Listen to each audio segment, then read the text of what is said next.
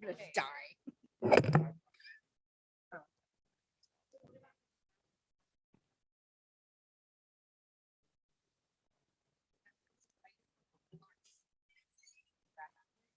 I'm like, say something. Just you know.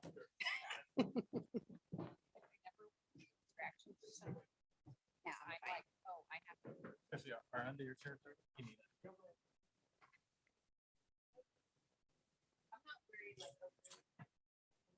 No, it's not the outfit. It's just I got. Okay. A feather. You have to be a panelist?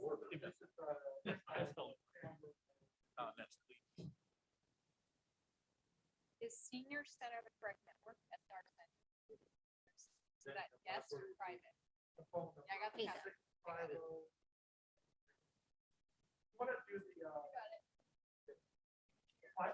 what is the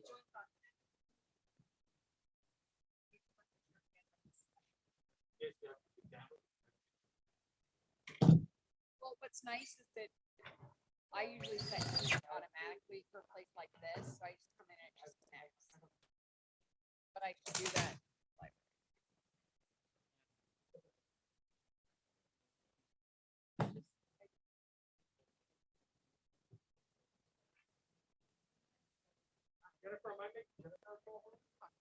okay.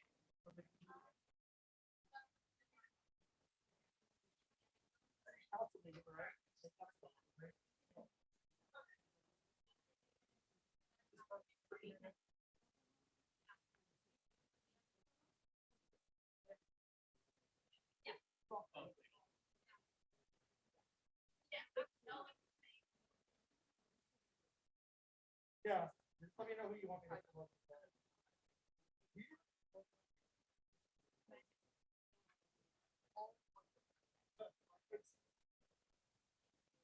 Project.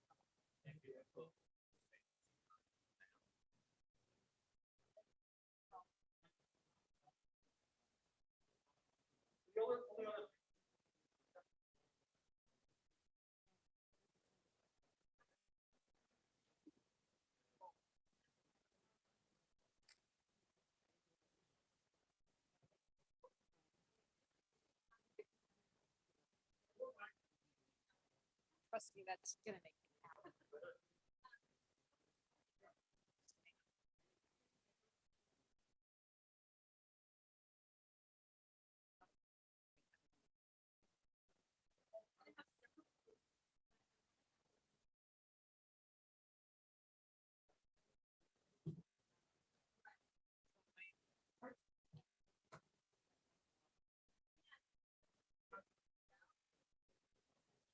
No, Maricela. Maricela. Plus it's Maricela.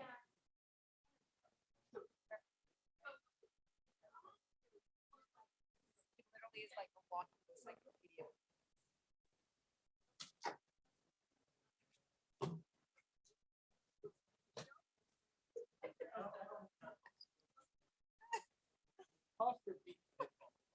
No, those are expensive.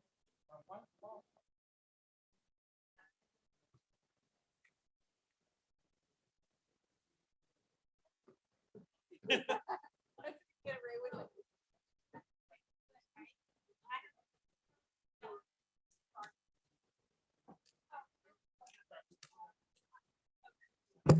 Yeah.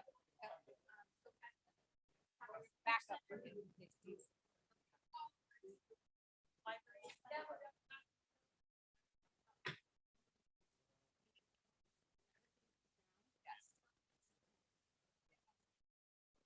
do you think? Yeah, old folks too, Giovanni.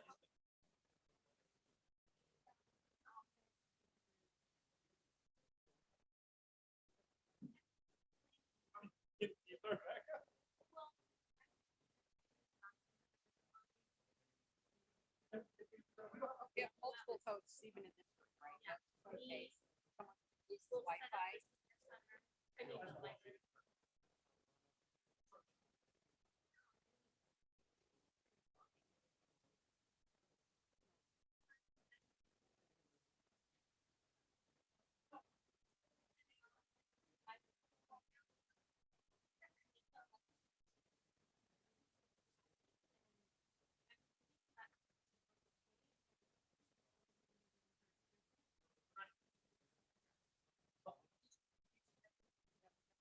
want to show the present, be that The presenting yeah, features, so how to because share. we're live, I think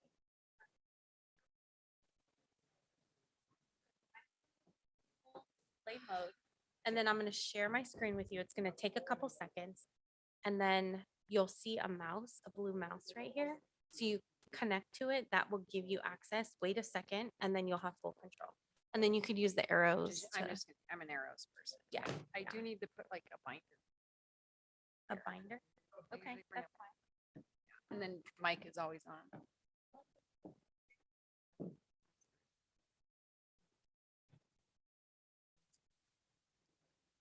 So all I do is On the bottom left-hand corner. And if that fails, hey Devon, if that fails, then what we'll do is just say next slide, no, next slide. And then I'll just switch the slides over. I'll be in the back. Next.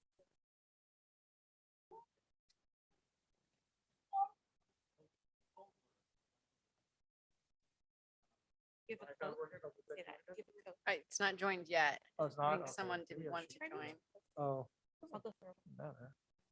Don't connect to audio. We don't want that. Turn off my video. We don't want that. See, it gives you those options now. Okay. Gotta make sure because that won't connect to audio and we don't want it to be show the.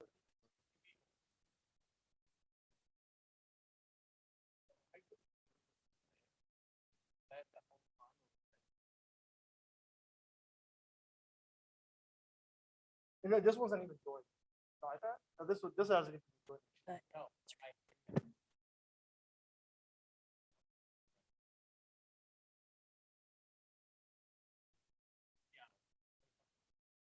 Hi, Devon. Test. Well, luckily no one's. say that. No. Test, test. You're the only one on. You're the only one. I mean,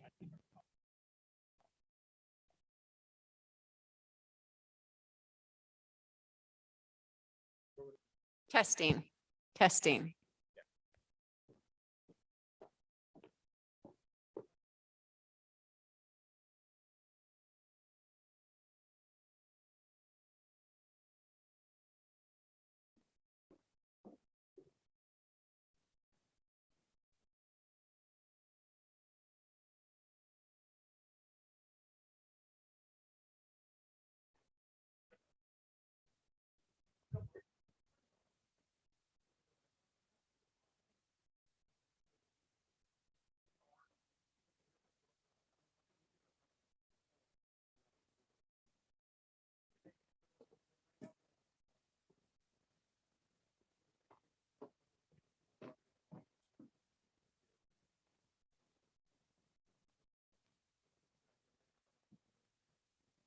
Check, check, check, check.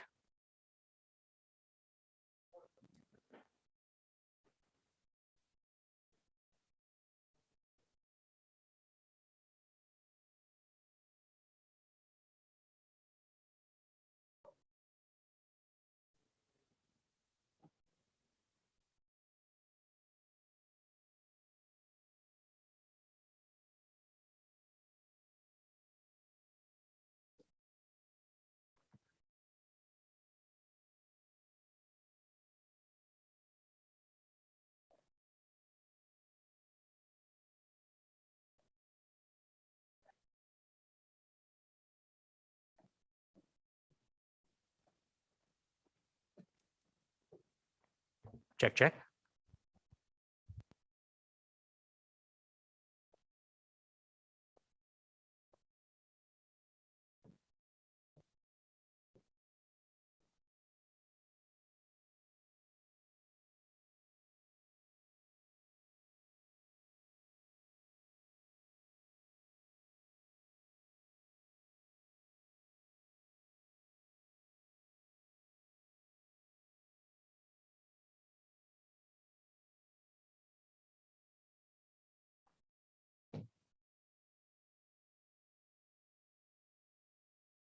Last check.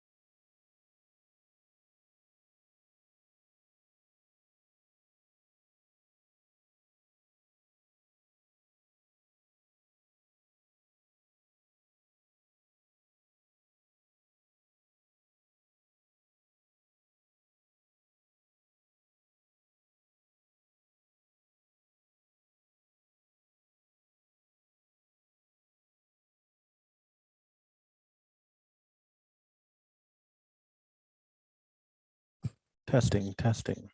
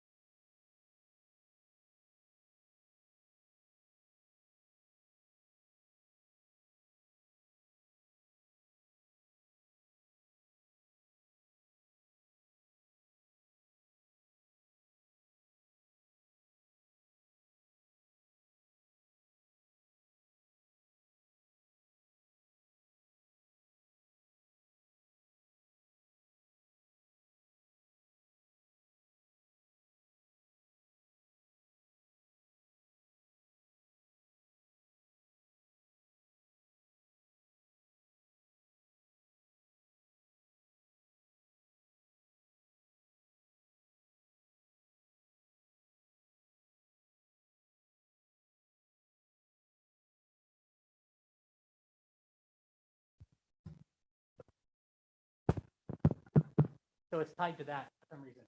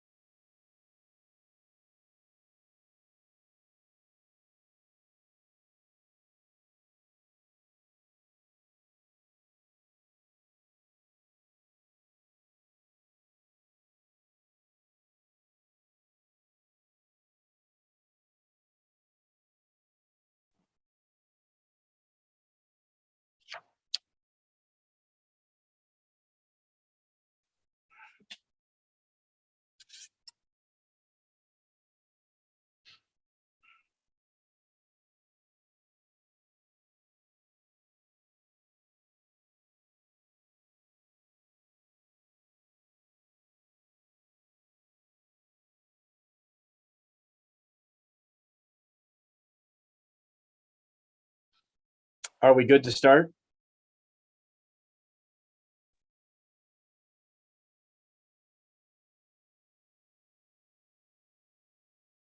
Colleagues, can you hear me? Yes. I can hear you. Thank you. Staff, are we ready to begin?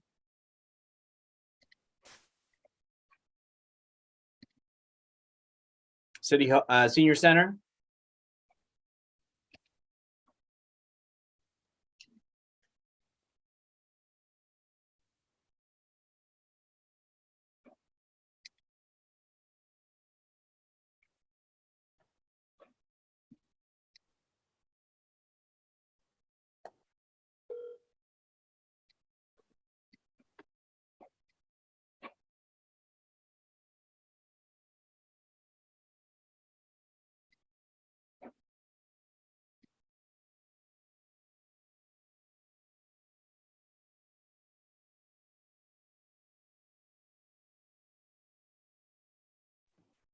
Thank you. All right, good evening. And welcome to the San Bruno City Council special meeting of September 27th, 2022. Meeting has been called to order. Roll call, please. Councilmember Hamilton, Here. Councilmember Marty Medina, Here. Salazar, Here. Vice Mayor Mason, Here. Mayor Rico Medina. Here. Thank you very much. Now we'll move on to item number 3, public comments for items not on the agenda. This is an opportunity for anyone to speak up to 3 minutes for any items not on the agenda. And again, tonight's agenda item under conduct of business is in regards to the Recology agreement between the City of San Bruno and Recology. Are there any members of the public that wish to speak?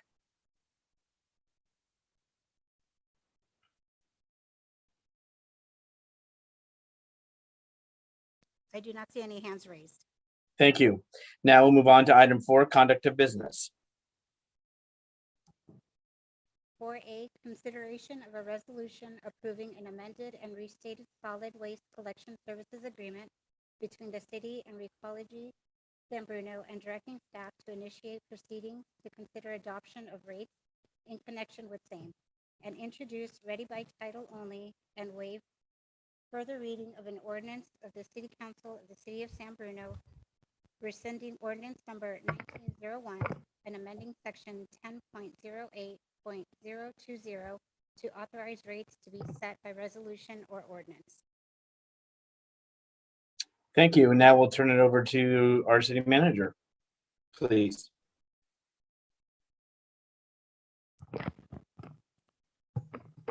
Good evening, Mayor Medina, members of the City Council, and members of the community. Javon Grogan, City Manager, and I'm happy to present tonight's item.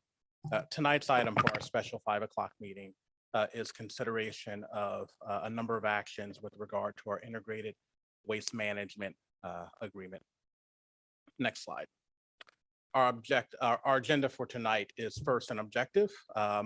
We will then provide background. We will then have a detailed overview of the proposed franchise agreement. That will be presented by Mr. Scott Hannon, a Senior Vice President with R3 Consulting Group. There are a number of alternatives for the City Council, and then we'll discuss the recommended staff action. And again, have any questions from the City Council. All right, next slide. So objective, next slide.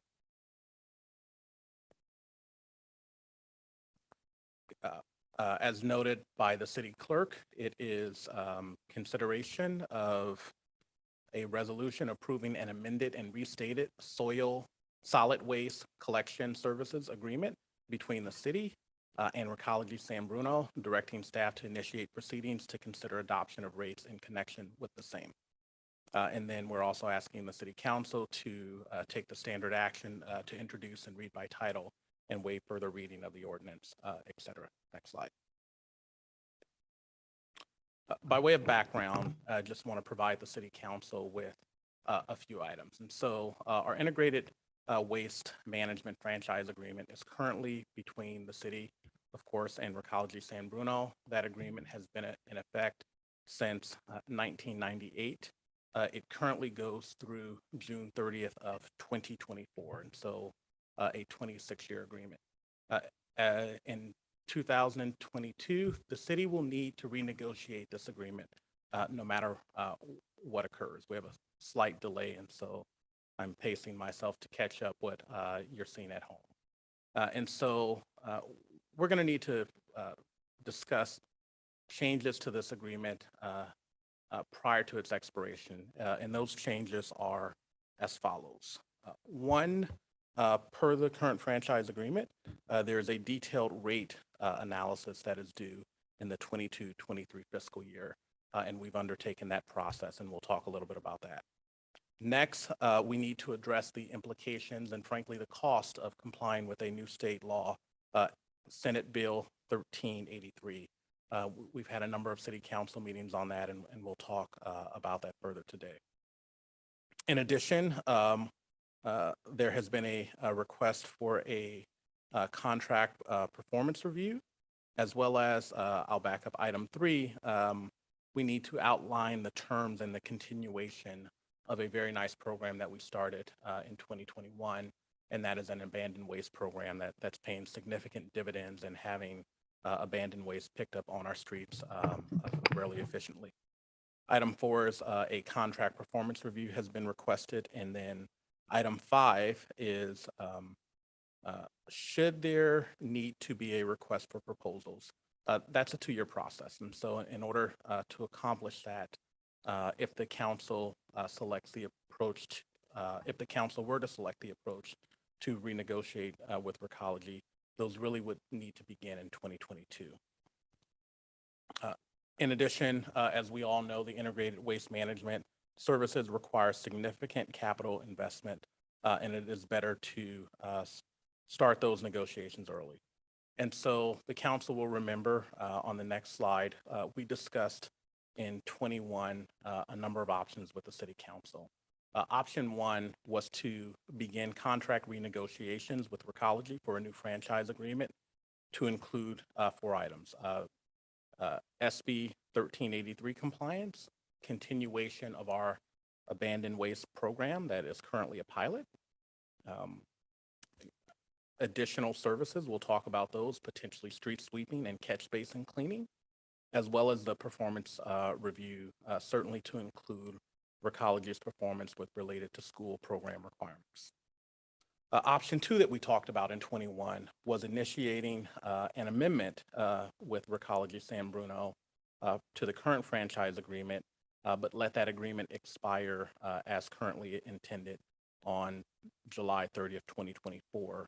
And those renegotiations would include the detailed rate review, Senate Bill 1383 compliance, continuation of the abandoned waste program, and then the 3-year performance, a 3-year performance review, as well as the school requirements. On November 9th of 2021, the city council chose option 1. And so we have set about to accomplish that, and we are here tonight with a proposed franchise agreement to that effect that allows the city council to accept the proposed franchise agreement and immediately begin the process of new rates.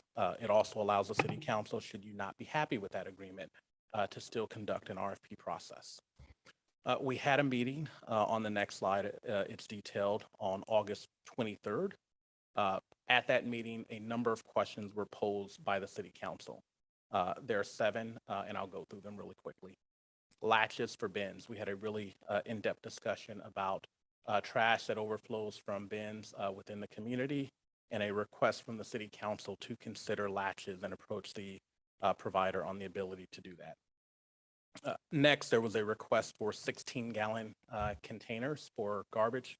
We currently offer a 20-gallon container, a 32-gallon container, and a 64-gallon container. There was a number of discussions around potentially offering a container that is 4 gallons smaller than the current 20 gallons. And so we've talked to the provider about that, and we'll provide a response to your concern there. Litter and cart overflow, a topic disconnected to bins, and specifically, what are the provisions in Recology to deal with that, and we'll talk about that. Number 4, school programs. and what are the provisions thereabout in the current agreement and going forward. Sweeping and catch basin cleaning, we will talk about that. While the agreement does provide the ability for Recology to perform those services if directed by the city, that is not a part of today's action, nor is the cost for street sweeping and catch basin cleaning in today's action. However, should that process occur, the agreement allows Recology to do those services. And the city is committing to a full in-depth process in 23 to discuss that with our labor union, as well as look at other possible alternatives. Item 6 is illegal dumping and bulky goods. That is the continuation of our abandoned waste program. There were some questions about that we'll clarify. And there were some, lastly, questions on the detailed rate calculations and how those were calculated. And so we are set to provide the city council with those responses tonight, and that will be done by R3 and Scott Hannon. In the second to last slide, I just want to review your alternatives. There are 3. And so the first one is actually the staff recommendation, and that's the one we've read earlier, and that is to adopt a resolution approving the new agreement and direct staff to initiate proceedings to consider the adoption of rates, as well as introduce, read by title only, and waive further reading of the ordinance, et cetera. Alternative 2 is actually to direct staff to enter into, to essentially continue with the current franchise agreement, and Recology would be entitled to the interim rate year adjustment beginning on July 1, 2022. And as was noted in the prior presentation, that is a very significant 29% increase per the franchise agreement and the calculation thereabout. That is certainly an option available to the city council. And alternative 3 is do not execute the franchise agreement with Recology and direct staff to take all necessary steps to begin a complete procurement process for the integrated waste management agreement that would take effect July 1, 2024. Again, that is roughly a 2-year process. You need approximately a year to conduct your RFP process, and then another year should you change vendors to give your current vendor notice. So again, tonight's recommended action is alternative 1. And so we will return to that after the Scott Hannon presentation. I am certainly available for any questions of the city council right now. And if there are no questions, we will turn this presentation over to Mr. Scott Hannon of R3. Thank you.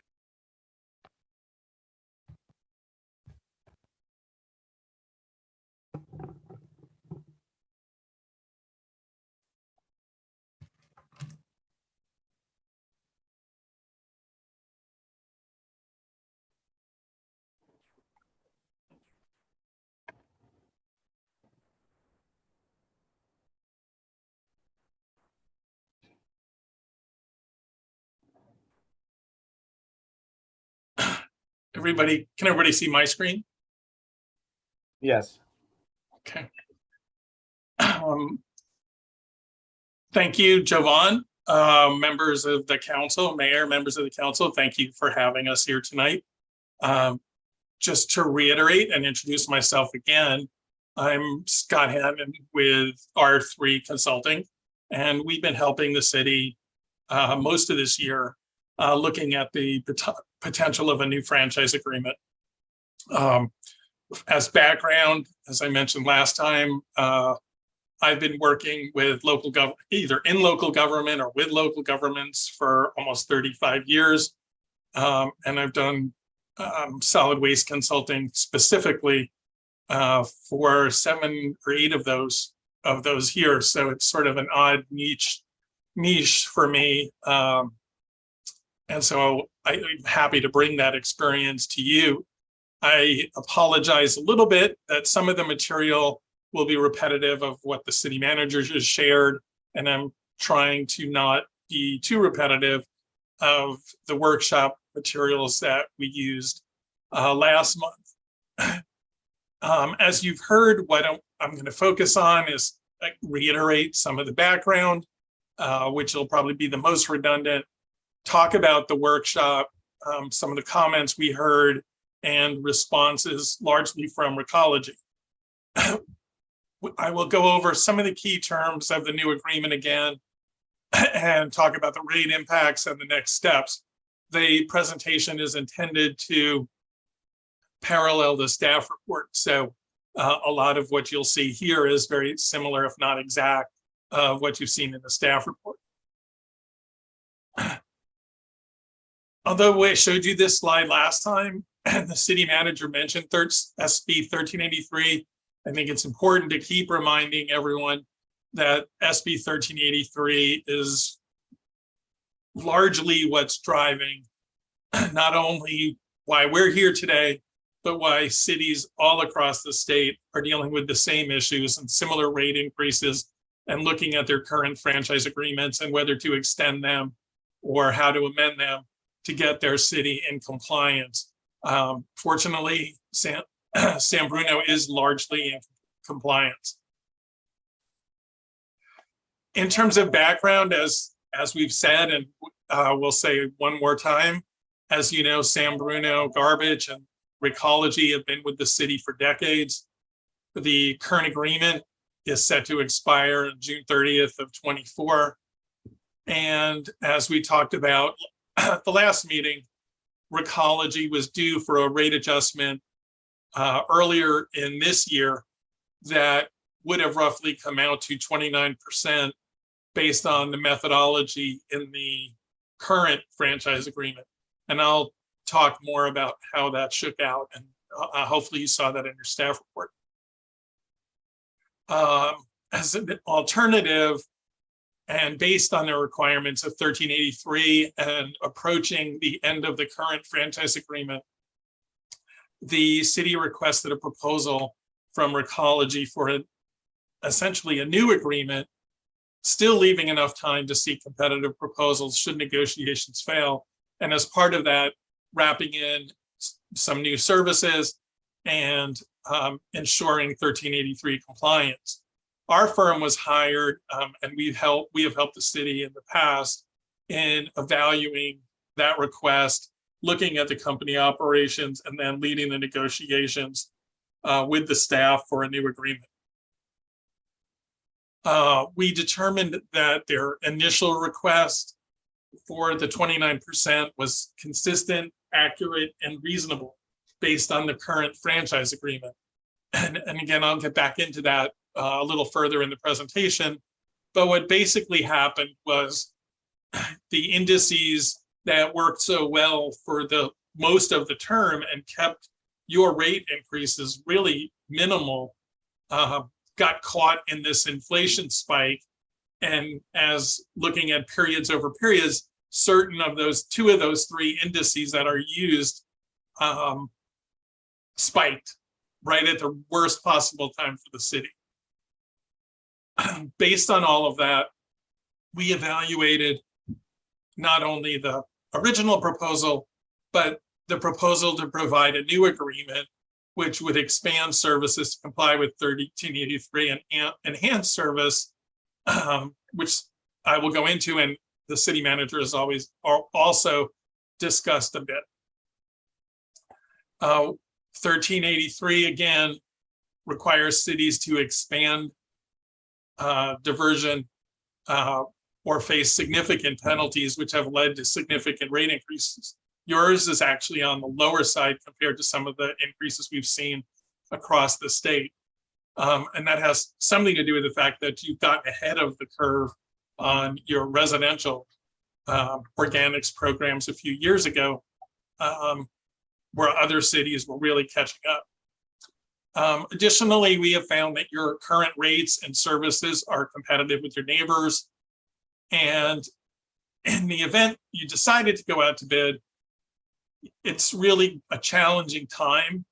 And cities that are faced with a similar situation seem to be much more inclined to stay with their current hauler than they may have been in the past. I think largely because of the uncertainty in the economy and the requirements of 1383, they want to go with something that's most familiar to them. And again, as we said last time, and Recology is I believe, online to help answer questions and certainly can speak for themselves. They very much desire remaining your solid waste management company and have tried to be responsive to the comments that came up at the workshop. So the workshop was held on the 23rd, where staff and R3 reviewed the background of the proposed agreement, the rate impacts and the next steps, and received questions and comments for us to consider, for Recology really to consider, and to bring back to you, which we're doing right now. To follow the city manager, one of the questions that was asked was, could Recology provide a 16-gallon cart? In response, Recology has said that they will make the 16-gallon cart available. They will do it at a somewhat reduced rate. It'll be a $3.41 savings over the current 20-gallon cart. And they'll make it available to 200 customers. They can obviously speak for themselves, but I think they put the 200 customers in just as a point to check in with the city and see what, if any, impacts the smaller cart is having on service. It may ultimately be none. But so they're treating it as sort of a 200-person pilot, but will likely continue it and let it grow based on how it impacts operations. We spent a fair amount of time talking about litter, tipping carts, what we refer to in the agreement as overflows or overages. We talked about litter and carts tipping, and Recology was requested to provide some sort of solution for this problem. And I will say it is not common or something we've seen typically in other cities. So I think Recology is really trying to meet your needs. They're going to add to their inventory up to $10,000 worth of straps, clips, or latching mechanisms. It would be treated like when a customer calls because their lid is broken or their wheel is broken. If a customer, there's two ways that they can be used. The request of the customer that is having trouble with the carts tipping or spilling, they will use one of the options to try to prevent the litter issue around that cart. Conversely, if there is a problem with the cart, Recology has the ability in the agreement to add a latch or strap to a problem cart. They'll do that as part of the service. And the only time there would be a cost is if for some reason they have to come back more than once. They would do it at cost, at whatever it costs them to buy the piece, whatever that piece is. So again, they're trying to be responsive to the council comments. Additionally, a big change comparing the current agreement to the new agreement, the current agreement basically says if there's litter around the carts, Recology should clean it up and let the city know. The new agreement, there's many more options for Recology to try to handle the problem before referring it to the city. Things from a collection, just doing a notice, a courtesy notice to please clean it up. They cannot collect it, which obviously has its downside, but they cannot collect it if that was something they thought would, send a strong message. They can also collect the overflow and charge the recipient an overflow fee, which is now in your rates. Or if the cart is just too small, and this is clearly a problem for a household, they reserve the right that they can just go to a larger cart size. And that would be the new service level for the account. So if they're on a 32-gallon cart and there's an issue where the lids can't close every week, they can switch them to a 60. Recology has the right in the new agreement to switch them to a 64-gallon and charge them the new rate. the account holder ultimately can go back to Recology, and if they can fix the problem, they could go back to the smaller cart size. So there's an appeal process, but ultimately the goal is to give Recology the tool to deal with this and not necessarily have to get the city involved, and at least initially through this process. Another question was around why was there a 29% increase? If you look at this chart, there's basically three types. These three indices were used. One is a general CPI, one is a fuel index, and one is an industrial producer price index. When the agreement was developed 25 years ago, I mean, these were common to be used. And as you can see over time, they average out to relatively small increases. But you can see what happened in 2022, particularly around any expenses that were adjusted for fuel. It was a 50% increase, or those that were by the PPI were 20% increase. And the way the methodology works is you're basically indexing on a partial year than a full year. So there's a sort of a compounding effect, and that's what led to the 29% increase. In this agreement, based on our discussions with the company, we both felt that just going back to a CPI, which really mirrors inflation, was the most stable and fair way to compensate the company, as their costs are likely to go up, similar to the CPI. Similarly, related to the base of services, there's a question around how is the money used currently. But in addition, the base services prior to us adding anything to it, and you can see in the pie the components that make up the current revenue requirement for Recology. And this is pretty standard across the industry. There's nothing that jumps out as unusual in this. It's split pretty much what we would expect. In terms of looking forward, the agreement, as we show below and as we showed you last time, has adjustments for January 1, which is the only one you're acting on today, July 1 of next year, July 1 of the following year. The following year is an indexed adjustment. So that will be running along where the CPI is in all likelihood. The year after that is a detailed cost-based review to true up all of this and adjust to actual. That takes you out, I believe, 3 or 4 years. After that, the company wasn't comfortable, nor were we comfortable trying to predict their costs because of the current volatility in inflation and the new services that were added and when they're added. So it's very difficult to project out longer than 3 or 4 years out. And that's essentially what you have before you. There's a lot of discussion about the schools program.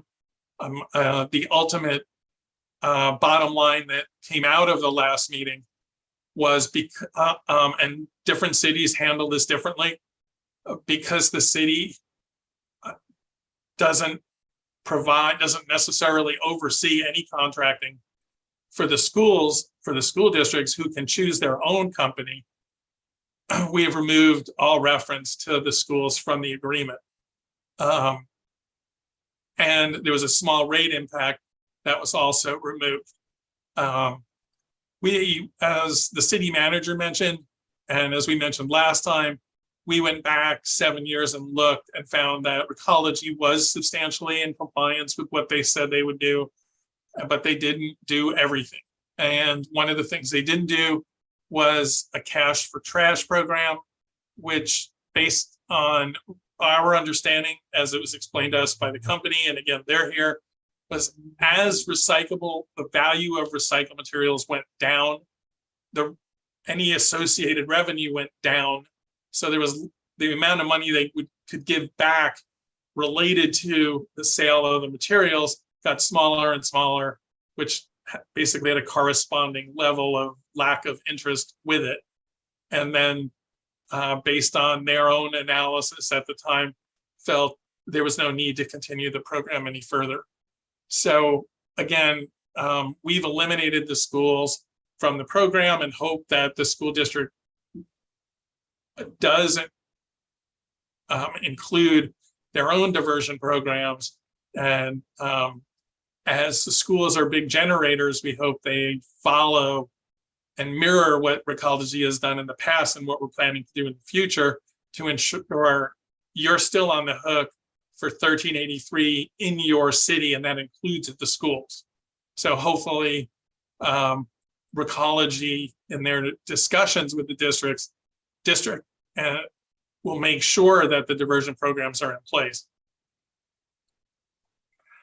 In terms of illegal dumping and the bulky goods program, in the new agreement, that program, like all the other programs and collection programs, gets formalized and added to the rates, which it has not been done yet. In the past, past till today, it was treated by Recology as a pilot program, often run on overtime and with older vehicles. Going forward, to be more responsive, the plan is to have a dedicated route with a dedicated person, new vehicle, and also be able to provide regular bulky goods program service to multifamilies. So it's really the biggest piece of it is formalizing this new program, which they implemented a few years ago, and then expanding it where there may have been holes and putting it in the rates. As the city manager already talked about, while street sweeping and catch basin cleaning are described in this agreement, there's no requirement that Recology does either of those things in this agreement. It just allows the description to be there should it happen. Neither of these services are included in the rate projections, and my understanding is that the city manager, as he described, would be working with the bargaining units on the impact of these programs. And should a determination be made to bring this back to council for consideration, it would be included as part of a regular rate setting and done very transparently with the union's buy-in, hopefully. But again, this is related to the shortfalls in those funds. But again, it's not something that's included in the current agreement. It's just an option that's available out there should the city decide in the future to take advantage of it and have Recology do it. Otherwise, the services would stay the way they are now.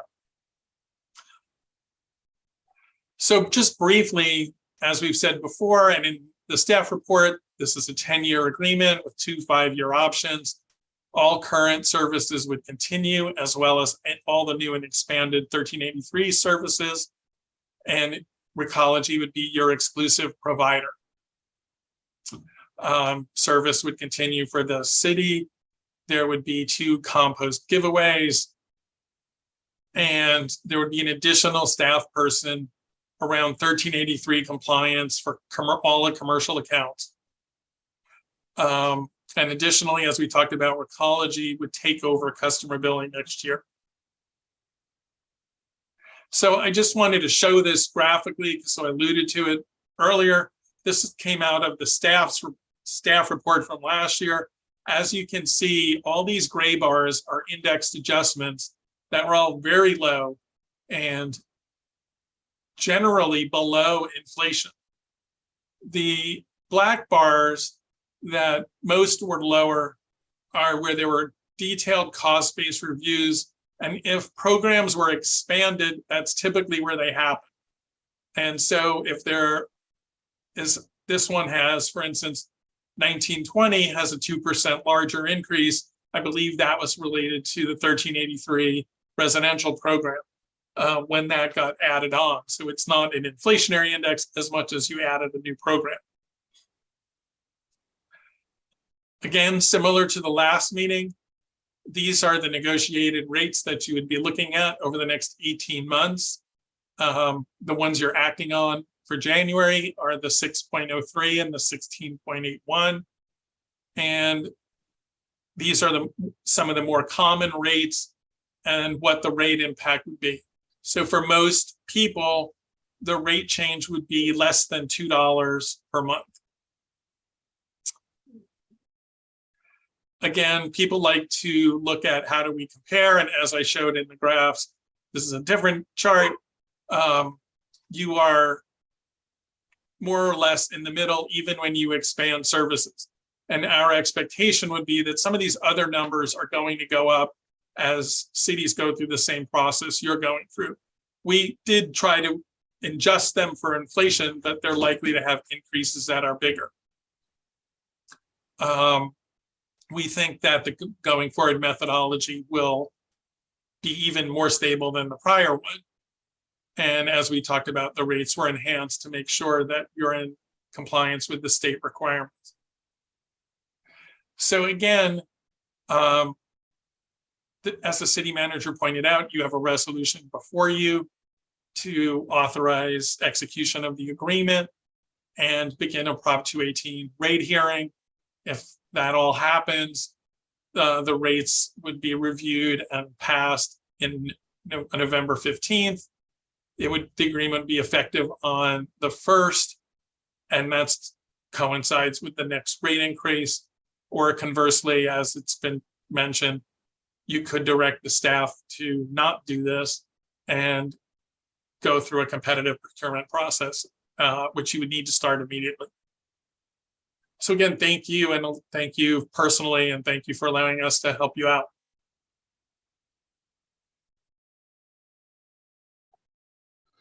Thank you very much for the presentation and the report.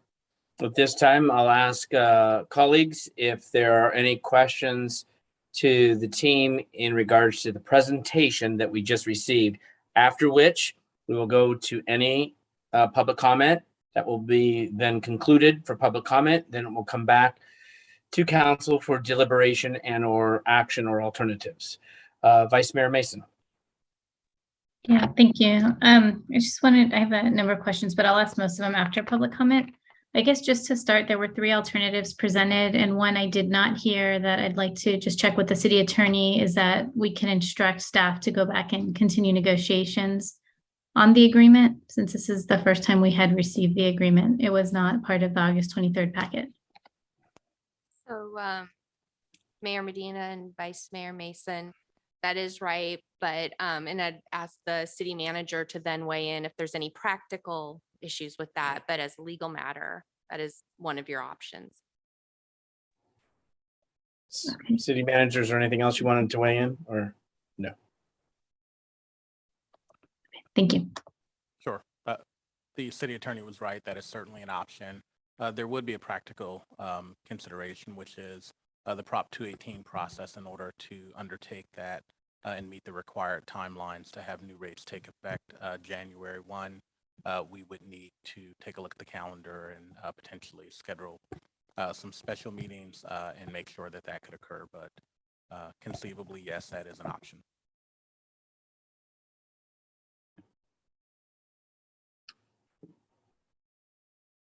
And then just one more quick question, just procedurally. So when we had first went into this process, we were assured that there would be sufficient time for a new RFP.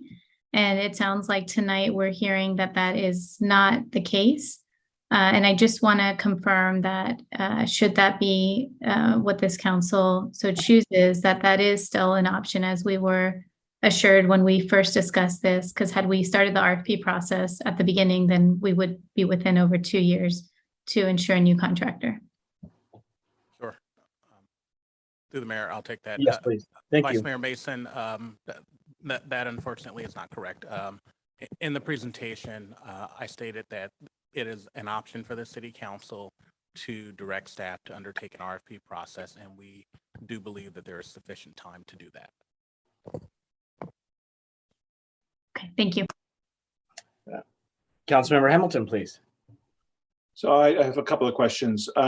When we were talking about the various new enforcement mechanisms for trying to deal with overflows, one of them involved bumping the customer up to a larger cart size.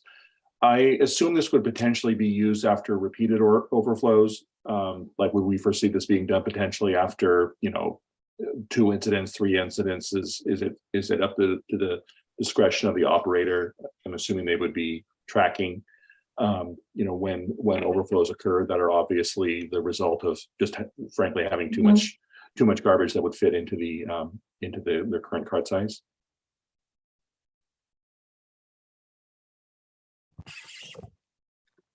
Sure. In response to that question, Councilmember Hamilton, yes, it is meant to be one of the options available and not the first option. And I'm trying to find where it's referenced in the staff report or in the franchise agreement, but I know that there are a list of, I believe, 5 options, and that is the last one listed. And so it is intended to be a progressionary process. Okay, great. And then, so thank you. And then my other question is, when we looked at the list of cities on the rate comparison slide, have any of those cities already implemented their SB 1383 programs? And in other words, do any of those comparative costs reflect or services that include the SB 1383 added cost? Sure. Councilmember Hamilton, I will toss that question to Scott Hannon of R3, but before I do that, a additional point on your last question is that should Recology take the step to increase the level of service, that is also not intended to be a forever action. And so should compliance be obtained and the customer can demonstrate that they are not using that higher level, they will be given the opportunity to step down after some time. But with regard to your last question, Mr. Hannon, can you take that? Yes, I can't speak to all of the specifics in those, but I can say that for most, if not all, they're similar to where San Bruno is. I mean, they've done their first phase. They're largely done the organics for residential. I think Recology is here. They service many of those cities that maybe they can be more specific than I can. But I think they're in a similar place now where they're fine tuning commercial and looking at their staffing and their record keeping and their reporting to see if they need to add to it.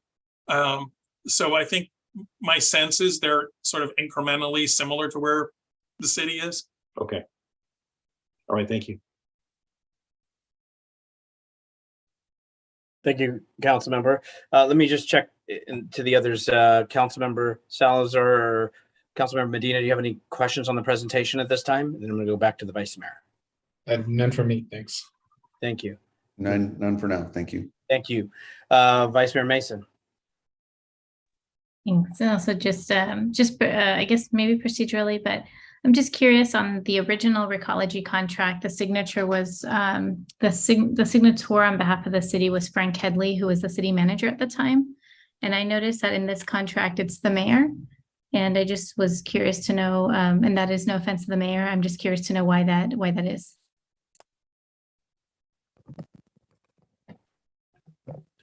And it wasn't this mayor. Mayor Medina and Vice Mayor Mason, it could be set up either way with the resolution. What the city council has done, it has authorized the city manager to sign.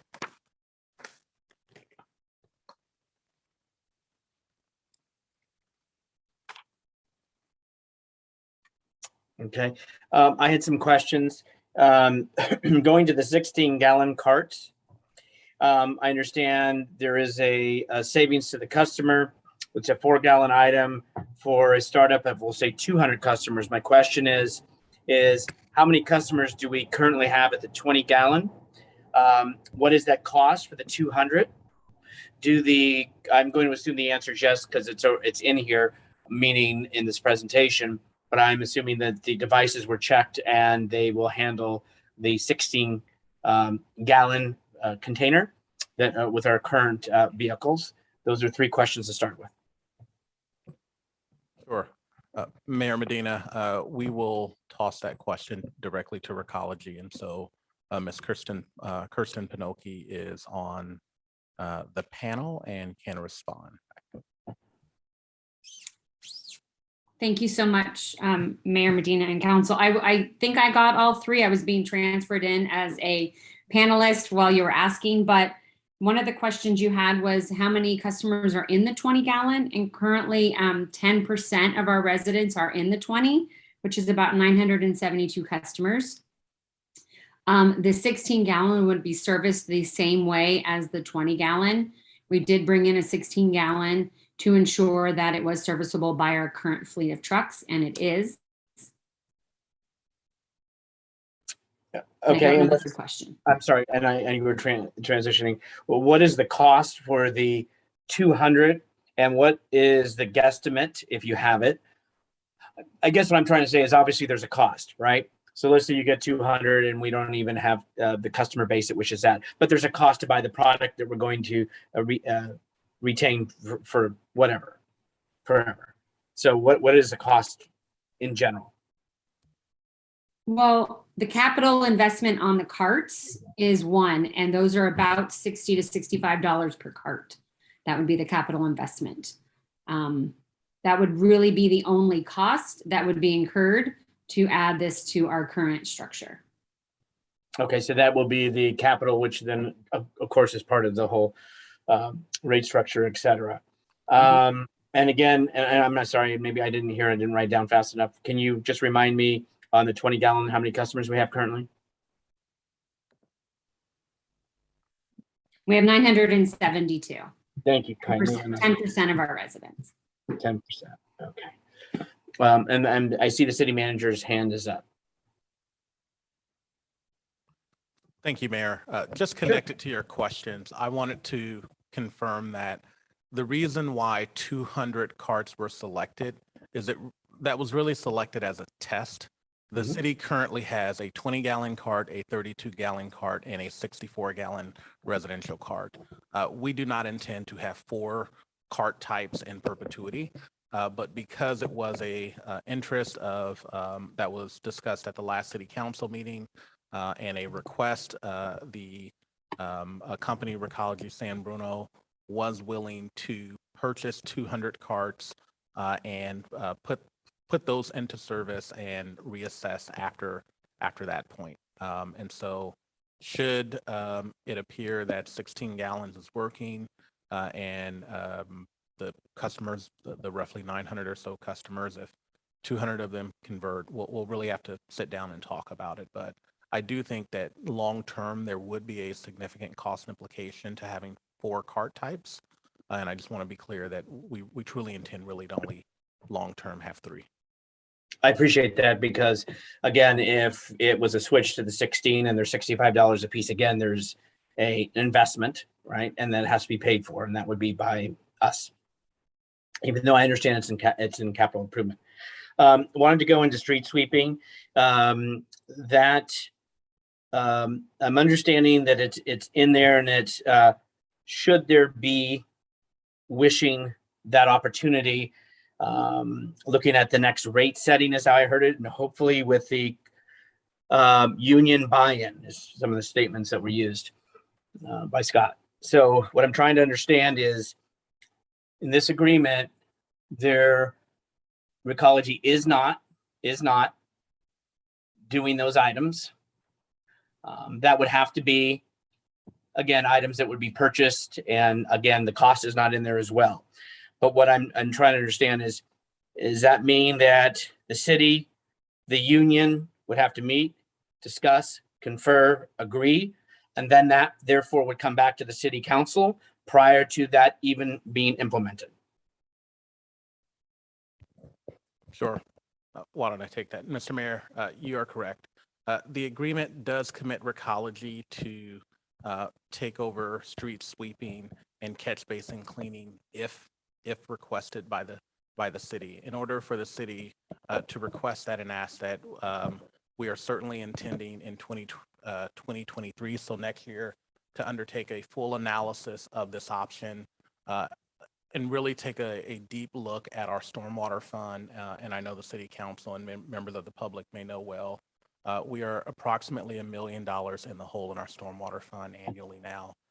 And so any and all options to reduce cost out of our stormwater fund, currently street sweeping and catch basin cleaning, are borne solely by our legacy stormwater fee. And so this is one option to transition that service. There are many other options. I have certainly had discussions with members from our collective bargaining team that would like to explore other options. We are certainly committed to doing that, but we certainly intend to have a very transparent process to work with our bargaining group partners to explore all options, and only after that process come to the city council. But as has been noted, the city council is not being asked tonight to transition street sweeping or catch basing to Recology. The cost of doing so is not in the actions that are before you tonight. The city will certainly undergo a robust engagement in all required MOU processes in 2023 before bringing anything to the city council. And to do so, you will have to undertake a Prop 218 process to fold those costs into the rates. So a lot of work has to be done. The agreement before you, there's an exhibit and there's language in there that essentially commits Recology as a vendor that would provide those services if asked by the city.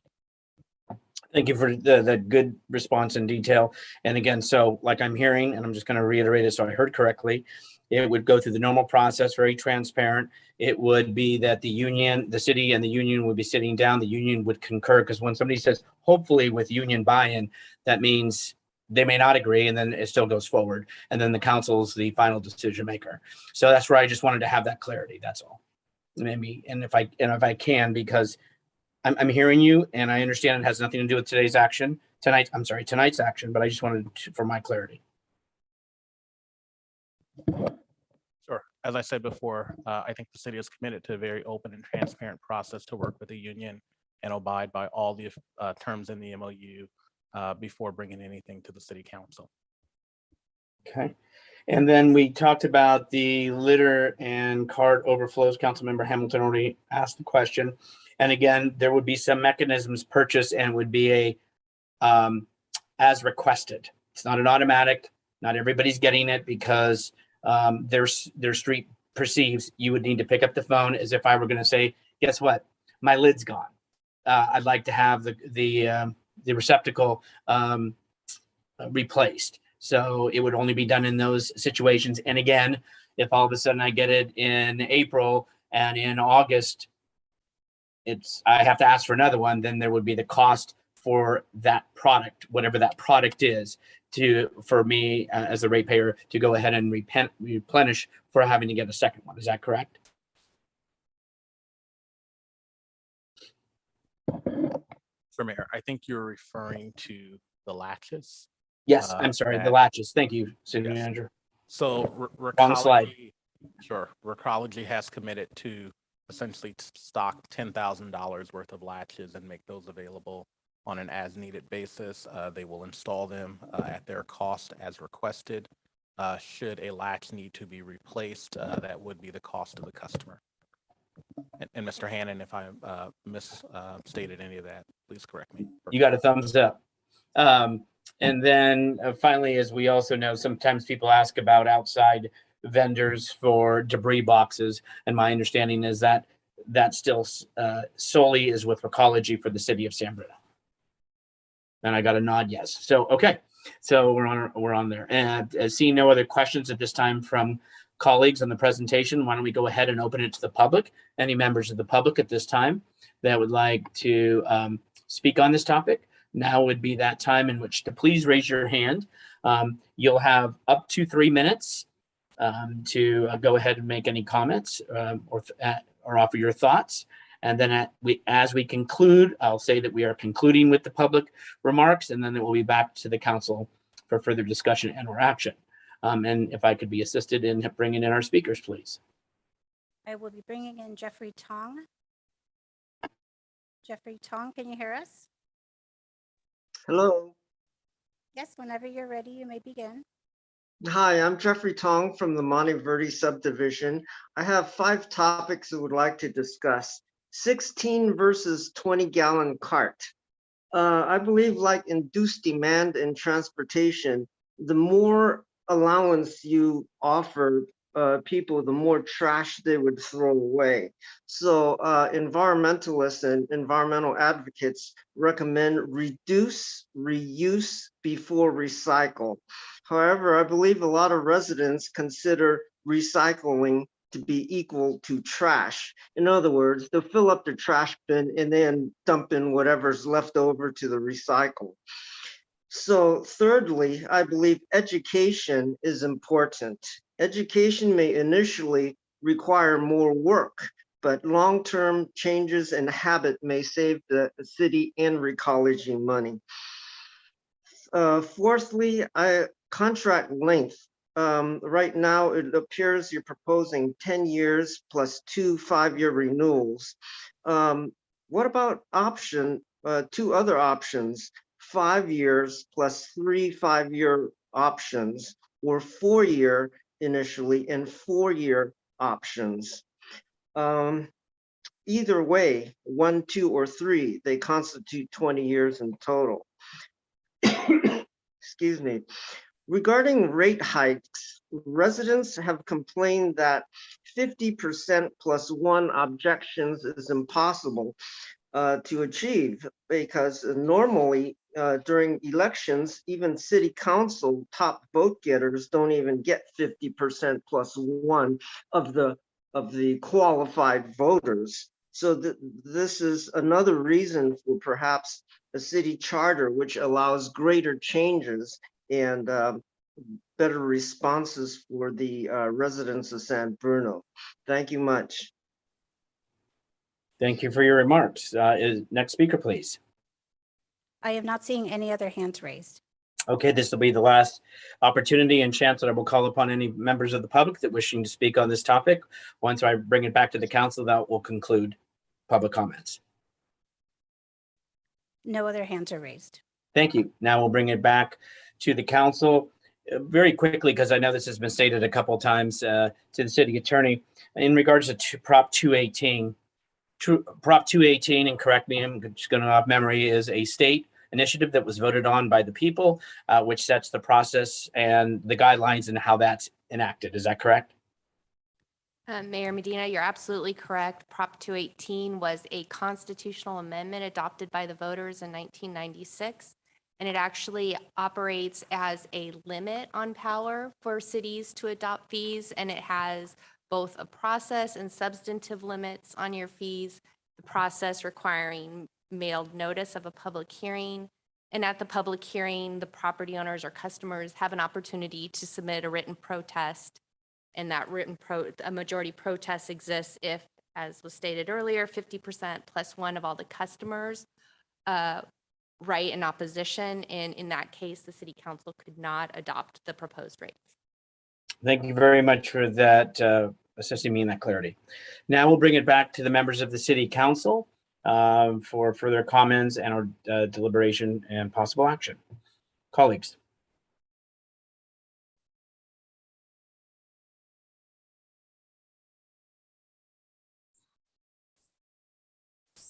Mr. Mayor?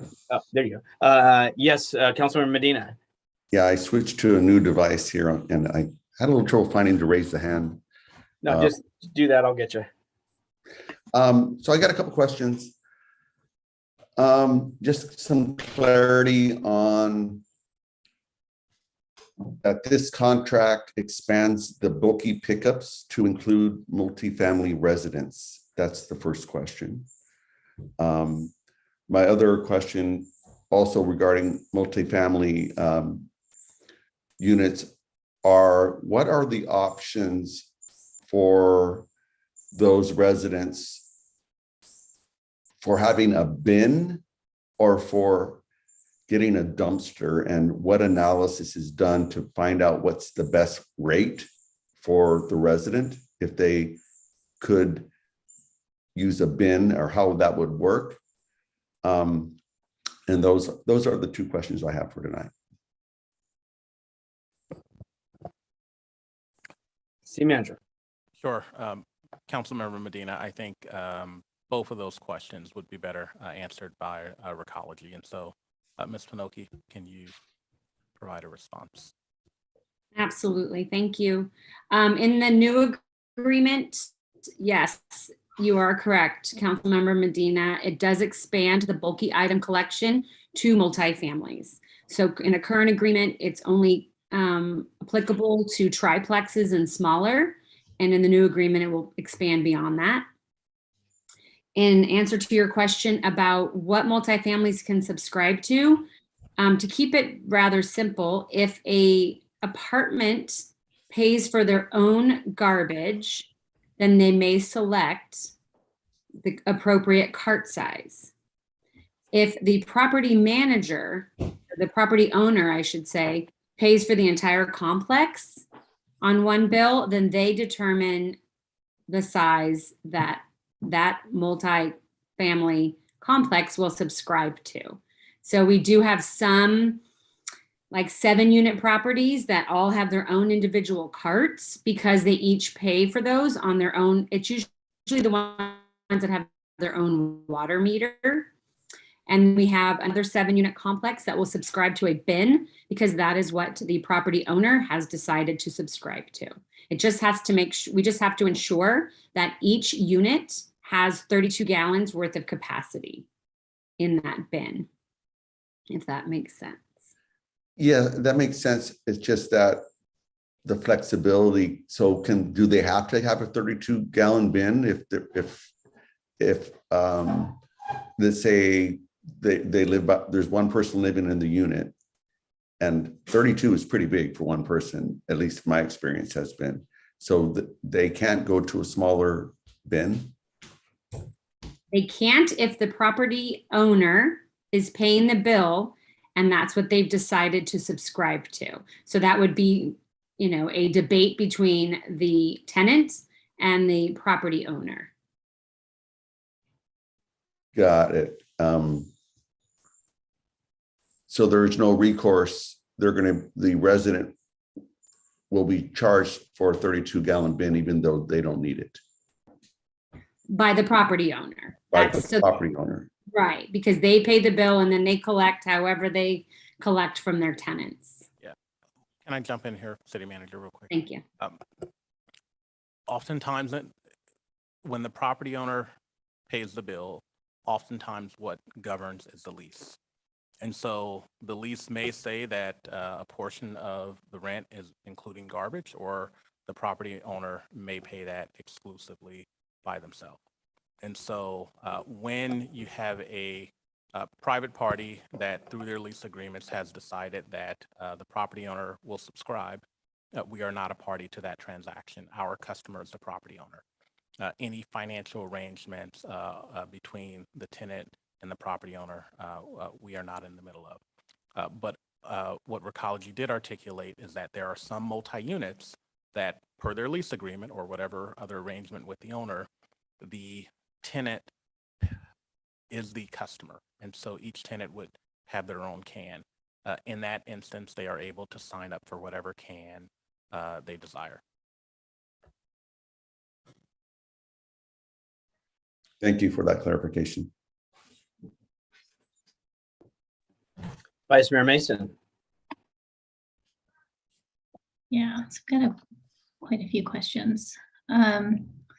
So I just want to start with R3 on page 7 of the staff report under school programs. I just want to confirm for purposes of this record that Recology, that you are confirming that Recology has provided public education programs in schools, and that there is substantial compliance with school programs, not with the overall contract, but with the actual school programs.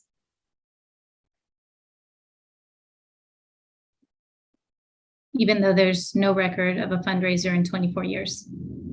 That's why we're saying in substantial compliance, because they've complied with most of what they were required to do, but not that one program. I believe there was something else also, but they did the most of the tasks they were set out to do within the school provisions. within the school provisions. Within the overall contract, I would say it's almost entirely in compliance. But we didn't, I mean, we obviously look at every provision. Okay, because I just want to be clear that I'm specifically asking about the school provisions. Correct. Okay. Okay. So I guess we'll go into, so if, just so that we're really clear, if we did not enter into if we didn't enter into this contract, we're looking at a 29% increase next year. So with this contract, what's the total increase? Because I know there's increments. What's the total increase for 2023? That would be estimated. So without pulling the slide back up, I think it was 6.03 and then 3.23 in July 1 of 2000, on July 1 of 23. And just to be clear, though, that is for residential. There's a difference Correct. for commercial. Yes. And the rate Correct. for commercial is 16.81 and in July 1 and 3.23 in 16.81 January 1 and 3.23 July 1.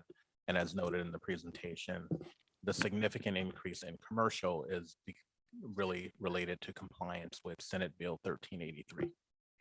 And sorry, what was the residential again? The total? Can we? Because I have. Slide? Okay, Yeah, I was it's gonna say, on Yeah, page I got it. 8 of the staff report, and it's on the presentation. So I'm going to ask staff to pull up that slide really quickly. Here, I got it. I'm looking at page 8 now. This one? Yes. Yeah. Perfect. Yeah, so I was looking at just the total. So it's 9.26%. Is that right? Correct. Okay. And Thank you. even under the current agreement, the company would be entitled, all of their rate adjustments are annually July 1. So they would be looking at an index review next July 1. That would be, of some amount. Again, inflation is running currently around 6 to 7%. So we would be guessing a little bit at what it might be July 1. So it would be a savings of 20% essentially to the residential accounts. Compared to the potential 29? Yeah. Correct. Okay. At least. Okay. Okay.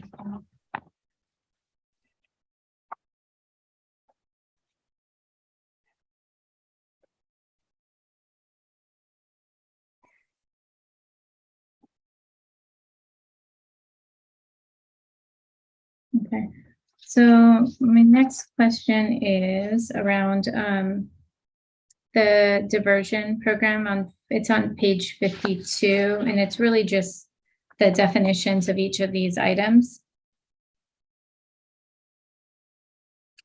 So specifically, the materials recovery facility is mentioned later in the contract. When items go to a materials facility, is there a benefit gained by Recology? Is it an exchange where it's dropped off and there's no funds exchanged? I can take the first shot at that, and then if Recology wants to answer. But for a processing facility, organics is very expensive, actually. It's depending on where you take it. I believe the current. So I'm sorry, Mr. Hannon, I have some questions about organics separately. So I just. When you said processing, okay, in terms of recycling, it really fluctuates with the market. I think they could probably tell you currently by material types. But it really depends on the material and how the current market is working. I mean, the market as a whole is still positive, and any revenue generated by the sale of materials is used to offset the company's expenses in their rate applications. In terms of the materials themselves, it just depends on how Recology is pricing, whether they're doing it as a long-term agreement or whether they're on the spot markets and trying to play and find different producers. And then, it varies so much by cardboard versus glass versus aluminum versus everything else. So I don't know if that gets to your question. I think overall it is a positive number. What it's averaging at now, I would sort of defer to Recology. Maybe Recology can answer what happens to the recycling that goes to these disposal locations. Thank you, Vice Mayor Mason. Yes, where Recology sends the recycling out, it is actually a cost nowadays to process that material. Where it used to be, we'd get checks in the mail for the recycling we bring in. Since National Sword, things have definitely shifted. So there's now a cost to process that material, and it varies based on quality. So Okay. that's why we try and keep the education out there to keep the quality of that product as clean as possible, to keep the cost of processing that down for our residents. Okay, great. So then Recology actually pays to dump that or to recycle whatever it is that's collected in San Bruno. There is a cost to Okay. have that Okay, material that processed, yes. And it's Okay. very common for that to happen. Okay, that answers the question. And then I'm just kind of trying to go in order of the contract to make it easy. I just wanted to confirm that I did confirm this earlier as well, but there's nothing prohibiting the city of San Bruno into entering into a 5-year with an option to extend 5 years. I know I checked earlier with the city attorney, but I just want to make sure all the council members hear the answer. I mean, you could make the length. I mean, there's no rule governing what the length is. However, we typically see at least 10 years. And the reason is, as the company invests, they want to invest at least as long as the useful life of the capital. Otherwise, they're going to be not prone to invest because they don't know that they don't want to be left with trucks that are half paid for. So we try to match the amortization of the largest capital equipment to the length of the agreement. Would it be fair though to say that given the contract is a 24-year contract, they're pretty established in San Bruno, so it wouldn't be like a whole startup cost like a new company would have coming in? Yeah. No, but they will again, I would defer to the company to talk about their replacement schedule, but they will replace, every 10 to 12 years. So all of your vehicles with new vehicles. So even though they've been there longer, they would replace them as though it was a new agreement. Right. The city manager follow-up? Thank you. Let me expound upon that. Mr. Hannon is right, but I think that's actually not completely germane to the council or woman's question or Vice Mayor Mason's question. Certainly replacement schedule of capital infrastructure matters. I think what we have before the city council today, though, is a negotiated agreement with a 10-year term and 2 5-year extensions. Should the city council direct or desire there to be a shorter term, we would need to take that back to the vendor to determine if they're okay with that. And so I would not want to have those negotiations here on the dais on the fly, but should the city council desire a shorter term agreement, you would essentially be providing direction to the city manager to go back and renegotiate with Recology for a shorter term. And I'm not asking to negotiate. I just want to be clear on what we can and cannot direct legally. So right now, we only have the outlook or the forecast of increases for less than 5 years, right? From what I saw in the packet. That So is we oh, I'm sorry. I thought you were done. Oh, Mr. Hannon answered, I think, with his nod. Yes. Yeah, but I'd like to expand upon that answer if I will. So that is true. In the contract, you have a projection for 5 years. I do think it's also important to note that the structure of the franchise agreement has interim rate years and then a detailed rate year review every 3 years. And that's because this contract, like our prior contract, like almost every contract that I know about for garbage, certainly in our area, is a contract that's based on cost. And so in order to project it out too far, it would frankly be pure speculation because cost varies. And so it's important to note that the contract has a interim rate year adjustment that is a inflationary factor driven process. And then every 3 years, a detailed rate review. And so that detailed rate review is essentially a rebaselining of cost. And so that is the reason why you do not have a 10 or longer year projection, is because it would really be speculation on what the cost basis would be at that time.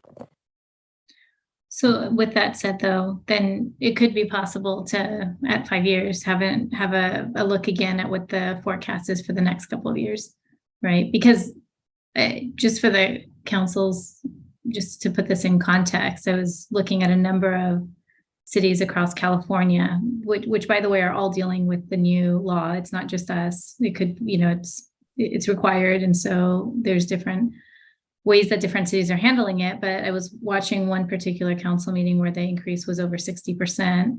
And I'm trying to figure out how we can protect our ratepayers from having to endure such an increase. I think 29% is already high. And so if we were able to have a 5-year contract and then be able to forecast the next 5 years, the council could make a determination on what direction it wants to take from there. Provided that at that point, Recology will have 30 years in San Bruno, approximately.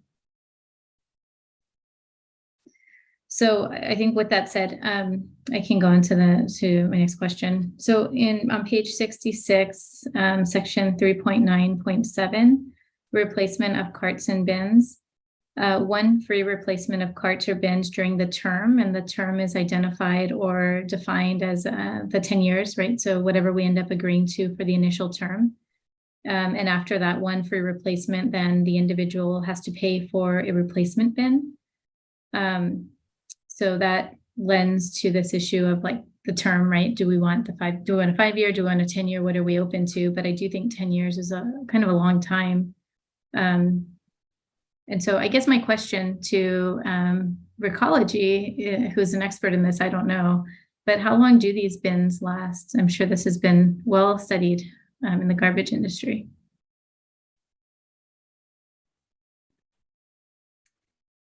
We don't see too many replacements, honestly, by residents. A lot of times maybe the lids will snap off and we'll do a lid replacement, but full cart replacement doesn't come that often on single family homes. We normally see it when new tenants come in and they want new carts and such. So I think they do amortize them over, or the capital life of them, I believe, is 10 years. I'm not an expert in that area.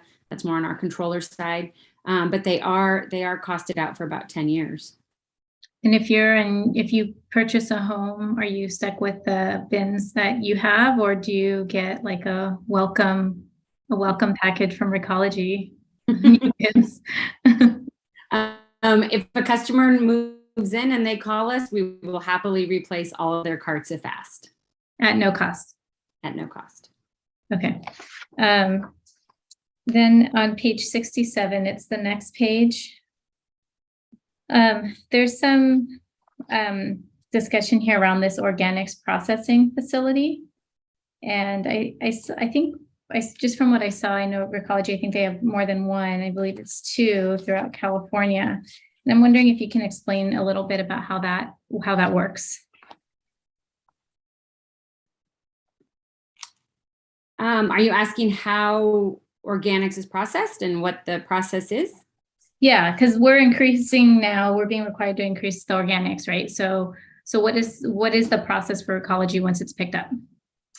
When Recology picks up the residential carts, they are transferred, they are in the truck, then they go to our transfer station at 101 Tanforan Avenue, and that material is trucked to the processing facility where the material are put into windrows, and then I believe, I'm not an expert, obviously this is not my wheelhouse, but they're covered and then processed in windrows, and then they break down into compost over time, and they're turned and aerated, and there's some steps involved in that process, and weeks to months later the material is then turned into compost.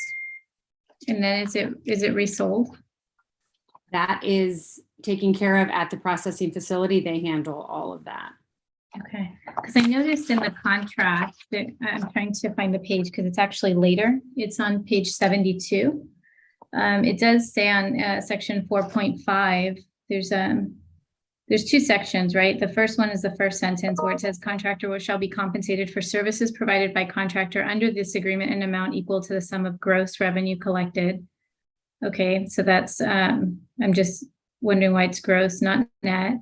But then it goes into at the end, if contractor's actual costs, including fees due to the city, are more than gross revenue, then the contractor shall not be compensated for the difference between actual costs and actual gross revenue. If contractor's actual costs are less than the actual gross revenue, the contractor shall retain the difference provided that contractor has paid all costs necessary to fulfill contractor's obligation under this agreement. It goes on to say, while not part of gross revenue, the contractor shall be entitled to retain any monies if received, if any, from the sale of recyclable material or organic waste, or other receipts from state and local government accounts. So the recyclable materials you've answered, right? And I'm glad to hear that because we're being told that there's no money in the schools having these programs. So I'm glad to hear that Recology is not making any money off of it. But I am curious to know a little bit more about organic waste. And I would imagine there's got to be some numbers somewhere around what Recology is producing around organic waste. And I'm wondering if there's numbers that are split by city.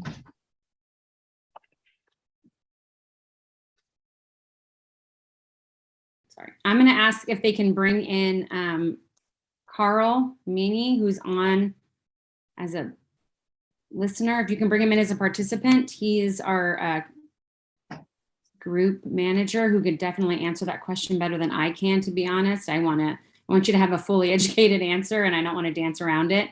So if you guys can bring in Carl Meany, that would be helpful, or Rich Lancer can also probably answer that question. They're both on. In process. Looks like Carl is on.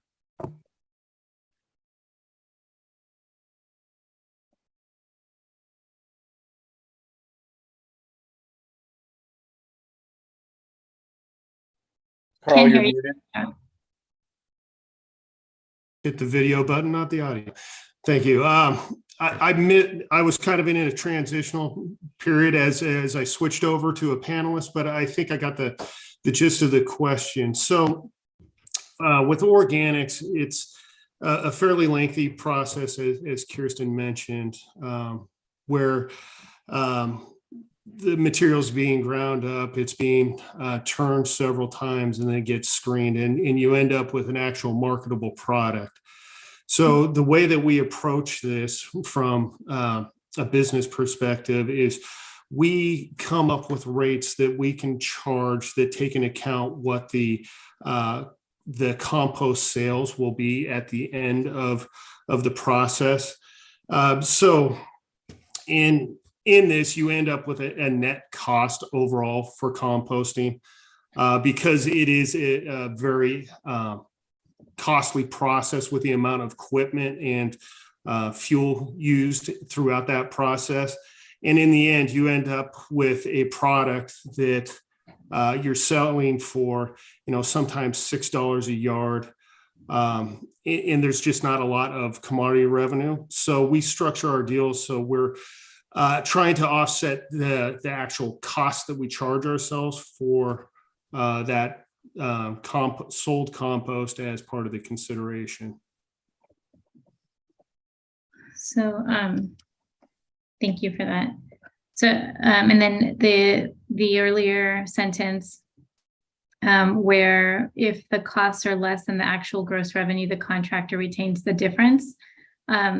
Considering it's all ratepayer money, why wouldn't the difference go back to the city? So I think that section you're looking at is in the overall rate making process.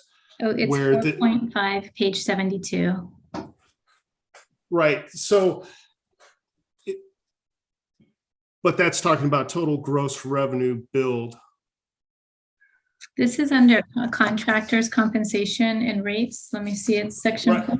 Yeah. Right. So the purpose for that is so Recology and the city don't have to go back each year and see whether or not we hit exactly the revenues that and costs that were projected. So there isn't a true up of did we make too much profit or did we make not enough profit? It's so the rates are set for a period of time and reviewed, but not that the city would potentially owe us additional money beyond what was actually billed during that period of time. But wouldn't you have like a baseline at the end of the year, just for business purposes, where you're a business, I get it, you're profitable, right? But when you're at a point where you are, when you say too much profit, right? I guess at what point is there a review done to say maybe it is too much profit, maybe that should have been returned? So that's done on that 3-year cycle where we actually look at revenues and costs. For example, with the way fuel has spiked this year, that wasn't considered in the current rate structure that we're charging. So Recology doesn't get to go back and say, hey, during this fiscal year, we didn't have rates to cover that fuel expense.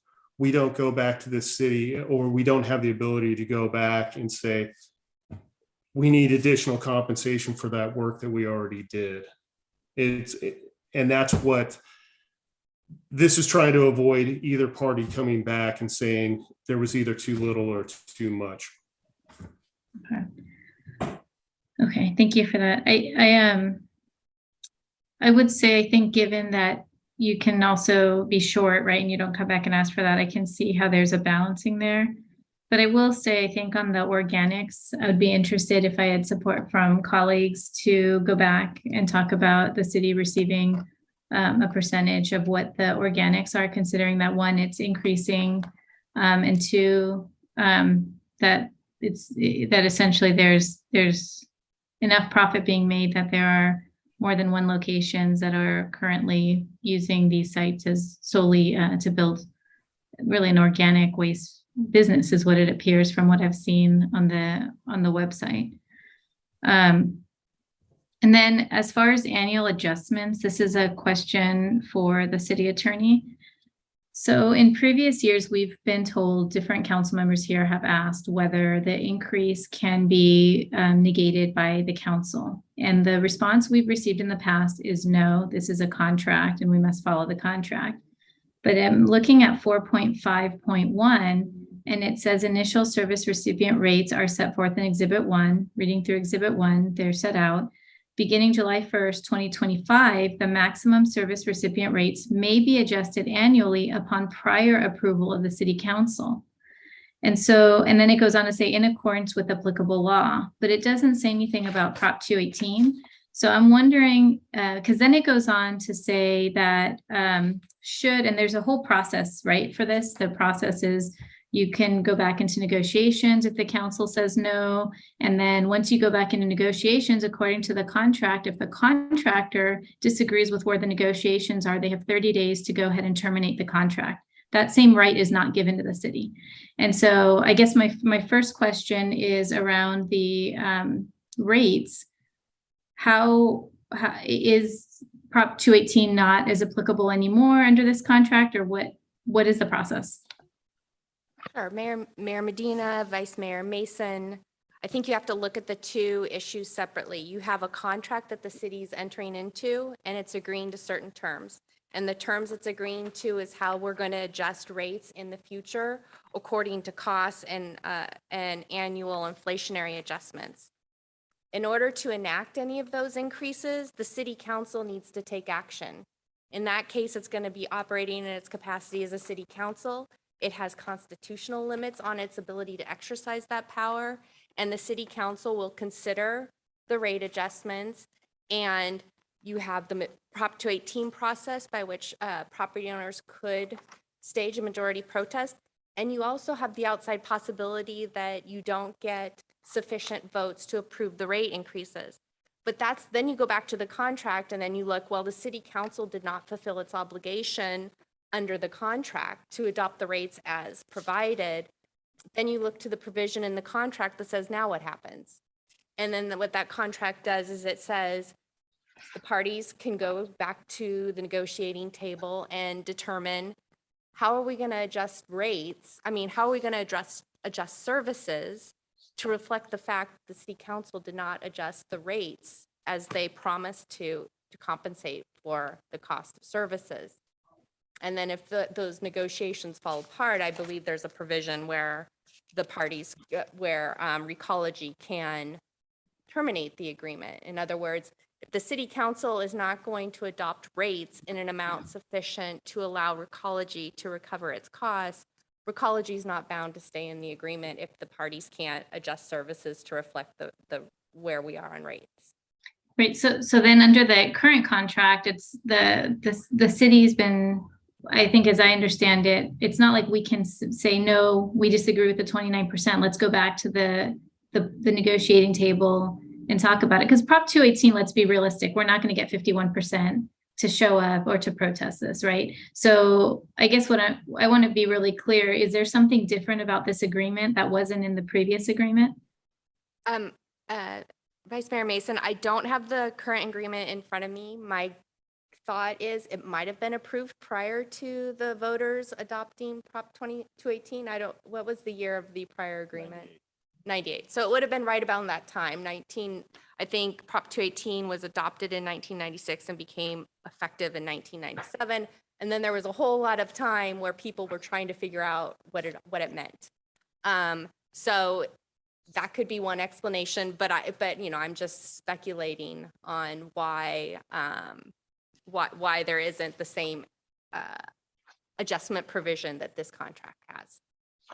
Okay, so I would just want to make sure then that, again, I know I'm not making this decision by myself, but that the council would also support that termination provision be equal to the council. The council does have, I say the city, but it would go through the council, because there are termination provisions in the contract, but the same termination provision is not provided to the council around the negotiation of the increase in fees that is provided to the contractor.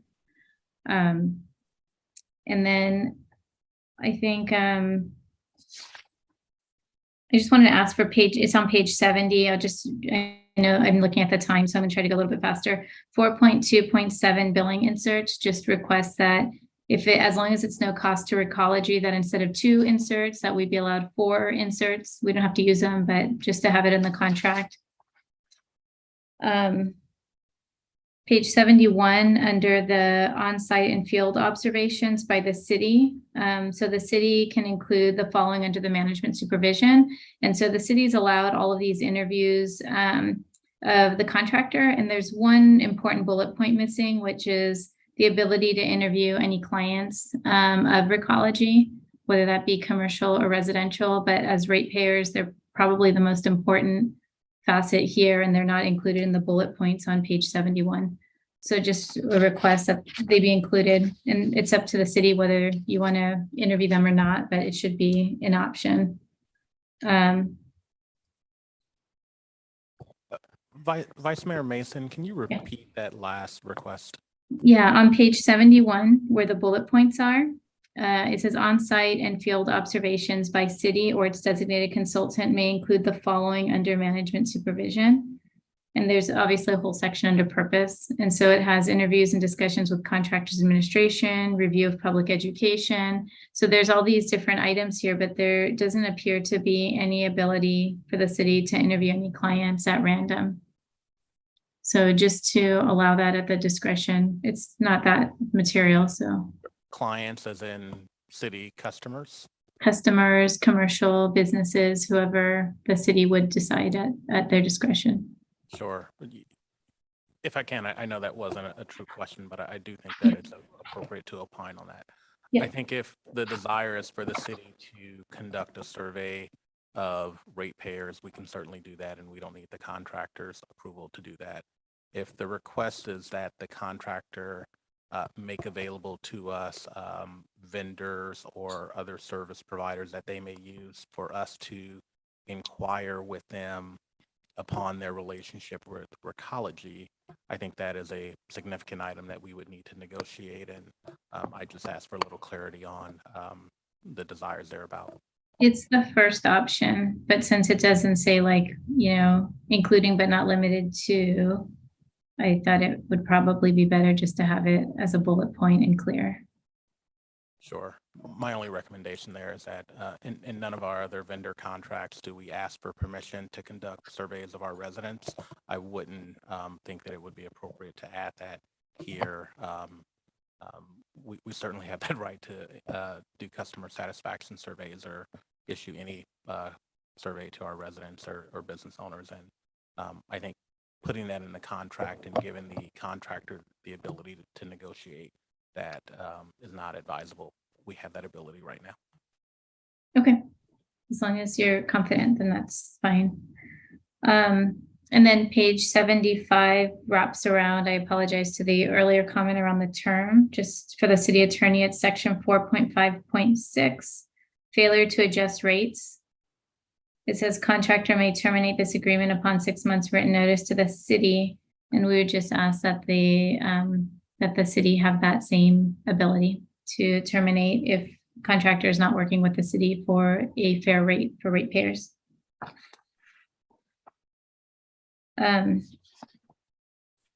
Also, the section 455 contractors proposal, would that be a public document?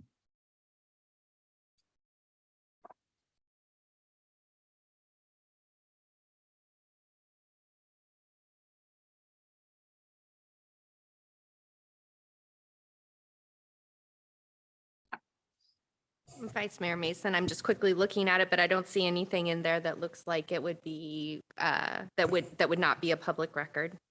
Okay, great, thank you. And then same issue on page 76 under consideration for franchise fee. It says contractor agrees that any payments owed by contractor to city under this agreement are reasonable, but it doesn't say that the city also has to agree to those, that those payments be reasonable. So I would just ask that it be mutual. Can you clarify the section you're referring to? Franchise fee, section 4.7, and then in subsection 4.7.1, consideration. Contractor agrees that any payments owed by contractor to city under this agreement are reasonable. And I would just say that, contractor and city agree that payments owed by contractor to the city under this agreement be reasonable.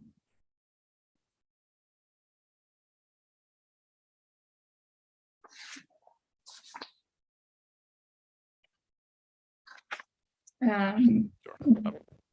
We have no comment at this point. Okay, and then section 5.4, education and outreach.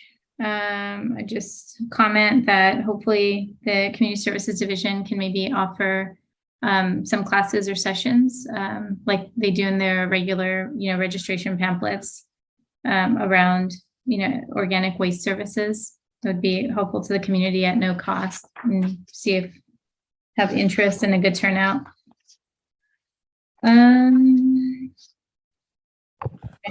Vice Mayor Mason, just to clarify, I think you've rattled through 7 or 8 potential changes that you would like. Some appear to be language changes, some appear to be potential direction to staff. I think what would be efficient is, should you desire a change, make a motion. I think clearly state your intent and let's discuss. I think potentially there might be an item that is immaterial, and staff might say that's immaterial and we don't have a problem going forward. I think a number of the things you mentioned are very, very material. and unclear as to what the change that's desired, the intent, and certainly unclear if the vendor would agree. And so I think we've heard you, we've made notes, but we're still very unclear on your on the actions you're suggesting. And Yeah, so, I'll do that at the end. I have the notes on what are substantive material changes. Just a quick question about the 25. So 25 units and under receive the same services as single family homes. I'm just curious to know how the 25 units and over got 0.5 cubic yards versus everyone else who has 3 cubic yards.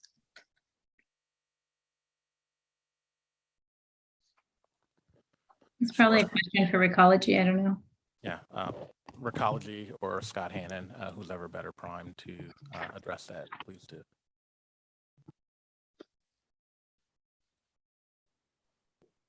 I'm going to throw that to the consultant who drafted that language. We did work together on that language, but I'm going to ask Scott to.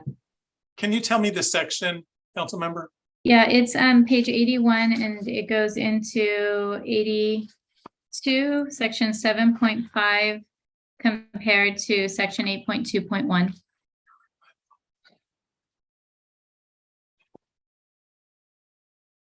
Scott, in general, it deals with economies of scales when you have large, Right. But you can articulate. Because you can have, I mean, you can have a house that's smaller than an apartment, right? Or a condo. Yeah, I would just say that what we put in was just based on kind of what we viewed as industry standard and industry best practices. And then ultimately, the company determining whether it's reasonable based on their history. So it's very challenging. There are all different conversion factors, switching yards to carts to gallons. So, it's more of a best practice thing that we see that we've used successfully in other agreements. And that's what we put on the table here. And as far as we could tell, Recology never raised any issues about it being reasonable or not. It's just something over time that has developed as what seems to work. Well, So they I'm also sorry I have- don't have more details because it hasn't really ever come up before. Yeah. So it's they also have- basically just industry standard ratios. Okay, because they also have one big dumping a year, and the others have 2, and those are areas where we tend to see a lot of garbage and dumping happening. And I'm wondering if the second would make a difference. Again, I can't speak to. I mean, not to trying to throw it up and back with the company, but it'd be their sort of what have they seen over time in San Bruno that would be different, that would suggest the number should be higher or lower, without going back and looking at other agreements or doing more research. It's hard for me to predict. Would there be a better number? Again, this is a number that seemed common and a ratio that has been accepted elsewhere. So, without really evaluating history of what's been set out, if that information even exists, it's hard to say whether changing that number would result in any change for the occupant. Okay, I'm wrapping up, and then I'll have a motion. I just wanted to highlight that in the latest census, it did show that San Bruno is fairly diverse, and I appreciate the 13.4 section that communications will be maintained in English and Spanish. But I would suggest that we look at, since the city doesn't have any kind of language access plan, whether there's larger populations that may need additional interpretation services, and what that would look like for Recology. And then I think the last part that I just want to hit on is just the street sweeping. So I do understand the street sweeping and basin conversation that's been had around, there would be a meet and confer. But I think given that this process, as I understand it, has not begun based on what we're hearing, and even if it has begun, there's really no decision made, I would recommend that we just remove it. I mean, for something that we're not really sure is going to happen, it's listed on page 84, page 95, page 98, page 110, and it's an entire exhibit. And the exhibit in and of itself could actually be an amendment or a separate contract. And I'm not quite sure why we're even putting this in here when we haven't had those in-depth discussions as a city with the union. And it's also included on page 58 in both 1.102 and 1.106. So I would just request that there be council support on just not having any reference right now to the street sweeper or to the contracting out of these positions until there's been really more in-depth conversations with our partners.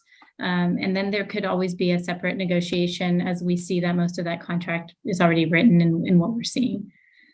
So with that said, I know I threw a lot out there, but again, we didn't have this agreement prior to now, prior to the August 23rd meeting.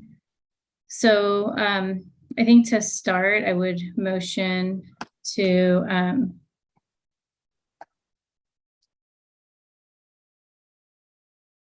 have staff go back to Recology and continue negotiations and discuss. I'll name them all, just see if we get a second, then I can, maybe somebody could say they support one or the other, and we can always do another motion. But to go back and look into the possibility of a 5-year with options to extend up to 15 years, just to ensure that our ratepayers and that the council are making educated decisions on future rates prior to entering into a 10-year agreement. Secondly, to request that the city look into the possibility of receiving a percentage of the organic waste profit that is being made currently by Recology. Third, that the termination clause around rates be equal to the city as it is to Recology, that's on page 75. That the multifamily dwellings and the single family dwellings be provided the same cubic yards and the same 2 times per year collection as one another, and that we remove all references to the street sweepers or any other contracting out and allow that to be a separate negotiation.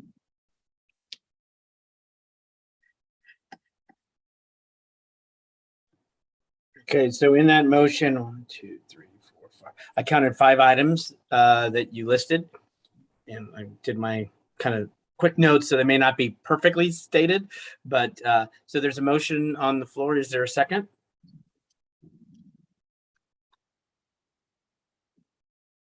Mr. Mayor, I don't have a second, but I just wanted a little clarity because that's all of them combined. And I think we should have a little bit more discussion on each of the items that are being proposed.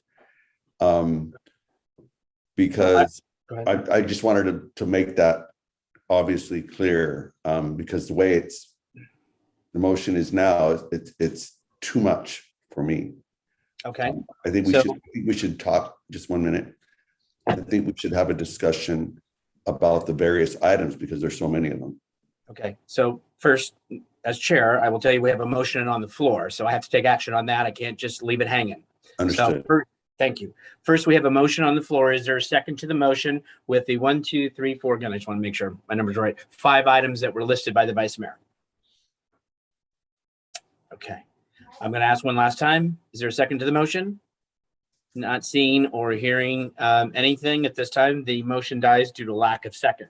Actually, I request a roll call vote, please. There was no second on the motion. There is no roll call. Oh, thank you. Thank you. Yes. No problem. No problem. It dies due to the lack of second. I'm sorry. And now, is there maybe to you, Councilmember Medina? Is there an item out of the 5 that maybe you were thinking of that you wanted to propose? I actually wanted to, and thank you first, Mr. Mayor. I just wanted to get some clarity on the various ones, like for the cost of the organics. And the question for staff would be, on the third year, we conduct a detailed review, and the cost or the profit that would be obtained would be revealed and confirmed, and therefore the rate increase that Recology would ask, that credit should apply to the costs and reduce the overall increase. I hope that is clear enough. Sure. If staff could answer that. Absolutely, Councilmember Medina, we can answer. I see our consultant has his hand up, so I'll toss it to him first. Scott. Sure. I just want to clarify, and then Recology, if they disagree, could confirm. There is no profit. What Recology is paying is a tip fee that would be net of any revenue that the processor received as a result of selling the compost. There's no revenue coming back to the city. It's they're paying a fee to get the material turned into compost. And if there is a revenue on the opposite side, that's what's included in the, essentially negotiated tip fee. So there won't ever be revenue coming back or profit coming back into this agreement, as I understand. And if that's the case, then does that get reviewed? And if that's the case, then there's no need for this to be added. The processing costs the facility gets approved, the costs get reviewed for reasonableness. But ultimately the contractor selects its facility subject to approval.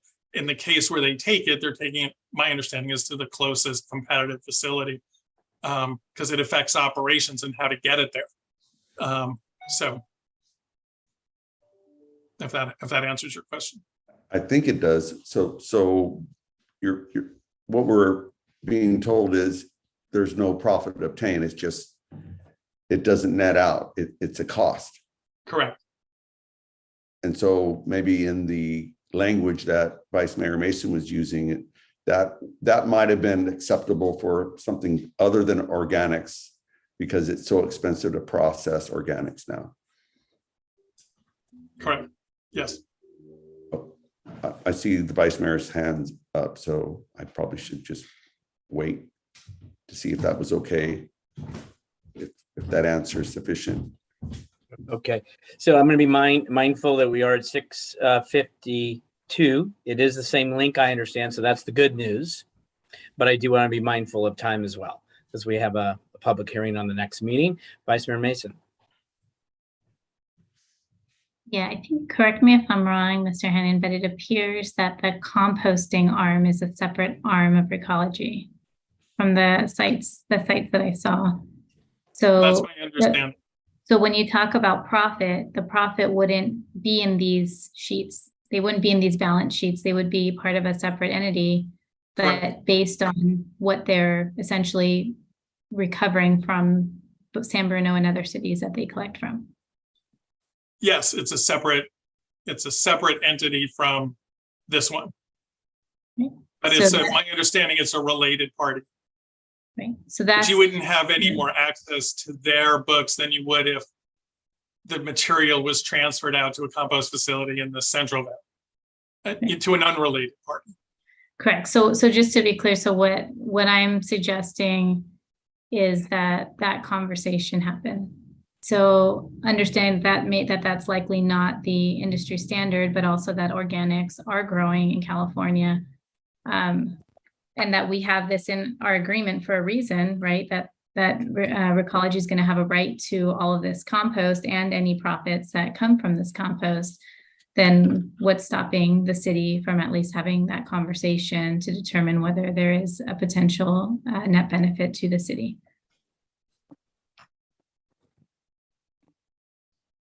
Sure. Mr. Mayor, can I take that? I think it's important for us to step on the balcony and understand that integrated waste management services and collecting trash, recycling, and organics cost. These are not net profit industries. The revenue generated from organics does not cover the full cost to collect the organics and process all of the organics. There are certainly clauses in the contract, and I think the Vice Mayor has pointed out one specifically related to organics and any annual profit that may be derived from that one line item. It's also important to note what we talked about before, and which is noted in the agreement, is that this is a cost basis agreement where there are negotiated rates for 23 and 24, and then 25 and on, there's a series of interim rate year reviews and then detailed rate year reviews. And so I do believe that both your consultant and staff are comfortable with the approach that is outlined in the draft franchise agreement, and recommend council to leave those sections as drafted.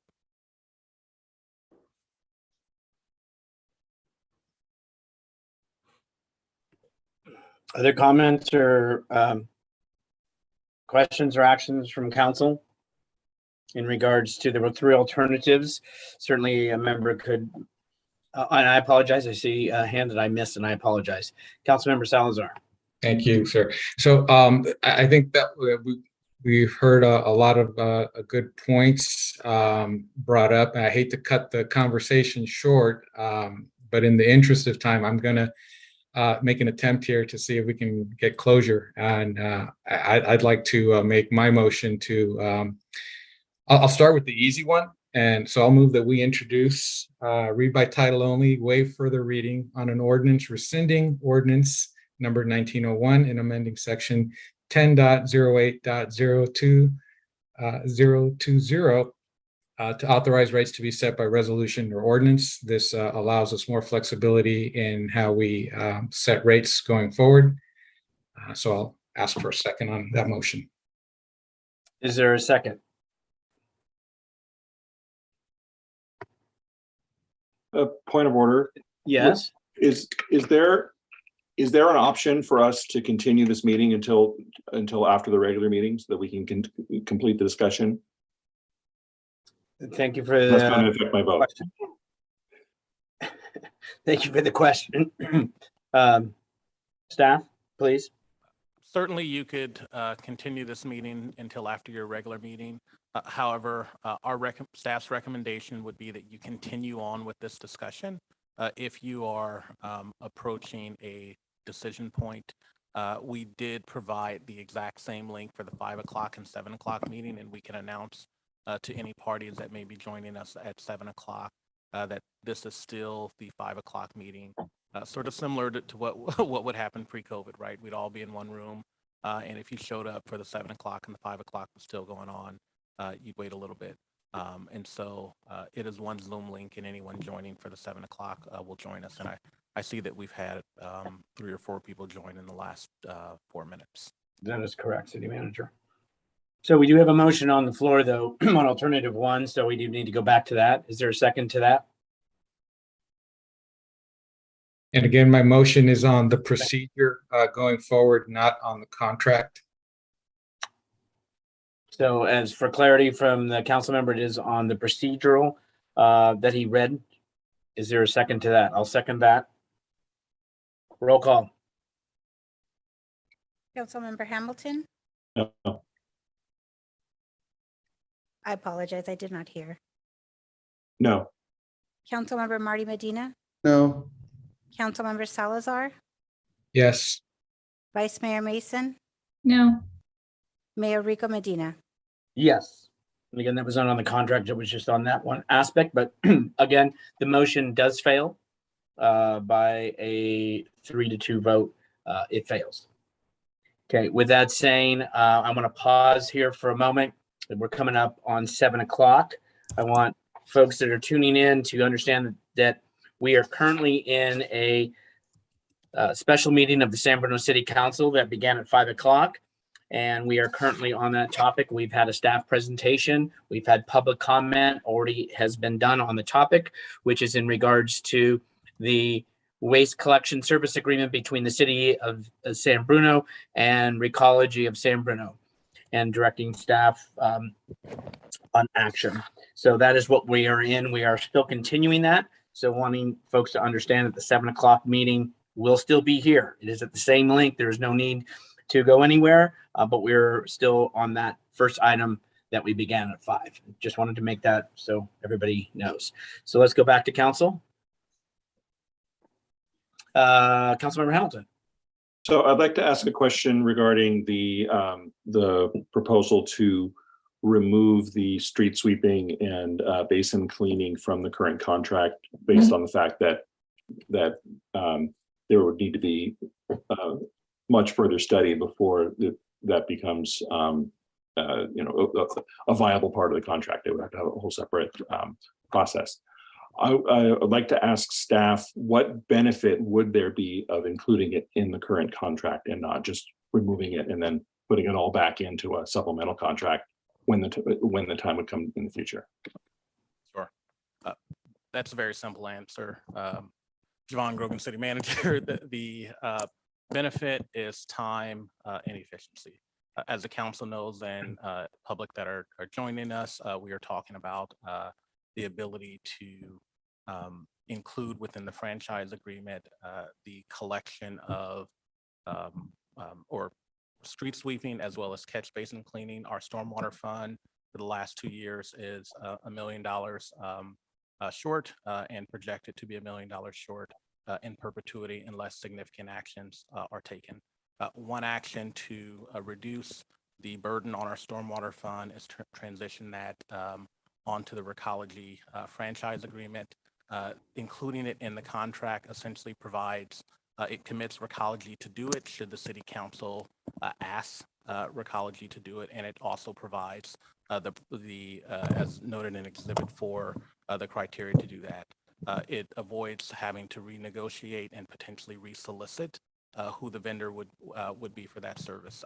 And so certainly there needs to be required union conversations, but in order to act in an appropriate fashion and the ability to conduct the required Prop 218 process, et cetera. That's why staff moved forward to include all the provisions to commit the contractor to do it should the city council make that direction. Great, thank you very much. For those reasons, I think I would prefer leaving it in the contract as is, because again, we're not committing to the services. We're not signing up for any services. We're not setting any rates for any services. We're just committing that Recology would be the provider of those services, should we ask for that. Vice Mayor Mason. Yeah, I would just argue that to the individual or individuals who currently hold these positions, it would matter because there hasn't been these conversations, and it could be really scary for a council to approve this without having all of the information and without having all the details worked out. So a lot of the details are already in Exhibit 4, and it just appears to be something that could be worked out at a later time because again, it's already in writing. So why not keep it as a separate part of the agreement, make sure that staff is aware of what's going on. And I think it's important to hear from the city manager too, what the communications have been with the union. Okay. And good timing because the city manager's hand was up. So good segue. And then after hearing that, Vice Mayor, I'll come back to you to see if there's any follow-up. City manager. Absolutely. And Vice Mayor, in response to your question, absolutely, the city is committed to undertaking all of the required MOU provisions, but frankly, more than that. We recognize that a solution to our stormwater challenges will require deep commitment from our employee partners. And we have certainly committed to doing that. I've done that in various fashions, as well as an email today where I committed to the union that we will undertake a very detailed process in 2023 to fully vet it. Also stating that we certainly believe that transition of street sweeping and catch basin cleaning to recology can happen in a manner that has no negative impacts to our current staff. It's important to note that we have a number of individuals that know how to run our street sweeper, but at any given time, one person operating the street sweeper. So we're really talking about one position that we certainly feel that we can repurpose within our existing organization, and the ability to save several $100,000 allows us to do that.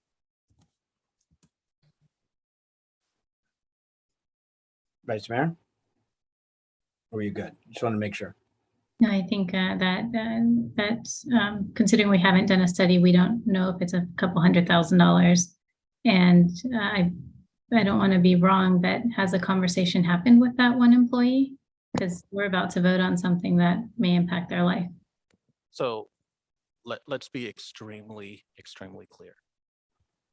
The city council is not being asked to transition street sweeping services to Recology tonight. Those costs are not in this franchise agreement. There's simply language in the agreement that commits Recology to be the provider of those services should the city ask them to do so, provided the city sits down and negotiates the final cost for that, as well as a start time that is mutually agreeable to both parties. We absolutely know the impact on the organization.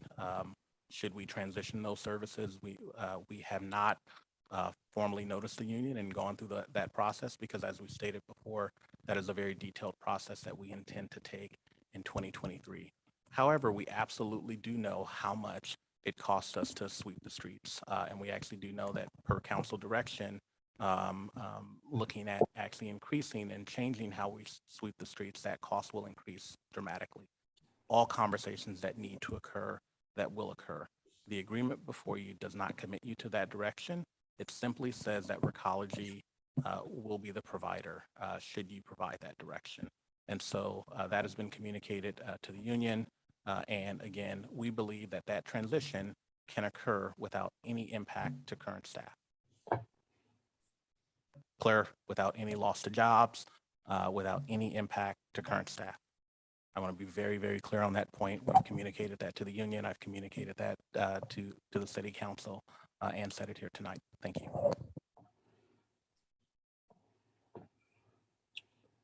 So if there's a motion, whether it's on street sweeping, if there's a other separate motion before we go to the alternatives, this would be the time. I would motion through the mayor to remove the street sweeping language to contract out, for that to be negotiated at a later time and not to be included in this agreement at this time with Recology. Okay, thank you, Vice Mayor. That is one item, and that was specified on removing of the street sweeping language from this agreement. Is there a second? I will second. Roll call. Councilmember Hamilton? Councilmember Hamilton, you are muted. Sorry. No. Councilmember Marty Medina? No. Councilmember Salazar? No. Vice Mayor Mason? Yes. Mayor Rico Medina? Yes. Motion fails 3-2. So with that said, now we'll go back. We have the alternatives. Is there any action by council? Mr. Mayor, Yes, Mr. Medina. can we postpone this first meeting and get to the meeting that starts at 7 so that our residents could be more prepared to deal with those items on the agenda, and we can come back to this later this evening at the end of the meeting? Well, I was just going to say, as was indicated by the city manager, everybody's on the same link.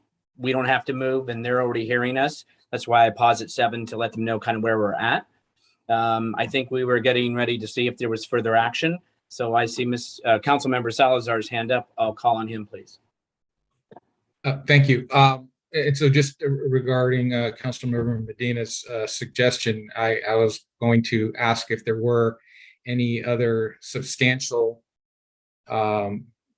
changes that were being proposed, or if we could perhaps try to just wrap it up and go to a vote. The Vice Mayor's previous motion to make the 5 amendments didn't move forward.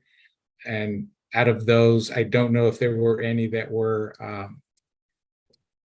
I don't know, non-impactful that would cause any substantial heartache to the parties involved in the contract. If there are some of those, I would be willing to entertain those, but I think anything that would require us to go back and begin negotiations again would not be appropriate at this time, and we are under a time constraint to begin the process. So if staff, going back to the initial 5 items, which I believe were the only ones raised so far, I think we've addressed 2 of them already. So if there's any remainder of those that we should entertain, maybe we can bring those forward. And if they also either are insignificant or can be voted on, then I think we can get to resolution.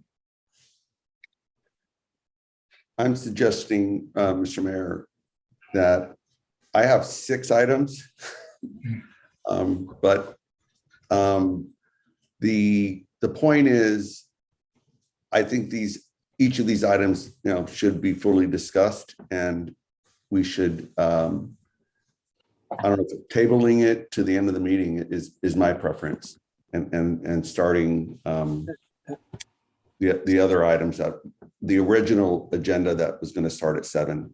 So, Councilmember, you're saying you have 6 items we have not reviewed or gone over or been asked thus far? Yeah, because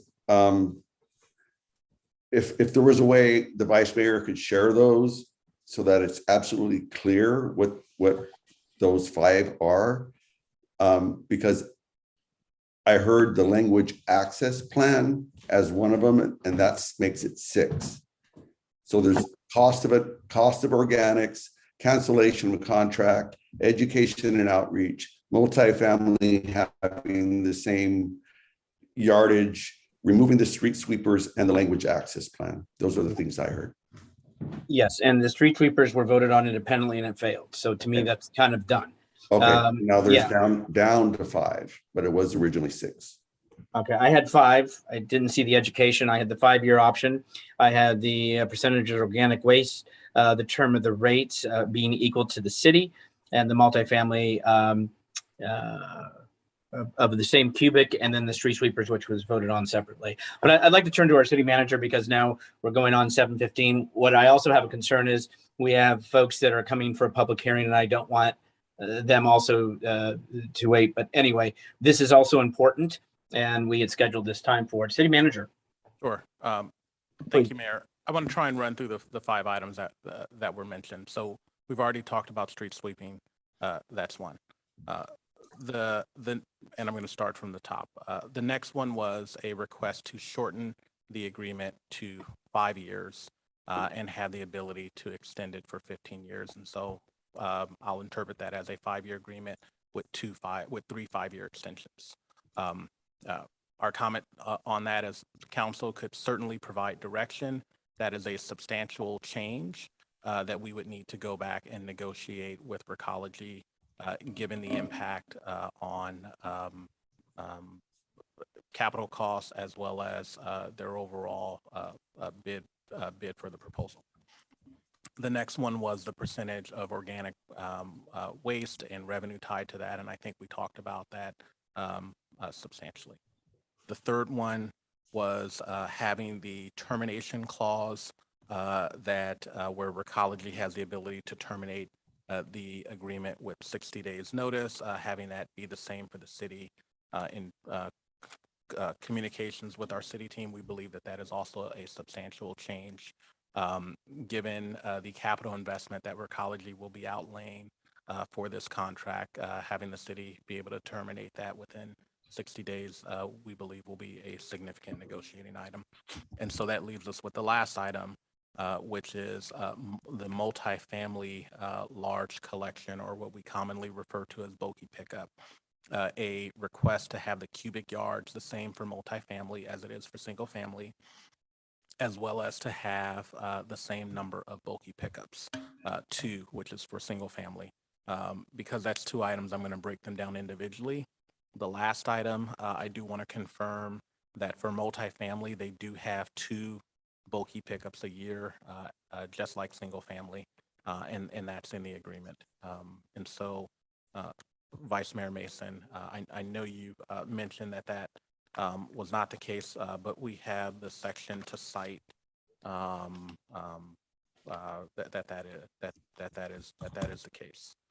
So, with regard to having the same cubic yards, as noted by the consultant R3, they do find this to be an industry standard practice to have a different cubic yardage for bulky pickups for multifamily than a single family. Yes, there's oftentimes a size difference, as well as sort of, as we all know, the garages that single family homes can have. And so I surmise that is why the single family amount is larger.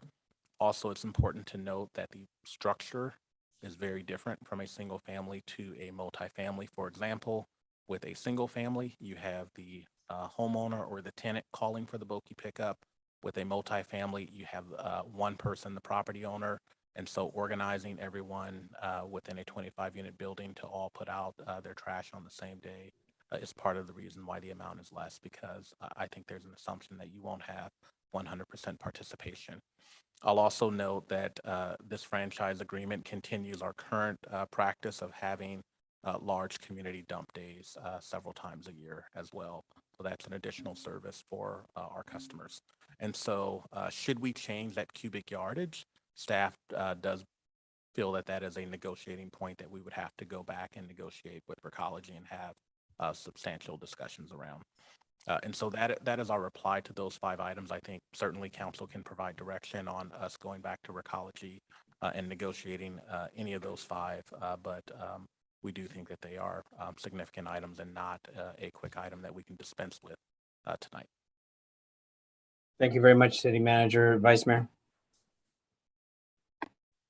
Yeah, I would just surmise for everybody that the remaining 3 items are the 5 years with option to extend. And again, the context behind that is ensuring we have an idea of what the rates are going to be moving forward.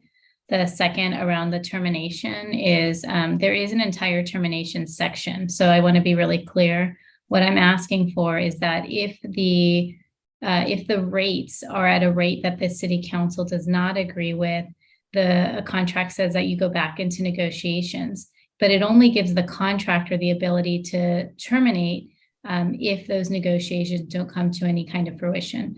And so what I'm suggesting is that the city have the same opportunity to terminate if those conversations don't come to fruition and you can't get to a yes. And then I just wanted to correct or maybe we're both right, but on page 82, it does say that for multifamily service units with 25 or more dwelling units, the contractor shall provide large item collection service pickups with an equivalent of up to 0.5 cubic yards per dwelling unit per calendar year at no additional charge. It does not say twice. It's only those that are less than 25 that are the same as single family dwelling units that get the same 2 times per year pickup. So that's 8.2.1. And that I understand that's material. Those are all 3 material. But they are material and they do benefit the city, obviously, and we're representing the city. So considering that this contract has gone 24 years with, 1-page amendments, this initial contract is really important and it's worth our time to ensure that we're getting everything that we can and that Recology is also being treated as a fair partner. So thank you. Okay, so what I'm hearing now is we're to 3 items. One was a year of the agreement, i.e. 5 years with 3 options of 5, and the term rates and the multifamily cubic, same as cubic. And I think that's what we're at. So if somebody feels strongly, now's the time to bring up a motion so we can address those three topics and then see where we're at so we can move forward.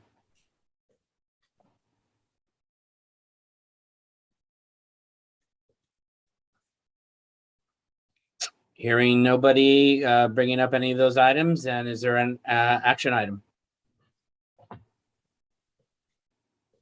on the alternatives? I would Yes.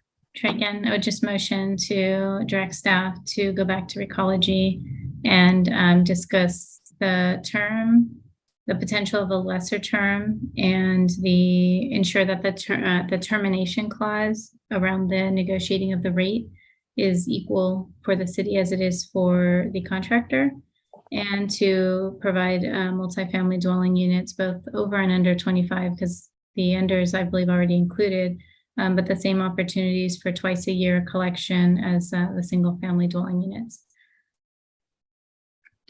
Is there a second to that motion? I'm going to ask one last time. Is there a second to the motion as stated by the Vice Mayor? Not hearing or seeing a second, the motion dies for lack of a second. Okay, so back to colleagues. Is there any further motions and or in regards to the alternatives for action?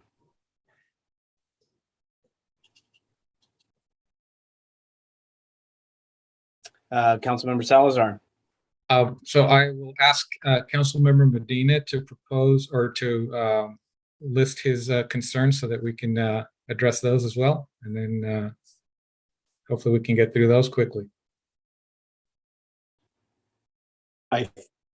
Through the chair, I believe when Councilmember Medina said, I have 6, I think he meant that his count of the vice mayors was 6. Not Okay. that he had 6. Yeah. Okay. Yeah. But there were Thank you. 5, but we've eliminated. I had the same worry at the We're beginning. we're down to 3. A motion was made on the 3 and it failed due to a lack of a second. So now back to you, Councilmember Salazar. Okay. So I would like to move forward with making the motion.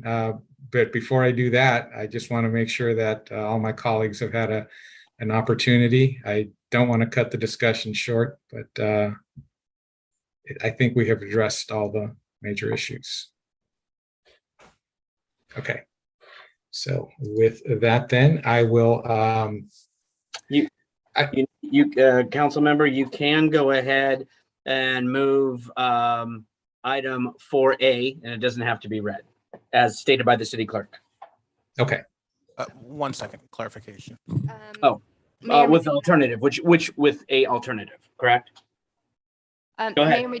Mayor Medina, if I could just get some clarification here. So the item as read by the city clerk was approval of a resolution to approve the agreement. And then also the resolution directs staff to commence Prop 218 proceedings. The second part of the item is consideration of an ordinance that would rescind the current rate ordinance and also amend the city's municipal code to allow rates to be set by resolution or ordinance. If I understand correctly, I believe the city council already considered the ordinance and it failed. So if the city council were to approve the agreement tonight and did not adopt the ordinance, the city council will not have time to adjust rates in time to be effective as required on the franchise agreement, because you would have to then set rates by ordinance, which would require after the Prop 218 notice, you'd have your hearing on November 15th. Then you'd have to have the second reading of the ordinance, and then you'd have to have the 30 days before the ordinance went into effect. So if the city council is going to approve the resolution approving the Recology agreement, which has an effective date of January 1st, 2023 for the rates, then I would recommend that somebody on the prevailing side of the prior motion make a motion to reconsider the approval of the ordinance, the first reading of the ordinance.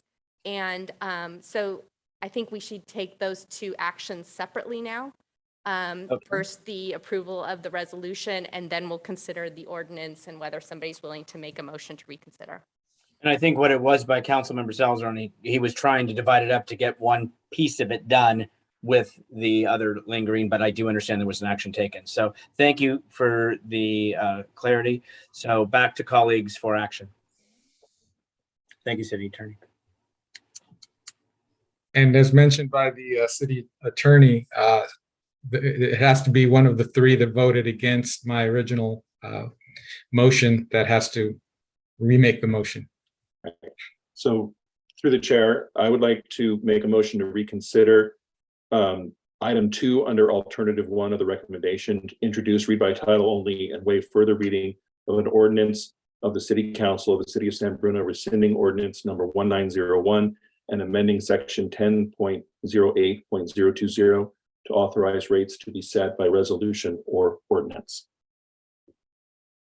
I'll second that. There's been a motion and second on that. And council members on the question was alternative 2, did you say? Or did I miss it here? That Alternative, I'm reading from I'm reading from alternative 1. Oh, got you. Okay, thank you very much. I was going to the agenda. So hopefully that is clear to my colleagues, and a motion and seconded. Hamilton, Marty Medina, roll call, please. Councilmember Hamilton, Aye. Councilmember Marty Medina, Aye. Councilmember Salazar, Aye. Vice Mayor Mason, No. Mayor Rico Medina. Aye. Motion passes 4-1.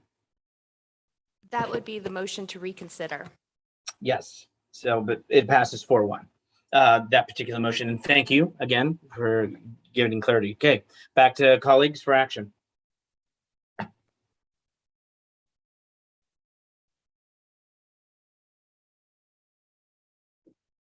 Is there anyone that wants to take action in regards to topic 4A under conduct of business? Through the mayor. Yes, Vice Mayor. I would just suggest maybe we do come back to this topic. It seems like everybody's a bit pensive and we just had a really long discussion. I mean, unless somebody is just comfortable moving forward, but maybe we just wait until after this meeting and continue this item. And I do mean tonight. I don't mean in a separate meeting, but I understand what you meant. That was just me. I'm sorry. I need to get some water. Councilmember Salazar. And so just clarification from the city attorney that we are okay to move forward with the resolution portion of tonight's action.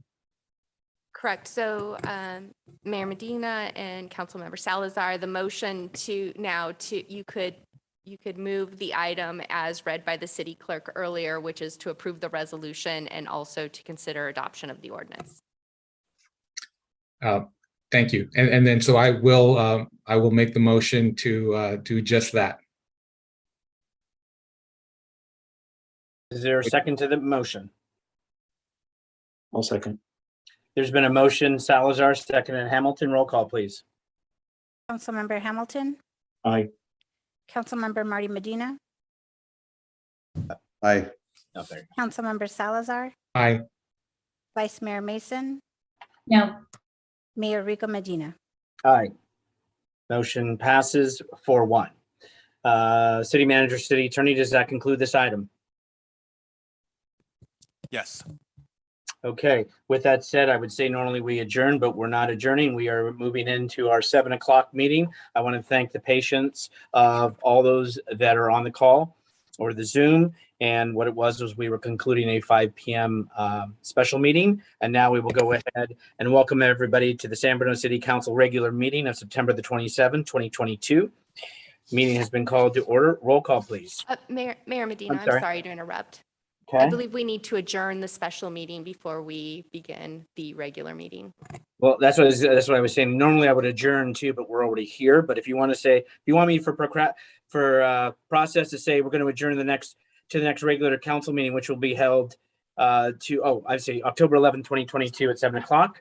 And now are we on track, City Attorney? Yes, you are on track. Thank you. Good. Thank you.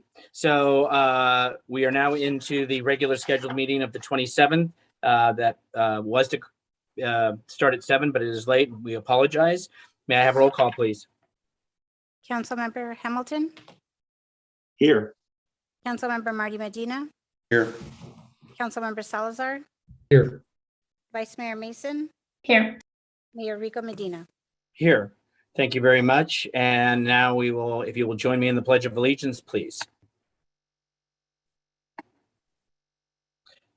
I pledge allegiance to the flag of the United States of America and to the republic for which it stands, one nation, under God, indivisible, with liberty and justice for all.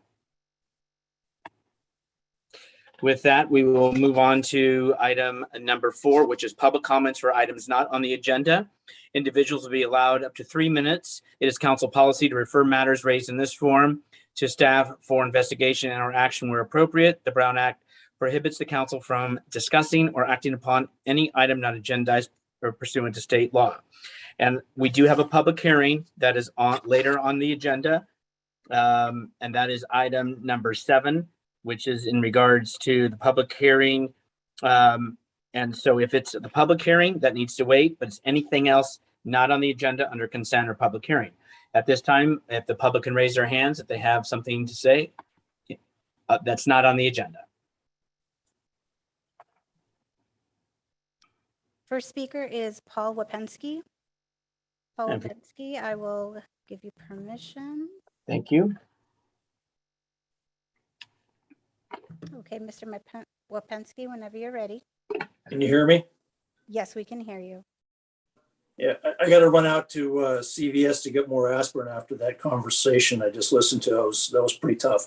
Anyway, I just want to remind the council that we're still waiting on the CityNet report that was due back, I believe, a couple months ago.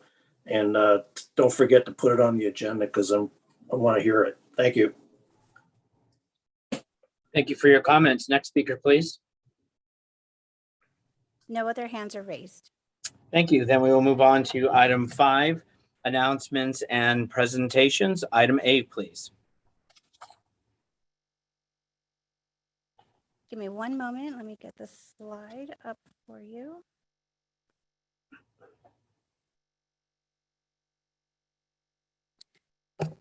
Be where the action is and get involved. Apply to serve on the Citizens Crime Prevention Committee or one of several citizen advisory commissions, boards, and committees.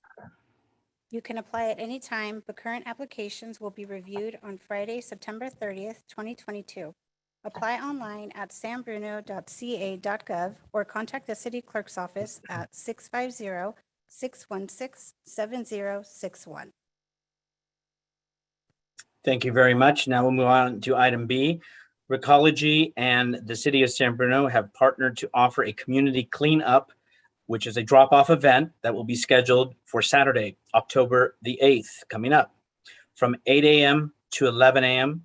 And again, it does end at 11 a.m. sharp.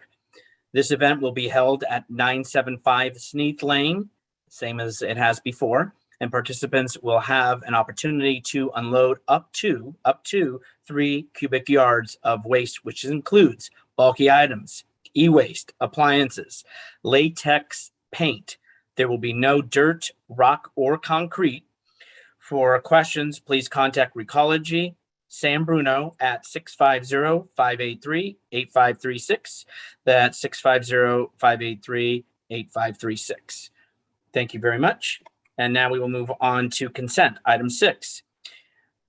Consent calendar. All items are considered routine or implemented at an earlier council action and may be enacted by one motion. There will be no separate discussion unless requested.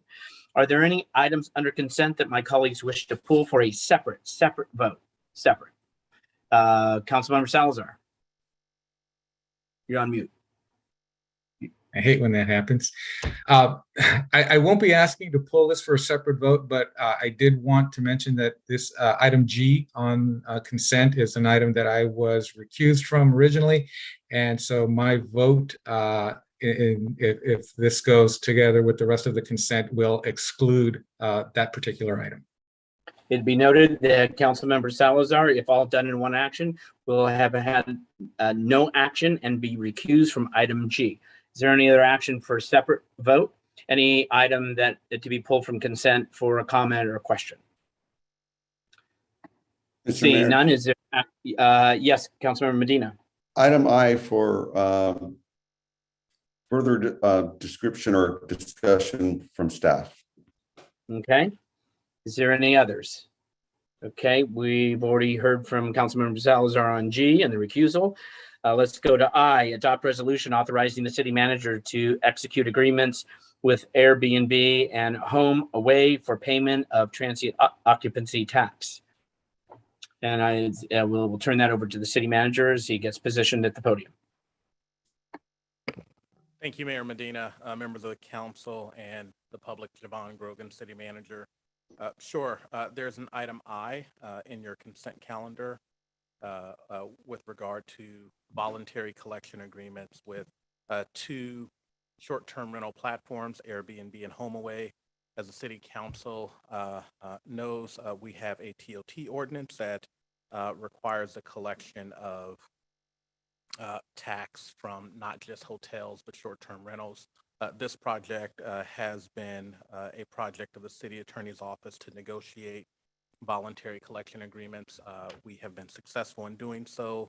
And so before you is a voluntary collection agreement with two of the largest platforms, Airbnb and HomeAway, also known as VRBO.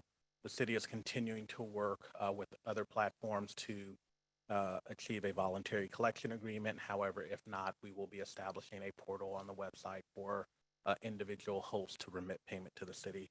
So we are excited about this. I know that it is a strategic initiative of the city council and has been mentioned several times over the years that we fully implement our short-term rental ordinance, and your action tonight will do so. And I'm here for any questions you may have. Any questions from colleagues? Mr. Mayor. Yes, Councilmember Medina. Yes, thank you. And I wanted to take this opportunity to thank staff for following up on this strategic initiative. It did take a while. However, I'm glad that it's going forward. It is another revenue stream that the council has identified and that will be adding to our general fund. Okay, see no other hands from colleagues. Before any action on consent, are there any members of the public that wish to have any comments on the consent calendar? No hands are raised.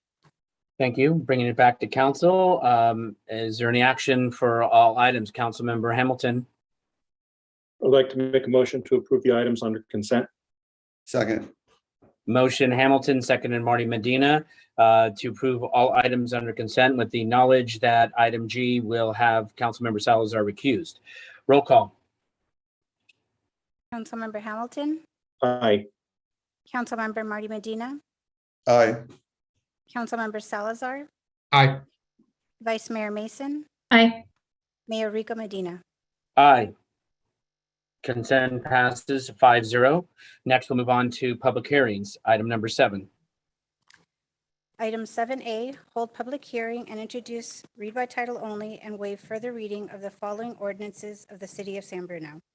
An ordinance of the City of San Bruno amending Article 3 zoning of Title 12 land use of the municipal code by adding Chapter 12.300 to authorize commercial cannabis retailers storefront sales in the Transit Corridors Plan, CBD, MXR, TOD 1, TOD 2, and PD zones, and in the PD zones for the shops at Tanfran and cannabis distribution facilities in the M1 zone, and making a finding of exemption under CEQA.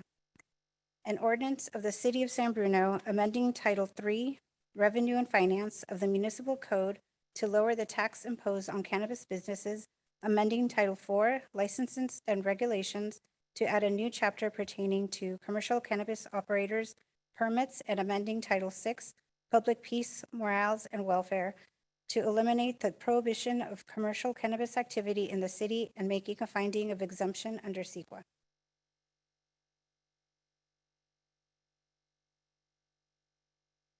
Good evening, Honorable Mayor, Vice Mayor, council members. My name is Darcy Smith, Assistant City Manager. Assistant City Manager, I apologize. Can you just, I was on mute. Before we turn it over to the Assistant City Manager for the presentation, I just wanted the public to be aware what we're going to do is hear the staff report. Council will be able to ask questions on the presentation. Then we will move to the public comment. It is a public hearing that will be your opportunity to offer any comments or thoughts that you have. We will close public hearing, bring it back to council for deliberation and or action. And so with that, Assistant City Manager. Good evening. Thank you. Honorable Mayor, Vice Mayor, Council members, Darcy Smith, Assistant City Manager. I'll be making the staff presentation. This item was prepared by a larger city and a legal team, including Michael Laughlin, the city's Planning and Housing Manager, Tricia Ortiz, Interim Assistant City Attorney, and her colleague, who is on Zoom remotely tonight, Maricela Mariquin, who's a partner at Richards, Watson and Gershon, who specializes in cannabis regulations throughout the state. And additionally, Brian Millar, contract planner with Land Logistics, helped prepare the material presented tonight, but is unable to join us. There have been a number of public comments received that were distributed previously to council. And I imagine we'll also be receiving public comments on this after my presentation. So this is a lengthy presentation. I'll just give a quick agenda. I'll start with the objective of this item, the background, the proposed ordinances for commercial cannabis, the proposed cannabis business tax rate. I'll quickly summarize the Planning Commission's review and recommendation. They held public hearings in July and August. I'll close with the next steps, tonight's recommended action, and we'll have time at the end for questions and answers. So as the city clerk read, the item before you tonight is the consideration of two ordinances. The first is an amendment to the zoning code, which would add a new chapter to authorize commercial cannabis retailers and cannabis distribution facilities, and I'll talk about that in a lot more detail next, and amendments to various municipal code sections regarding the cannabis business tax rate, the commercial cannabis operators permit requirement, which I'll spend a lot of time talking about, and amendments to remove the existing prohibitions on various commercial cannabis activities that exist currently. And note that both include making a finding of exemption under the California Environmental Quality Act, or CEQA. So quick background on this. State law changed significantly in 2016 with the Adult Use of Marijuana Act, which legalized many aspects of cannabis for adults 21 and over, with local jurisdiction controls around sales and distribution able to be imposed. That's what's before you tonight. In San Bruno, the council previously adopted prohibitions on cannabis, but the San Bruno voters approved a cannabis business tax measure in 2020, which imposes up to a 10% tax on the gross receipts generated by any cannabis business activity that may ultimately be allowed to operate in the city, which is again before you tonight. So the city council had provided previous direction to staff and received public comments on this on February 8th of this year. Direction was provided at that time for staff to proceed with these municipal code amendments and the related procedures that are before you. And explicit direction at that meeting was provided to prepare these regulations for up to 3 commercial cannabis retailers, consisting of any combination of cannabis retailers. Those are also referred to as storefront sales in zoning districts. And again, there was direction provided as to where those should be. And one cannabis distribution facility, which is a little of a different facility that I'll talk through later on in my presentation. Those commercial cannabis retailers were to be located in the downtown portions of San Bruno Avenue and El Camino Real, and the shops at Tan Fran, which I'll show on a slide. And the distribution facilities would be only located in the city's M1 or industrial zone, and that is a very specific location north of Interstate 380. So now I'll spend the bulk of the presentation talking about the city's proposed ordinances, which are before you tonight for introduction. So the first ordinance focuses on the land use regulation. Well, what's that? It's a zoning code chapter. It's lengthy, it's many pages. It dives into a lot of details, again, around the commercial cannabis retailers in the zoning districts identified and cannabis distribution facilities. And important to note that there's only these 2 specific types of land uses that would be enabled. The municipal code prohibitions would remain for other types of cannabis businesses, including cultivation, manufacturing, processing, laboratory testing, on-site consumption, and the wholesale sale of cannabis. The second ordinance again contains various municipal code amendments. There's a lot of different titles, Title 3, Title 4, and Title 6, that have various references to commercial cannabis. Starting with Chapter 3.18, the cannabis business tax, and I'll mention that in a separate part of the presentation, but the proposal in the amendments would be to lower the tax imposed on cannabis businesses to 5%, and I'll explain the logic for that later. The municipal code amendments would also amend Title 4, licenses and regulations, to add a new chapter 4.70 titled Commercial Cannabis Operator Permit. That's a special type of permit for these operators that I'll talk to in more detail.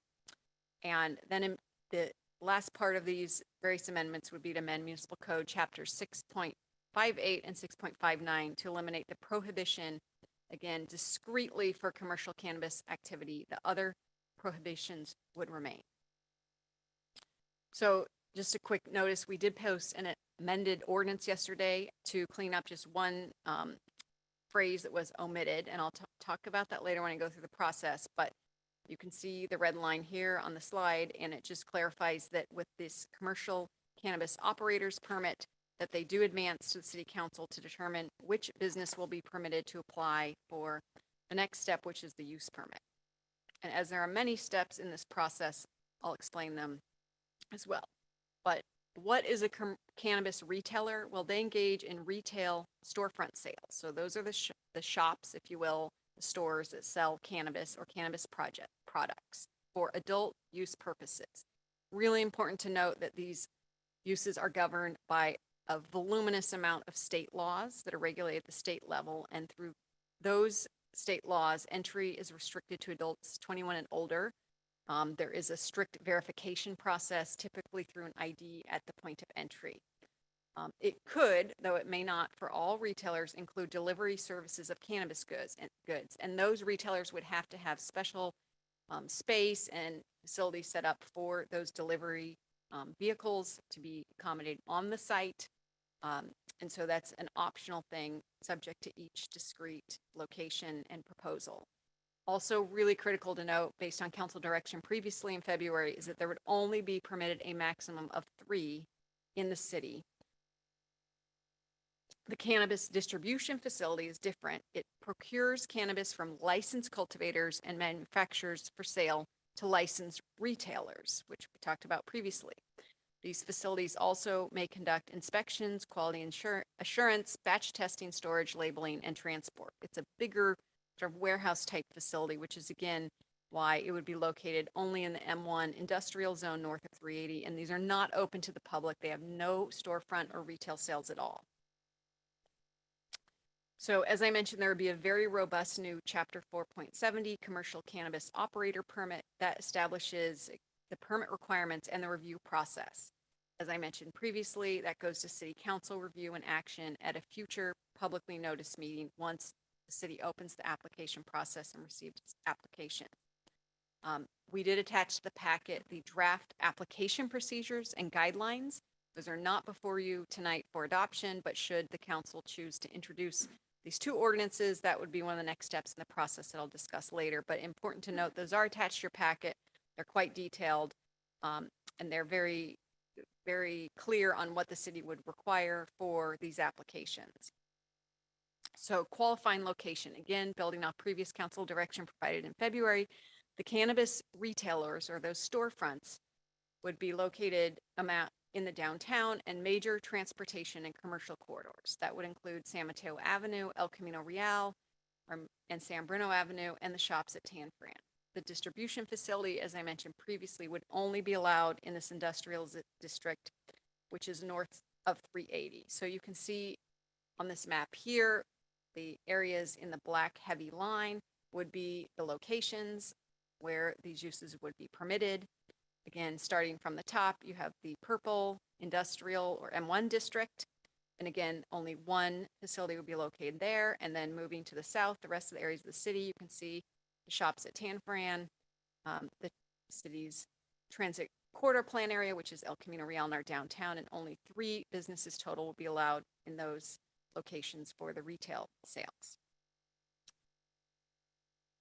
So also important to note that the city will set buffer zones stipulating that no commercial cannabis operation shall be established or located within 600 feet of sensitive uses, which are defined in that zoning code. Those include schools, youth centers, daycare centers, and recreation facilities or parks. That's exclusive of very small pocket parks such as Posey Park in the city's downtown. And this is a map that shows that 600-foot radius as currently mapped out. But especially for things like daycare uses, they do tend to grow or change over time. And so the city would obviously check the current licensed daycare facilities in the city when we get these applications in. Things like schools and parks tend to move less frequently, but we'd obviously create a new map. This is just a draft map to show you some of those buffers distances at 600 feet. So process, this is a few slides, but given that there's multiple permits involved and multiple review bodies, I wanted to emphasize the process. The first step, should the council adopt this or these ordinances and the application guidelines, is for any interested business owners to file a commercial cannabis operator's permit. That's step one. And the city staff would pre-screen those applications. And it's not just me, it's a big city team, including representatives from the Community and Economic Development Department, which includes building and planning, the Public Works Engineering Department, the Fire Department, Police Department, a wide amount of city development review team staff reviewing these. Next, assuming that some of these pass and move forward to the next stage, then it would be city council review and action on the cannabis operator's permit at a publicly noticed meeting like tonight. And we would provide notice to the adjacent property owners of the meeting. If the council approves those operators permit, then eligible businesses would file a conditional use permit for planning commission, city council review and action, again, at public meetings, just like we are tonight. And the last step would be the city issuance of the operator's permit and conditional use permit. We can break these steps down into a little bit more granularity because I think you have to understand each step is quite detailed. So again, that filing of the commercial cannabis operator's permit is the first stage, filed with the city, and then a lot happens. So what happens? Well, background checks, proof of capitalization, property owner consent, business plan, that's a lot of detail about this, a labor and community benefit plan, and more items. And I'd be remiss if I didn't mention how important the security plan is to this. The ordinance contains a list of potential menu items for the security plan, but the city has the ability to add or modify that list as needed for each location. So that step is continued. Again, we would have an open filing period, more than 3 CCOPs, or the commercial cannabis operators permit, could be filed, reviewed, and we would ultimately determine pass fail. We're sort of just the clearinghouse to make sure the application is complete, background check is cleared. If an application passes, then again it goes to the final reviewing body, which is the city council, where they can select up to 3 retail businesses and up to 1 distribution business. But the next step, which is also quite detailed, is drilling down into the exact location for these businesses through a conditional use permit. That's a planning application that the city traditionally has required and granted for special uses in the city. So that's a planning process largely.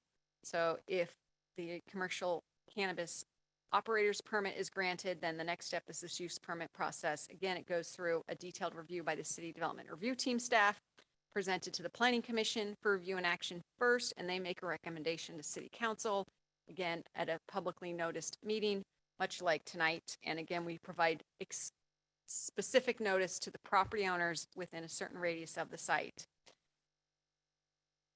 Assuming that the city council takes action to approve those use permits, then the city will issue the operator's permit, issue the use permit, and then there's also state licenses and city business licenses. And those, I didn't go into detail about those processes, but just know, especially the state licensing board is quite detailed. So the business tax rate, well, assuming the permits are granted and everything goes through, eventually the government does one of our most important roles, which is collecting the taxes. So I wanted to spend a little bit of time on that because that was sort of the first question posed to the voters in November 2020. So what should the cannabis tax rate be? And at that point, it was up to a 10% tax rate on the gross revenues of commercial cannabis that the city ultimately allows. Again, why we're here tonight. In that enabling ordinance, the city council has the authority to decrease the cannabis business tax rate with a municipal code amendment. Again, that's before you tonight. Important to note that retail cannabis sales are already subject to various taxes. There's a 15% state excise tax and the San Bruno local sales tax rate, which right now is at 9.875%. So this is on top of that. And so to set the tax rate, we first started by surveying the cities in San Mateo County and larger Bay Area cities where taxes have been imposed. There's a range, actually a big range, 2 to 20%. The county retail tax rates range a little bit tighter. So Brisbane is the lowest at 3% and 6% is the highest in Pacific and Half Moon Bay. There are some cities who, on paper, it looks like they set it at 10%, but they haven't actually done the step that we're here tonight to establish the permit process. Again, they sort of took action similar to us to set it at a certain percentage and may refine it over time. And a quick correction to the table that was published in the staff report, Redwood City is actually 4%. So with that, the average is 4.3% for, again, the county jurisdictions that permit and tax these businesses. So the county distribution rates, meaning the tax on distributors, is a little bit lower in some cities, 3% in Brisbane, or sorry, 1% in Brisbane, 3% in Half Moon Bay, a little bit lower average. But since we would only have potentially up to 3 retail establishments and 1 distribution facility, we didn't think we needed to get as granular as some of the other cities that maybe permit a lot. We proposed just 1 tax rate for both types of businesses set at 5%. The logic there is it's above the average by a hair, but it's lower than Pacifica and Half Moon Bay. So the recommended code amendment to set that tax rate would be that beginning on January 1st of 2023, the tax rate for businesses would be set at 5% of gross receipts. But there's the notation that the city council may, by further action, increase or lower the tax rate, but in no event shall the tax rate be higher than 10% of the gross receipts, which again ties back to what was approved by the voters in 2020. So with that summary, the next steps would be that if the city council approves the introduction of the ordinances, then the next step would be to schedule the second reading adoption. But there's also more work, as I mentioned, to return to you with a resolution that would adopt the procedures and guidelines for the commercial cannabis operators permit, which are attached to your staff report in draft format, and we welcome feedback on those, along with the ordinances and a resolution to set the application fee, again, for the commercial cannabis operators permit. So quick recap of the Planning Commission. I mentioned they had 2 public hearings to review the first ordinance, the zoning code amendment that is under their purview. The other general municipal code amendments do not fall within the Planning Commission's regulatory oversight review. And so they met on July 19th and August 16th, had a detailed discussion. Ultimately, they adopted a resolution recommending that the City Council adopt the zoning code amendments by a vote of 4-2. They did have, again, a large discussion and presented you with a recommendation that you consider expanding the locations where retail cannabis businesses could be conditionally permitted uses to include 2 additional locations, the Bay Hill Shopping Center and the Town Center properties. We would defer to the council on that since they gave us previous direction to focus on discrete areas of town, the downtown, El Camino. And I showed that map earlier, and I think, the planners believe that that's the best location because it's concentrated around major commercial corridors in the downtown. And we've talked to some of those property owners. We have not done outreach to these property owners. The Planning Commission also expressed concerns with the use of, this is interesting, mosquito devices. No, it's not those bugs that bite you in the summer and give you nasty little itchy spots on your skin, but they're the devices that emit a security sound as a security measure, and they tend to be little high-pitched noises that are typically only heard by younger children, although the concern was just that it still sounds bad. It's meant to be a deterrent to loitering. But I would emphasize, we didn't remove it from the ordinance because, as I mentioned previously, there's a big list in the ordinance of potential security measures which are subject to the ultimate discretion of the Economic Development Director in consultation with the police chief to determine what security measures would be appropriate at each location. It's possible in a certain location that these mosquitoes, which are used elsewhere for cannabis businesses, may be helpful, and perhaps they evolve over time to be less of an annoyance. So moving on, tonight's recommended action before you is to hold the public hearing, introduce, read by title only, and waive further reading of these two ordinances, which were read into the record by the city clerk. That concludes my staff report. I'm happy to answer any questions you have now, or we can take public comment and then come back for staff questions later. Thank you very much for the report. We could stop sharing the screen, please. Thank you very much. At this time on the staff report, are there any immediate questions?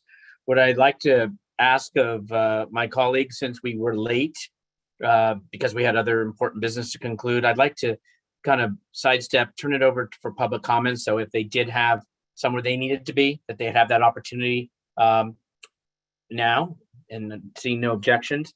So for those that have joined us, this is the opportunity to please raise your virtual hand. There's going to be the one opportunity in which to speak under public comment.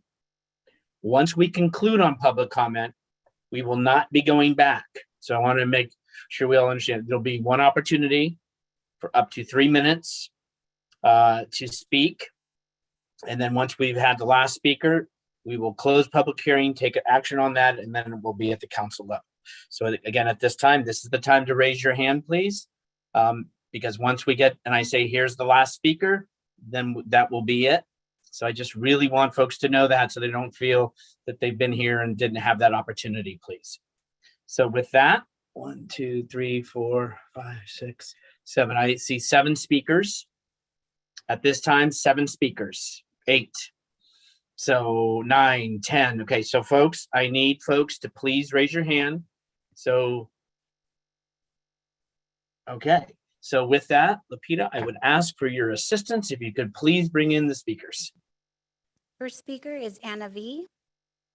Thank you. Anna, whenever you're ready, you may begin. Can you hear me? Yes, we can hear you. Good evening, Mayor Medina and City Council members. My name is Ana Villalobos, and I'm a lifelong resident of San Bruno. I have serious concerns regarding allowing cannabis dispensaries to set up business in our community. The proposal that is being addressed tonight should be voted on by our entire community because it affects all of us and the future of our downtown business district. Only about 1,400 notices were mailed to residents within a 600-foot radius of the proposed rezoning area. The notice did not include the Zoom meeting information, but directed us to go to the city website. Notices were not sent out to San Bruno residents west of El Camino Real, and not all residents have access to social media, Zoom, or look at the newspaper. This has not been an inclusive, transparent, or user-friendly process that would allow all of our residents to fully participate in this important decision. This proposal should be on a measure placed on the ballot for everyone to vote on. This type of business will have many negative impacts on our community. It is being proposed in a culturally diverse and socioeconomically vulnerable part of our city. On the east side of El Camino Real, we have been targeted as being the ideal place to set up shop because of the transit corridor. This will place our children and youth at risk. This type of business will bring in a criminal element that will put our local businesses and their customers in harm's way. Cannabis businesses in our cities have been targeted in other cities have been targeted by criminals. It also gives a negative visual perception to our downtown area. We already have many smoke shops in San Bruno that sell CBD products. We don't need cannabis dispensaries. There are multiple youth-oriented businesses that aren't included in the map of sensitive use areas. These businesses may be in the immediate area of the cannabis dispensaries. No matter how you look at this issue, marijuana is a drug. The reason this type of business is being considered is to bring in more revenue to our city budget. Our community is undergoing a lot of change with new commercial properties, Google, and a biomedical campus being planned. San Mateo Avenue is our original and only downtown commercial district. It belongs to all of us and should be a positive, vibrant, safe destination for our whole community, especially for our seniors and children. It would be more beneficial for our city government and personnel to look at more positive ways to generate revenue for our city budget by engaging with our local businesses and community. It's now beginning to flourish down on San Mateo Avenue. We should follow the example of our neighboring cities who have not permitted cannabis dispensaries. They are proactive and actively engaged with their residents by sponsoring city events to build up the community and bring in additional revenue. As our elected officials, you have the responsibility to protect and consider the welfare of our entire community for future generations. Please don't allow cannabis dispensaries in our city. Do we want San Bruno to be known as a destination to go buy drugs, or is the city with the heart that has a vibrant and family-friendly downtown area that welcomes everyone? Thank you for your service and dedication to our community and for your time this evening.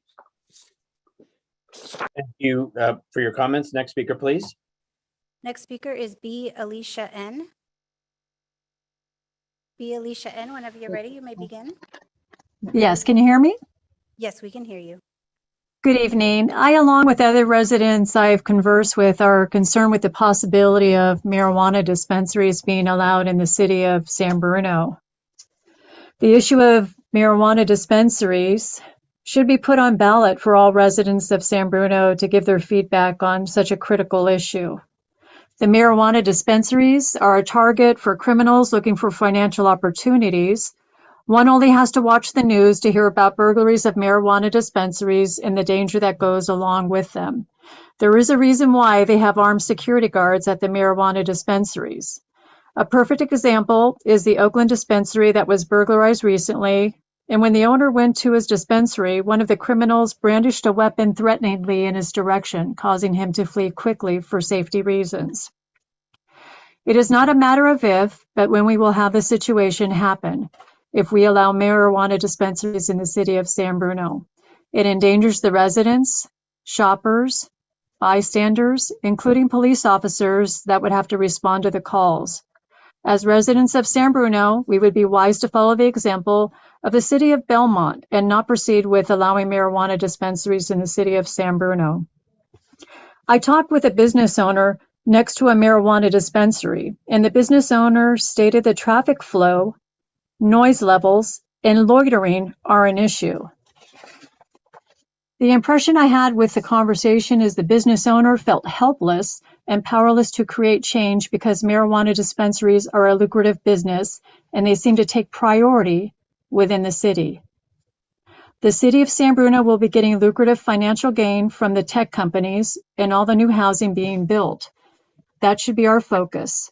That is positive for the city of San Bruno, not marijuana dispensaries. Lastly, reiterating once again, we believe it is a reasonable request to put this issue on ballot so that the residents of San Bruno can vote on the issue. This issue should not be left up to just the city council members. We voted for you. We're asking a request that to us is very important for the city of San Bruno and the future of San Bruno and all residents. Thank you. Thank you for your comments. Next speaker, please. Next speaker is John. John, whenever you're ready, you may begin. Good evening, Mayor, Vice Mayor, and other City Council members. My name is John Plutty. I'm a property owner in South San Francisco. We put a couple of cannabis people into one of our buildings here about 3 years ago. 2 deliveries, 1 distribution center. Everything's been great with them. Haven't had any complaints from any of the surrounding businesses. Haven't had any issues with the police officer needing to get called there. They've been very respectful and very good tenants. I just want to put in my 2 cents, and hopefully San Bruno will adopt some cannabis uses here, so the people of San Bruno have to stop driving to South City or calling South San Francisco delivery services. Thank you for your time. Thank you for your comments. Next speaker, please. Next speaker is Jeremy Sarnecki. Jeremy, whenever you're ready, you may begin. Greetings, Council. This is Jeremy Sarnecki, candidate for San Bruno City Council, District 1. I rise today to show my support for the proposed permitting of a commercial cannabis dispensary in San Bruno. And while this is not a central issue of my campaign, I would like to show my support. For those unaware, the residents of San Bruno voted overwhelmingly in 2020 in favor of a tax on the sale of cannabis products within the city. I am pleased to see that the council is finally moving forward with this proposal to bring a welcome revenue source to fund city services and infrastructure improvements. I respect the fact that we must consider the sensibilities of our residents and address their concerns, but we cannot ignore the clear directive of the people any longer. I might add, for those who are against this proposal, that we have a casino, a bar, and a gun store all within a 5-minute walk of where this proposed site might be held. There are only 22 city council meetings per year, and I think enough staff time has been invested into this matter as well. Let's move forward and start talking about what positive changes this tax revenue can bring to the city with a heart. Thank you so much. Goodbye. Thank you for your comments. Next speaker, please. Great job. No, I'm serious. Next speaker is Marcel Valdez. Marcel Valdez, whenever you're ready, you may begin. Hi, can you hear me? Yes, we can hear you. Good evening, members of San Bruno City Council and staff. My name is Marcel Valdez, and during the day, I work in alcohol and drug prevention, but tonight I'm here as a San Bruno resident who cares deeply about keeping our youth and community safe. I have seen and experienced cannabis be a great tool in healing and medicine for some folks, and in other cases become detrimental to their everyday lives. We know nearly 65% of San Bruno residents did vote to approve the cannabis business tax, so this is happening now, whether some of us like it or not. However, we need to ensure that there are policies put into place to promote public health and equity and protect our youth and the future of our city. Many in support of these cannabis retailers have said that cannabis is becoming normal and that it is the future. Maybe it is, sure, but cannabis use among young people should not be normal. San Bruno wants dispensaries like the high-end ones in neighboring cities that have security and are clean like the Apple Store, but youth still see and know what is being bought at these stores. They're already getting access to these drugs, and if these businesses are placed in locations where they like to gather, like Tan Fran, it gives them the idea that using cannabis at a young age is okay, when it's not.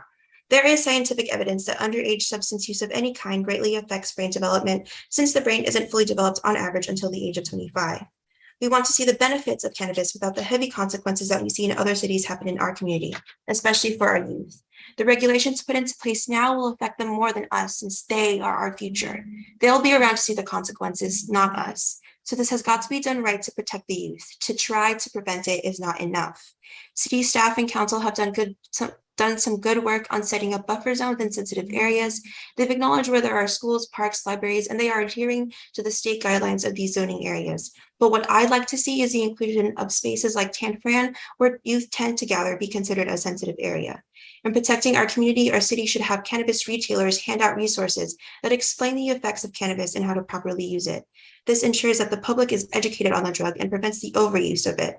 It's been stated that edible products are what's mostly being bought at these stores, so the packaging, labeling, and advertising of said products that look attractive to children should be prohibited. We don't want a repeat or a reemergence of a tobacco or nicotine-like industry. And if the city really does prioritize our community and our youth, then there should be an allocation of the cannabis tax revenue that goes to prevention efforts for substance use and community education. These additional protocols need to be put into place to ensure maximum protection of youth. Over time, it can be decided if there needs to be less, but this is not the time nor topic where less is more. I'm not saying that cannabis is all bad and these businesses will only have harmful effects on our community. I'm saying that it could have harmful effects if we don't do it correctly from the start. Yes, cannabis may well be a part of our future, but the youth in our community should be protected and prioritized because they are our future. Thank you for giving me this opportunity to speak on this important issue, and I hope you will all act in the best interest of San Bruno youth. Thank you. Thank you for your comments. Next speaker, please. Next speaker is Jeffrey Tong. Jeffrey, whenever you're ready, you may begin. Good evening, council members and honorable mayor. My name is Jeffrey Tong. I'm in District 1, the coastal hills of San Bruno. I founded Colinas Costeras, a community wildlife habitat. The area in which we live is called the California Coastal Sagebrush Plant Community. And there are over 400 different types of brushes. Likewise, there are many different types of cannabis, each for different types of ailment. San Bruno has a history of gambling and other vices. Cigarettes and alcohol, even coffee are drugs. Pacifica already has a cannabis dispensary and have had no ill effects or crime issues. San Bruno has already passed the tax measure in the ballot and has safety measures being proposed. So I support passage of cannabis retailers. Thank you. Thank you for your comments. Next speaker, please. Next speaker is Vaughn Gregory. Vaughn, whenever you're ready, you may begin. Can you hear me? Yes, we can hear you. Thank you. Good evening, Mayor and Council members. My name is Vaughn Gregory and I live on Green Avenue. I'd like to begin by thanking City Council and staff for holding this public hearing. These are my concerns. I've commented previously regarding the area sensitive use sites. On page 6 of the staff report, the table specifically excludes pocket parks, while the staff comments on page 5 recommend that the city's neighborhood or community parks also be included in sensitive use areas. It references larger park sites as a potential area of outdoor congregation that may also include substantial numbers of children. San Bruno is proud of its small community parks. However, this exclusion completely disregards the children who play in them. Further, in the sensitive areas attachment, there are no buffer zones around San Bruno's small parks, such as Forest Lane, 7th and Walnut, Herman, and Bayshore Circle parks. Children play in these parks. Will all these parks be excluded from the sensitive use sites? Please explain why all children in San Bruno, no matter which parks they play in, should not be afforded the same treatment and protection from exposure to cannabis sales and use. The sensitive areas designation also excludes many youth-oriented facilities in San Bruno, such as martial arts centers, the swim school, and ice cream shops. Why are these children not protected? And why doesn't the library have its own sensitive use buffer? The transit-oriented district has been targeted for cannabis sales due to retail businesses already in existence. These transit corridors are adjacent to residential neighborhoods full of homes, families, and children that will be negatively impacted by cannabis sales in their residential neighborhoods. Would you, as city council members, agree to have cannabis operations adjacent to your backyard, your home, and your family? And don't forget that many children walk through the downtown corridors on their way to and from school with their parents to retail establishments and on their way to many youth-oriented activities on San Mateo Avenue. Will the children and our children's only Posey Parade be marching through a cannabis corridor? Is this the city with a heart? Further, why does the staff report include recommendations to lower gross revenues tax up to 5% when up to 10% is allowed? The voters approved up to 10% and are not expecting a lower tax than Pacifica and Half Moon Bay. Estimated tax revenues will not cover expenses. Cannabis will put more pressure on police officers and administration. The annual permitting fee of $6,000 will not cover expenses incurred for enforcement. Where is the budget for these expenses? The city of Belmont tabled their discussion of allowing cannabis sales due to public opposition. I strongly encourage the San Bruno City Council to do the same and reject now the proposal for cannabis operations in the city of San Bruno. Thank you. Thank you for your comments. Next speaker, please. I will now be bringing in Bill Vazel. Bill, whenever you're ready, you may begin. Bill Vazel? Hi, can you hear me? Yes, we can hear you. Okay, great. I feel that cannabis is something that the city of San Bruno needs to do. Other cities are getting tax dollars. They are benefiting from it, and San Bruno needs to upgrade. And I mean, the voting and the was approved, and I just think it needs to move forward. Thank you. Thank you for your comments. Next speaker, please. Next speaker is Sandra Perez Vargas. Sandra, whenever you're ready, you may begin. Yes, can you hear me? Yes, we can hear you. Yeah, what's really standing out to me about the meetings and the calls are how cannabis dispensaries are being made to jump through hoops. And I'm seeing a new liquor store going up on El Camino. Have they gone through this scrutiny? Are they going to be demanding a guard? Children are going to be able to walk into that liquor store with their parents. On San Mateo Avenue, there's a liquor store, and people hang out and linger there. They smoke their cigarettes, they throw it on the garbage. And as far as other places on San Mateo Avenue, you have mules. I mean, how many times have we seen fist fights there? And, you know, people are smoking cigarettes out there. There will be no smoking permitted, period. Children, unattended young adults will not be able to walk into a dispensary. And there's also this fear that they're going to get robbed. Yeah, they can get robbed, just like Louis Vuitton and Tiffany's and all these stores are targets. Everybody's a target. Target's a target at the mall. And I live on the east side, so I kind of, you know, resent the fact that we're getting dumped on here when we do purchase. So I'm very happy to be closer to my home. And I'm also a business owner.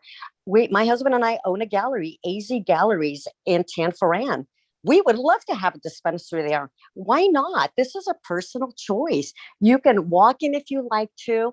And if you don't want to, that's okay. And for many people who don't want a dispensary on San Mateo Avenue, they don't go there anyway because they say it's not Burlingame. Well, guess what? It'll be a little closer to Burlingame because Burlingame is actively working on getting a dispensary. And it's not going to bring in a bunch of riffraffs. Riffraffs, if those are the words that I hear over and over again in low lives, people who don't have the means are going to continue to buy their drugs off the street, period. And that could include cannabis if that's what they want. And that is not regulated. And we get no tax benefits. So yeah, even the president of the United States this week clarified his stance on cannabis. He believes on the legalization of medical and recreational cannabis. He believes that the states should be the ones in control. Well, the state of California has decided, and San Bruno has decided to stay in the dark ages this long. And children on San Mateo Avenue, they're all over. They're there. If they're little ones, they're not running around out there by themselves. They should be with their parents or accompanied. We need to be responsible for our children and not think that the dispensary is going to drive them crazy. Anything your kids are getting, they could get at school right now. They could get it walking anywhere. So I welcome a legal, clean dispensary. It's going to be very good for our city. It's already getting delivered. We're not getting a tax dollar out of it as San Bruno. So let's move on. Thank you. Stephen, hello. And then next speaker, please. I will now be bringing in a caller with the last three digits, 357.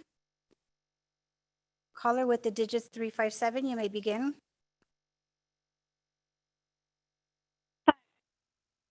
Hi, this is Chris Perez. I'm calling in support of the cannabis ordinances that you guys are introducing tonight. I wanted to respond to a couple of the other comments. One is that the public is not opposed to this. We voted overwhelmingly in favor of a taxation measure, which was very clear that it was approving cannabis.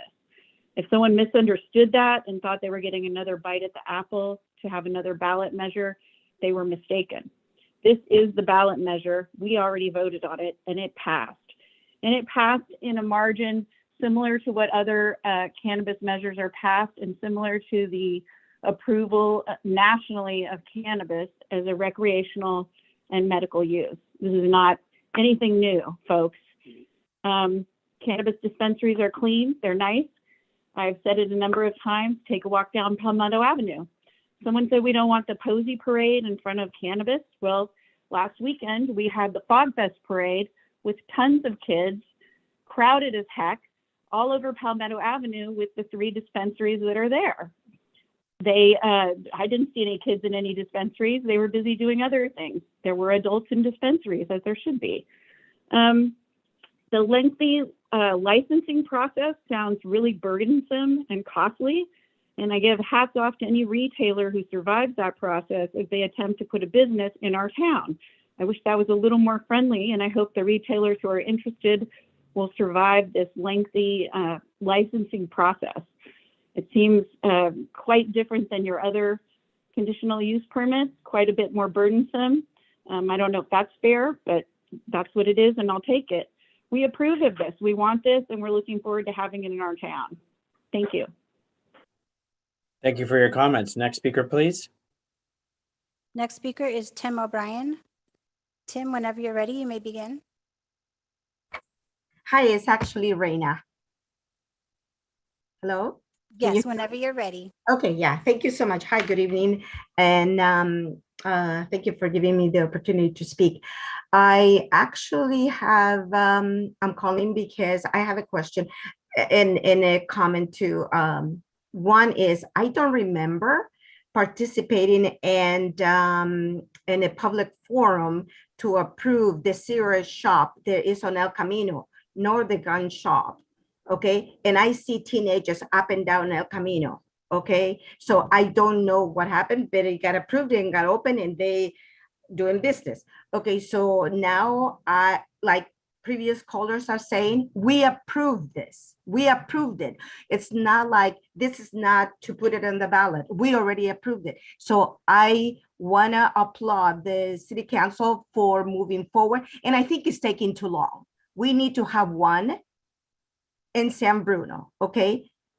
So that's what I'm calling in support of this and of having a dispensary. And thank you so much for the time to talk. Thank you for your comments. Next speaker, please.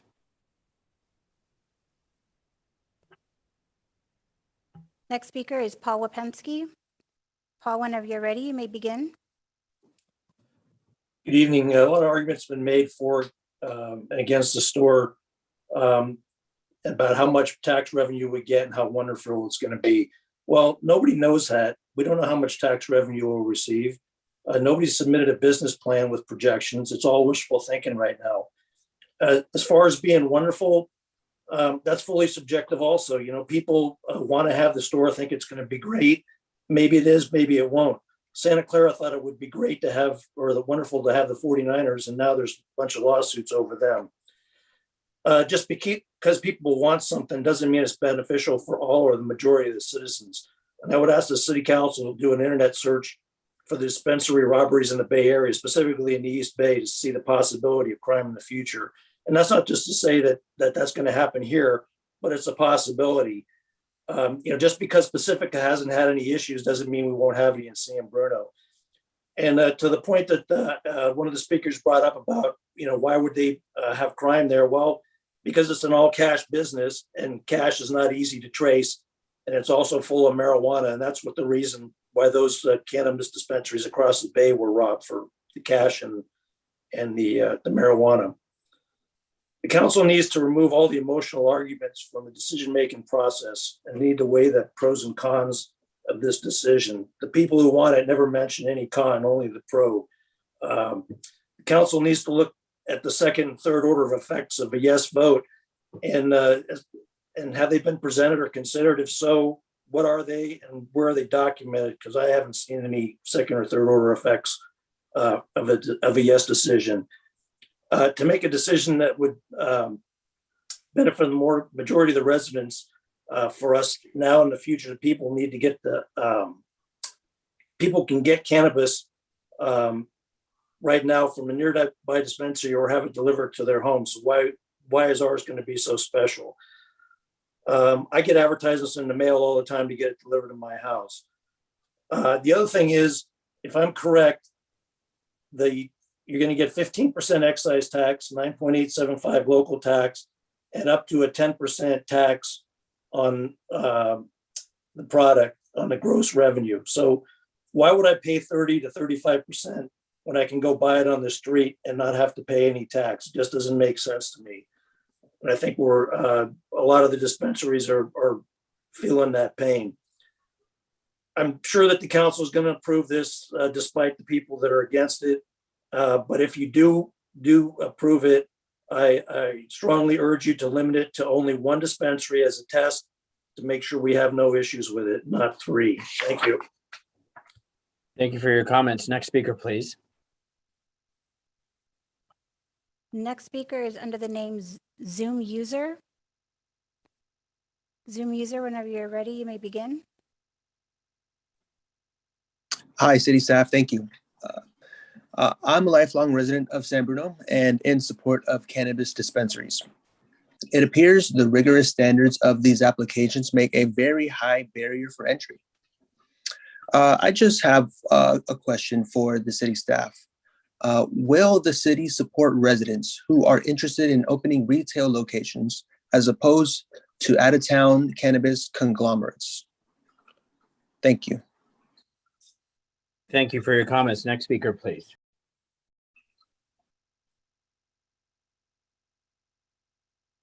Next speaker is Sandra Perez Vargas. Yeah, I'm just going to assume that it's it's somebody else within the household, not Sandra. So please go ahead.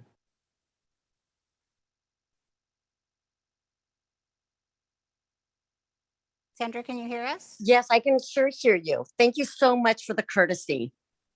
Yeah, it is me, Rico, and your assumption's correct. I stand in favor of this tonight. I mean, we as a state, we did pass overwhelmingly. The state of California passed recreational cannabis in 2016, and almost 20 years ago, medical cannabis. And there's many in the city who have to leave San Bruno to go get their medical cannabis, and it's not far that many of them have to go. We've got cannabis facilities, cannabis dispensaries in Pacifica, and soon it appears we'll have them in Burlingame and other cities nearby, already in Redwood City and such. There is people are already purchasing cannabis in these dispensaries, and in terms of the tax base, a year ago, I knew the numbers a year ago from Pacifica, and one dispensary over there returned nearly $800,000 in tax funds in a single year. So there is tax money to be made. Again, I support bringing this to our downtown. It's my observation when I go to, and let's just take Palmetto in Pacifica. Palmetto, the dispensaries that are on that street have kind of helped to revitalize that street. There are new restaurants and there are new shops that have come up around because people who go to purchase cannabis tend to kind of stick around and eat at the restaurants. And who knows, being so close to SFO, we may actually have people step off the plane and instead of driving to San Francisco, bring their tax dollars to San Bruno, not just to spend time and money in a dispenser, but maybe they'll stay in our motels, hotels, eat in our restaurants. I'm in favor of bringing cannabis, and I appreciate all the staff's work. Somebody brought up the fact that staff had spent so much work on this, and I know it's taken hours and hours and hours, and I appreciate the professionalism and I appreciate the work of staff. I hope that this passes tonight. Thank you very much. Thank you for your comments. Next speaker, please. No other hands are raised. Okay, this will be the final call. Okay, so I just saw two hands go up. So I want to make it clear that this is going to be the final call for public speakers. So once I announce who we have, this will be it. So if you have spoken already once, you only have one opportunity. So again, if you've already spoken once, please bring your hand down. Unless there's somebody else in your household that is going to speak. But if you do start to speak and it's the same person, I apologize, but I'll have to pause you. So if we can bring in the next two speakers, please. Next speaker is Riley Gibbons. Riley, whenever you're ready, you may begin. Hello, can you hear me? Yes, we can hear you. Awesome. Thank you for moving forward with this, for one. I just really wanted to address everything that was said tonight. Many people were concerned about the public vote for storefronts, and like many people had mentioned, 2 years ago, it was a 65 to 35 vote to allow a 10%, up to a 10% tax. People are unclear about what it means to be up to 10%. Doesn't mean it's going to be that. And with Brisbane, I believe, being at 3, Pacifica being 6, and Half Moon Bay being 4%, I think 5 is great considering we are closer to the airport. Crime being increased, we know that our local PD has told us that statistically over the last couple of years, crime has decreased and it shall go down considering we will have armed security on the avenue. On top of that, people mentioned about educating the public. It's one thing as a local cannabis user and someone who is knowledgeable in the industry, that educating as many people as possible, getting on the same page is extremely important. Someone also mentioned the Posey Parade being a cannabis corridor. When Sandra mentioned a good point that Newell's, there's people out there 8 a.m. smoking cigarettes when people are walking to school or children are walking to school. I also agree with Sandra when she said that legalizing cannabis shops will also, it'll lower alcohol use and the selling on the streets. So it's extremely important that we look at the pros of allowing legal shops, just because it'll put all those local dealers out of business. And that's really what we want. And she also mentioned that if a kid wanted to get cannabis now, they can get it. Opening up a store isn't going to change that. If anything, it'll lower the chances. And finally, unclear of revenue and why not San Bruno? Yeah, so like Stephen had mentioned, Pacifica made over $800,000, which is plenty of money. And since San Bruno is a little bit closer to the airport, obviously, why couldn't we touch $1 million? Another person mentioned the high barrier for entry. I do agree that it is a lot, but then I also agree with it because we want to allow the most professional businesses to come into our city and just allow the best type of business. We don't want to just let anyone in who is not experienced in this industry. So I speak for most of the public when we say that we are for cannabis in San Bruno and there's no reason to fight it. The vote was made and we should look forward to the future. And one final question is, what would the time frame be for potential businesses to submit their application in the entire process? Thank you. Thank you for your comments. Next speaker, please. Next speaker is B. Alicia N. B. Alicia N. Whenever you're ready. Hi, can you hear me? Yes. Okay, that was my mom that spoke earlier. So I just wanted to say that all the people who are saying that we voted as a city on this measure, we voted on the tax. We voted to say if hypothetically a cannabis dispensary was brought into San Bruno, would we want it to be taxed? And we said yes. That does not mean we necessarily wanted a cannabis dispensary to be brought into the city. That's not the same thing, and it's kind of a manipulative question to phrase it that way. That's how I feel on the matter, at least. So everybody who keeps saying that we voted on this, we did and we didn't. So that's why we're asking that we vote on it again to say, like, definitively, do we want a dispensary for us down the street from our place, down the street from our house, like relatively close to the library, and yes, many other places that are like very much hotspots for kids, for all the martial arts businesses that are down the street that you constantly see children in. And there are definitely more people hanging out now that there are like boba shops down there. It seems to be popular now, especially with classes being back in person. And yes, we voted on this like 2 years ago. That was like in the middle of the pandemic, pre-pandemic. So crime rates being lower, it's like, I don't know how that would be affected by the fact that a lot of people have been staying home or have been laid off. And it's like, maybe they're not doing as much crime. Maybe that seems kind of skewed with the way things have been the last 2 years. Yeah, let me think. Is there anything else I want to say? No, that's the majority of it. Just reiterating, the city council needs to I feel like clarify this whole confusion that's been brought up. Yeah, it just seems like a lot of people we did vote on a tax measure for cannabis, but not if we wanted cannabis dispensaries actually brought into the city. And I agree that the fact that smaller parks aren't being treated the same as larger parks in regards to the things that can be done closely to them doesn't make any sense. Same thing with the library. I don't think I saw the library on that list, and there's definitely a homework center there. and there's kids near there. Allen School is right behind the library. So it would only make sense to extend that 600 feet to a place that kids go right after school. Yeah. I said my piece. Thank you.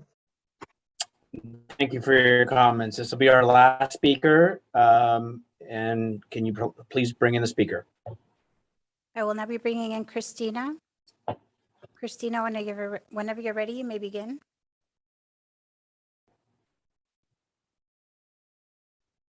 Christina? Christina, would you please unmute yourself?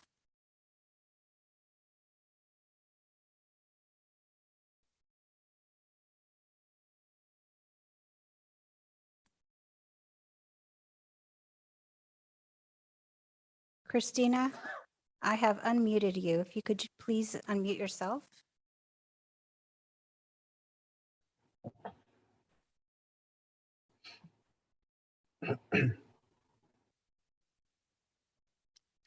Mayor, I am unable to unmute Christina. Okay, what we will do is we'll conclude with that speaker. If we do see Christina's hand go back up, I'll do the courtesy of at least, because I know things happen. Gosh knows we have problems with our mics on and off at times, so I get that. Other than that, I will then consider that all public hearing. Why don't we make one final attempt? I can see the mic going on and off. I don't know. Okay, let me try one more time. Thank you. Okay, I have unmuted Christina. And it goes. Okay. Okay. Thank you. Thank you for trying again. I appreciate it. Okay. At this point, we will bring it back to City Council. We've had our public hearing and had it available. And I believe we've taken a couple of our opportunities to make sure everybody's had an opportunity that wished. So let's bring it back to council in regards to the public hearing before closure. I'm looking for a motion. Through the chair, I'll make a motion that we close the public hearing. Thank you. Is there a second? I'll second. Roll call.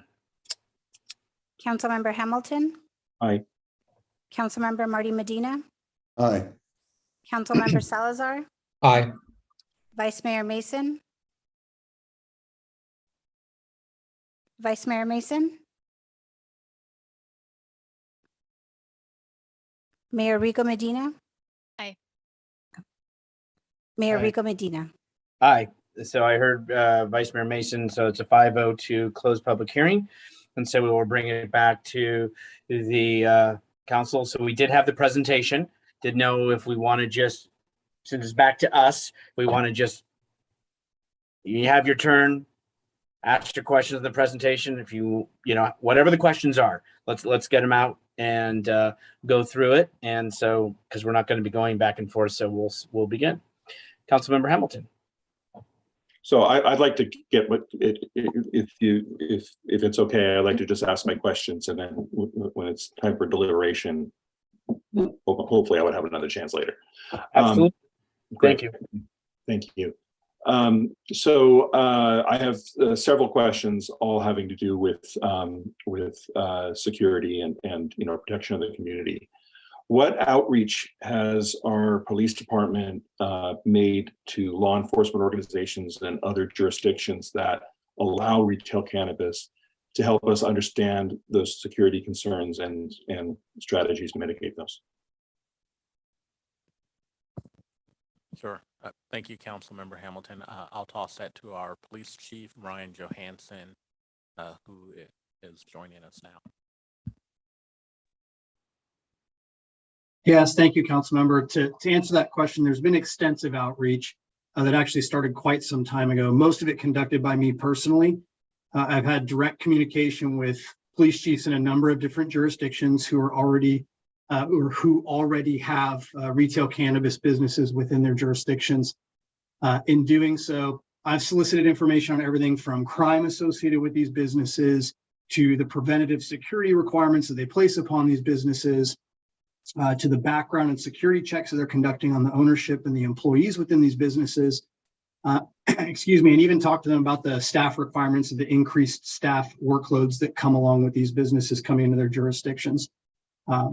In addition, I've attended a number of seminars that have been put on by organizations like NCRIC, which are essentially clearinghouses for the entire region on crime activities that occur across jurisdictions, in an effort to kind of determine even beyond our immediate area what sort of increases in crime we should reasonably expect with this type of business coming into our city.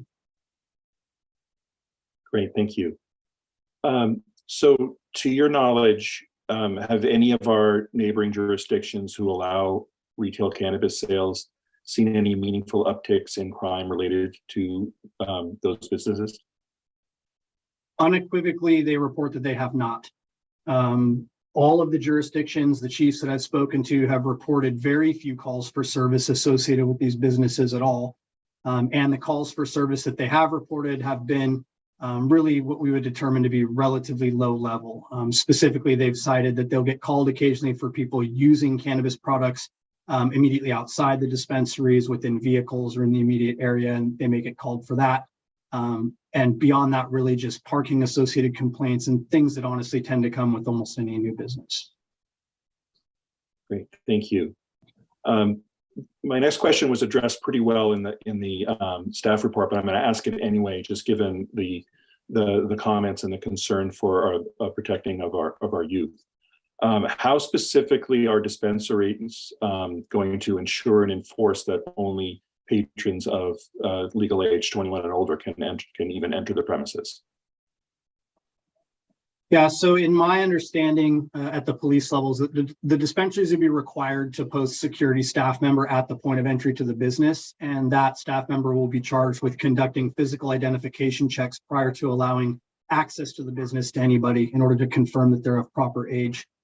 I do know from other dispensary activities and talking to other chiefs that you can also go beyond that, and we can require through permitting or otherwise that these businesses conduct physical scans of IDs in order to avoid, false identification for being used. And furthermore, I know many of them employ practices. It's sort of a know your customer practice, similar to banking, where the first time a customer comes in, they check ID, log them into the system, almost like a gym membership, where they know who people are that have membership to that given dispensary. And each time they come in, they're required to check in, and they're able to look at ID on a computer. So there's a lot of ways to make sure of it, but at the very least, there'll be a physical identification check at the door. Great, thank you. As was noted in the presentation, the staff report and the ordinance itself is very, very lengthy regarding in the section about security and the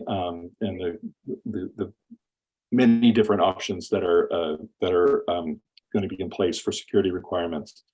Can you elaborate just on the security requirements around staffing, around security staff members required to be on site in a potential dispensary?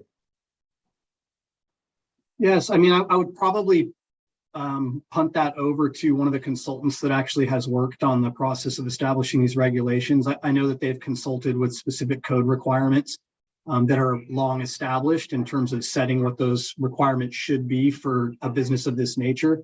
But as I did not draft those requirements, I'm not intimately familiar with them. In reviewing the documents, I did find them to be consistent with the legal requirements. Okay.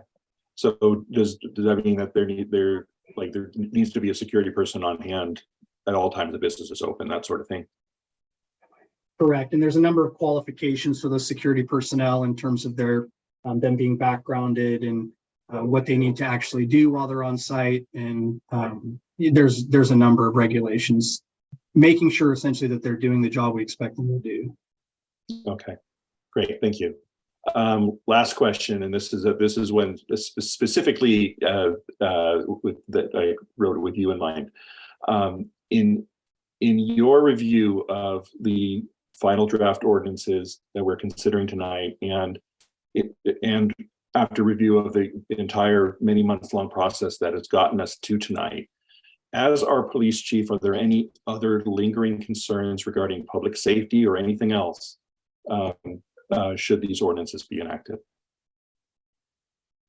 Yeah, it's a little bit of a difficult question to answer, right? Because ultimately it sort of says like, hey, there shouldn't be any problems if you don't foresee any problems. And therefore we kind of want to hold you as our police executive to that standard. And so I'm a little bit reluctant to take that leap of faith.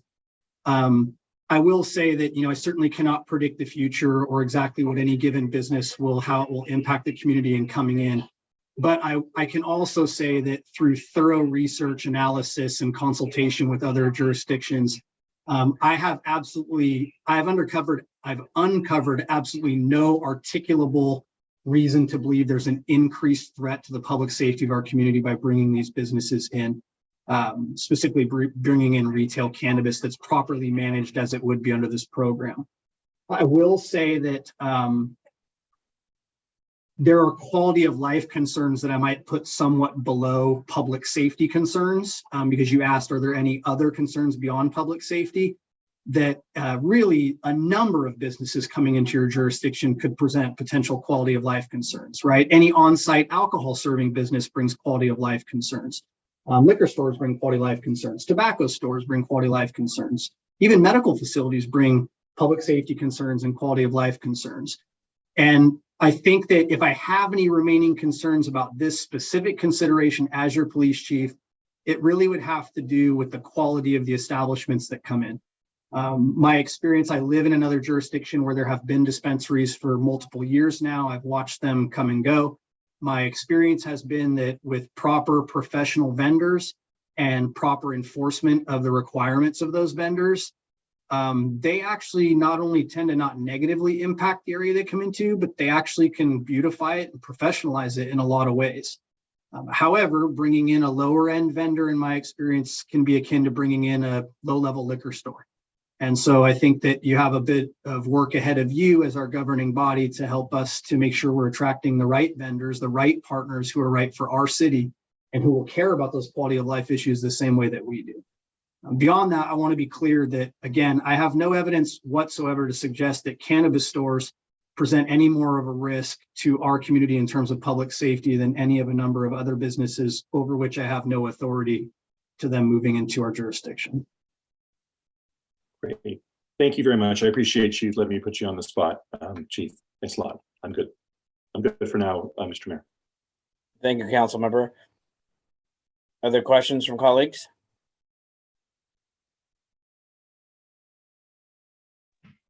There are no questions from any of my colleagues. Oh, hold on, Mr. Mayor. Sorry. Okay. No. That's okay. Like I said, I know because of the new device. Just go ahead and put your hand up. That physically, that's no problem. Councilmember Medina.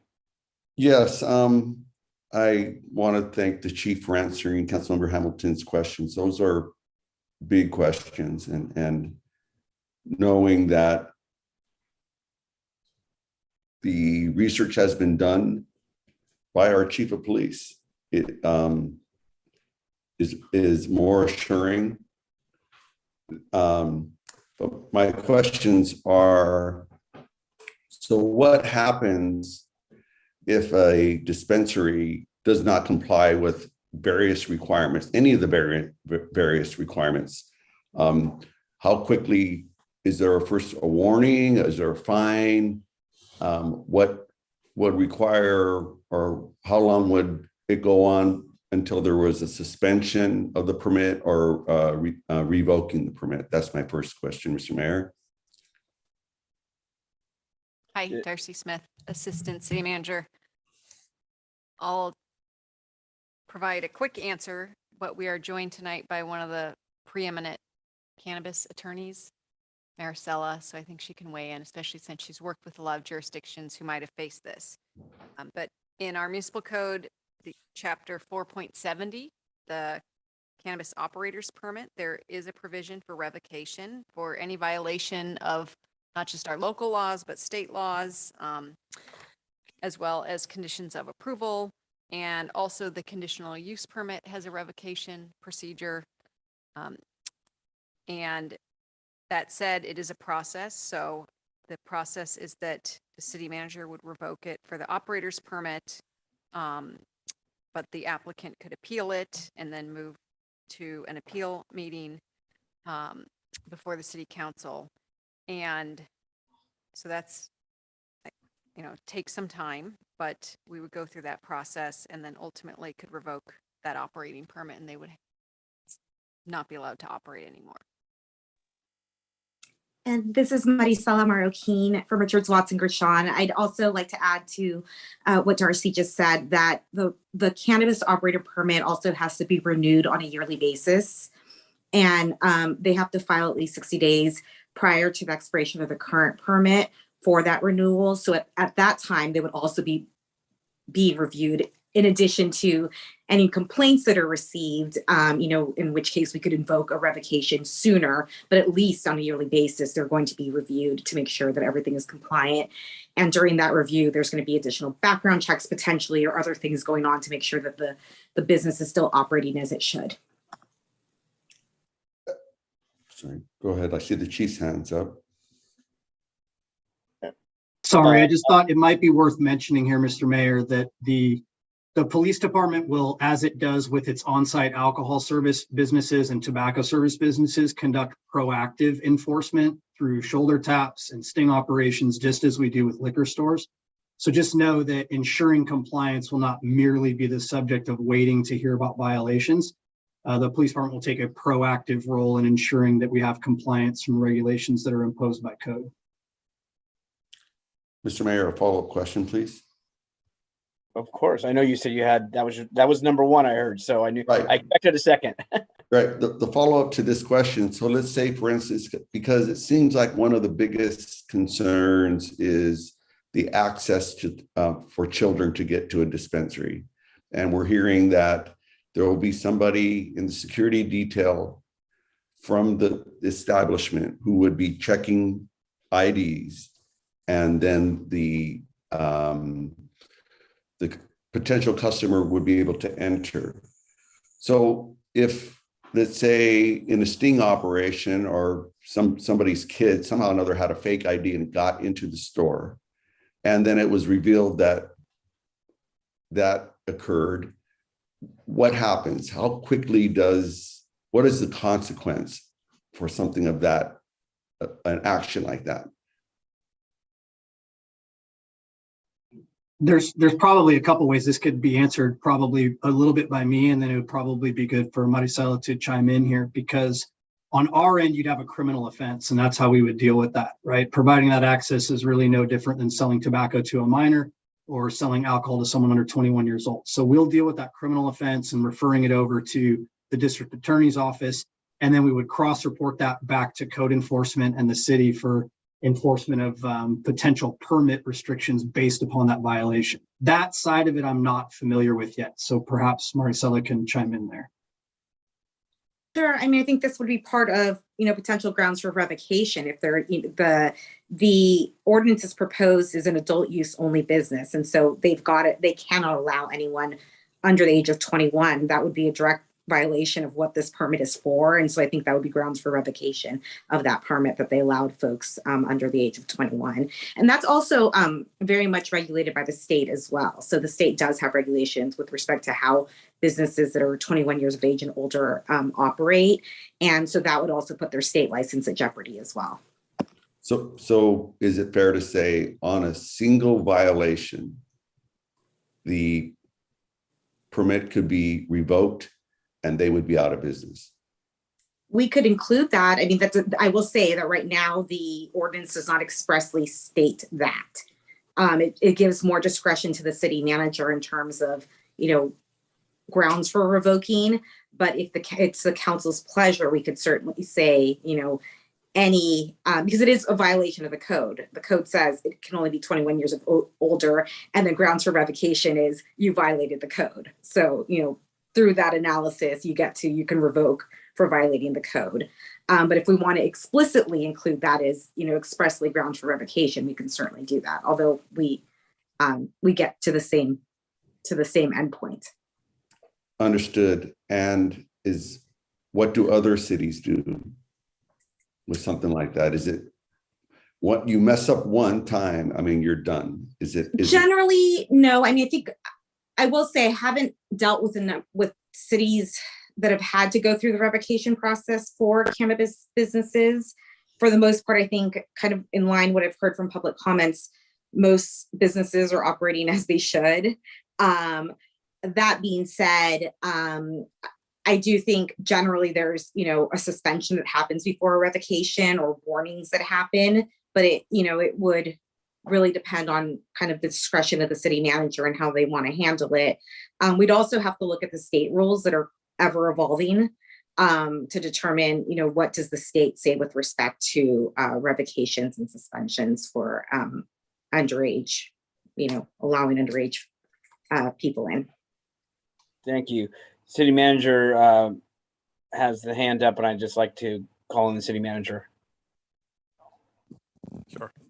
Thank you, Mayor Medina. Actually, what I was going to say has partially been said, but I'll just say that for the specific example that Councilmember Medina has provided, I think we would really want to wait until the legal process has been concluded, and there's innocent until proven guilty, and then there's also issues with what the ID was it a employee that made a mistake? There are lots of factors that would have to be taken into consideration. So I just wouldn't want to say that, one initial filing of charges for selling to minors, that there will be an immediate revocation. We would certainly look at it, look at the circumstances, certainly for repeat violations that have been sustained and confirmed. We would take stronger action, but just know that it won't be sort of, one employee makes a mistake and the business is immediately out of business and all their investment goes by the wayside. We would certainly have a appropriate process and wait till there was charges brought forward and a conviction. Okay, Mr. Mayor, that's my first question. Your first question had 3 parts. We'll follow up. Yes, follow up. It's still the same question. What happens? What's the consequences? And this no problem. Please continue. Yeah, this is the seriousness of something like this and why it's so important. And this is from a question that I came up with as one of our public commenters was mentioning. Can the city require education materials on drug abuse to be displayed at a cannabis dispensary? Kind of like, I remember in the casinos, like you walk in, there's a little thing like, if you need help for gambling, call this number, but something a little bit stronger and descriptive of those educational materials to be in the cannabis store to kind of explain the potential harm from cannabis, for the abuse of it. Just like anything else, alcohol can be enjoyed in moderation, and it definitely gets abused. And perhaps the same could happen with people that overdo anything and cannabis. Right. So, Councilmember Medina, to restate your question, can the city require the business to have materials that discourage youth use of marijuana within their facility? Is that the question? Or it's really close. It's not just the youth, because the youth can't get in. Right. But the information there at the dispensary would be of the harmful effects that for people that overuse cannabis, that it would be there at the dispensary. Got it. There are state requirements, but I think the best person to address that is our attorney, Ms. Monica. With respect to state requirements, I don't recall if there's a specific requirement that they have to indicate, here's some flyers indicating that if there's dangers of abusing the abusing the product. There are certain informational things that need to be on the product, right? In terms of like what the content is, THC levels, things like that, to educate people on what they're actually consuming. But in terms of the dangers of the product, off the top of my head, I don't know, but the regulations are, close to 150 pages long. So there might be something hidden there that I'm not aware of. I'm sorry, Councilmember Medina. I think what the council member is asking, and you go into establishments, they may have a 1-800 number. They may have something that's posted that just makes you aware of, like he used gambling as an example. And I think that's what he's referencing, whether it's material they can take with them, whether it's a sign that just says, if you feel the need, here's a number as an example. Or like, don't drink and drive, kind of, don't consume and operate a vehicle type of sign. So that like kind of the warning sign is what is being suggested that be placed at the establishments.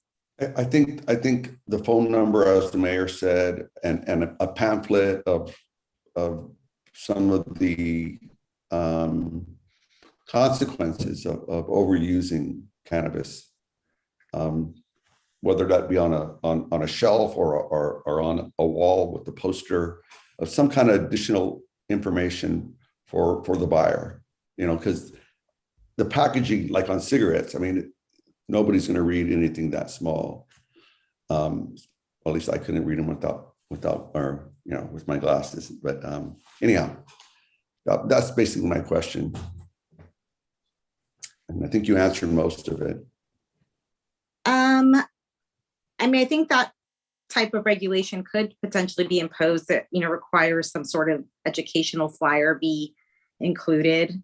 What would probably be beneficial, frankly, is if the city, and I'll have to give this a little bit of thought, but if the city is part of its own, had a website with information about cannabis use and maybe links there where people could go, rather than having each individual business create their own flyer. And then, kind of, we don't want to get into regulating content of what those flyers are saying. So perhaps it would be better to direct them to like a city website where you can get more information on abuse, on potential abuse of the substance. Might be a way to make it work. Okay. I don't know that we necessarily need to have that as part of the ordinance. It could be part of the kind of educational campaign on the city side. Okay. My next question, Mr. Mayor, is the time frame for implementation. I think one of our commenters asked about that. So if it were to proceed, what would be the time frame for getting going? Yes, so if the council decides to introduce the ordinances tonight, then at the next meeting, we would schedule the adoption, and then the ordinance would be effective 30 days after that. So roughly mid-November. You would also need to take separate action to adopt the procedures and guidelines for the commercial cannabis operators permit that I mentioned previously, and the application fees. And so assuming those got adopted in October, and the earliest we could sort of open up and tee up that first step, which is the commercial cannabis operators permit application process, I would estimate is late November, early December, and then there'd be a window for the applications to come in, and we would be doing the screening, as I mentioned, and then be back here, I would guess, sort of early 2023 to review those applications. Okay.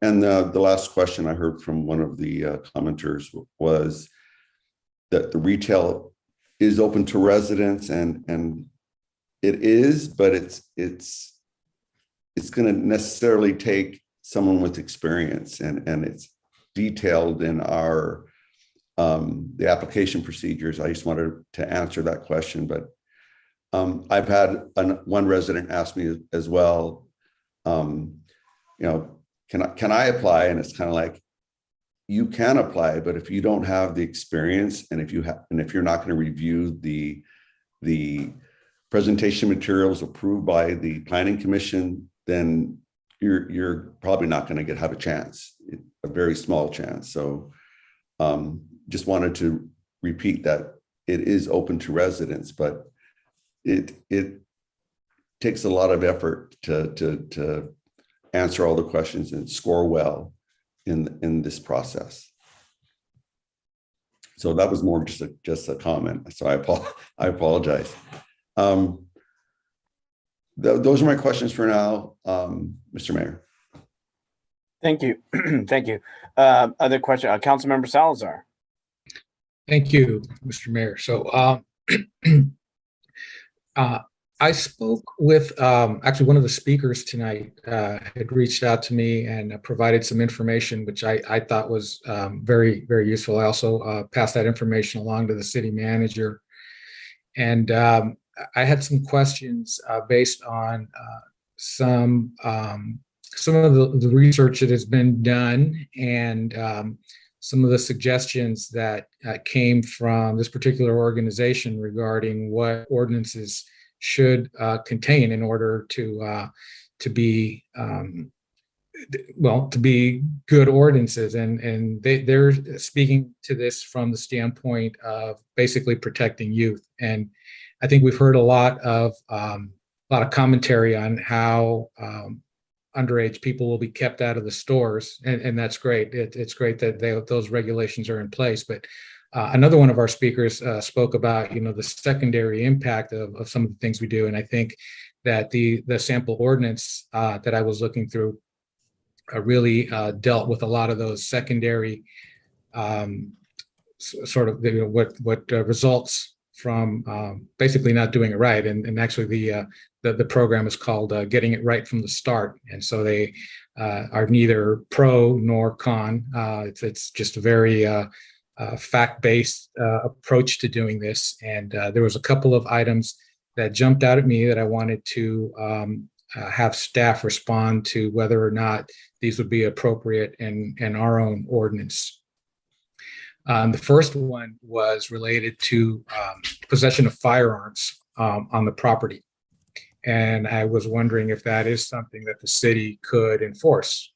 Could we, in fact, say that people could not, walk into a dispensary with the firearm?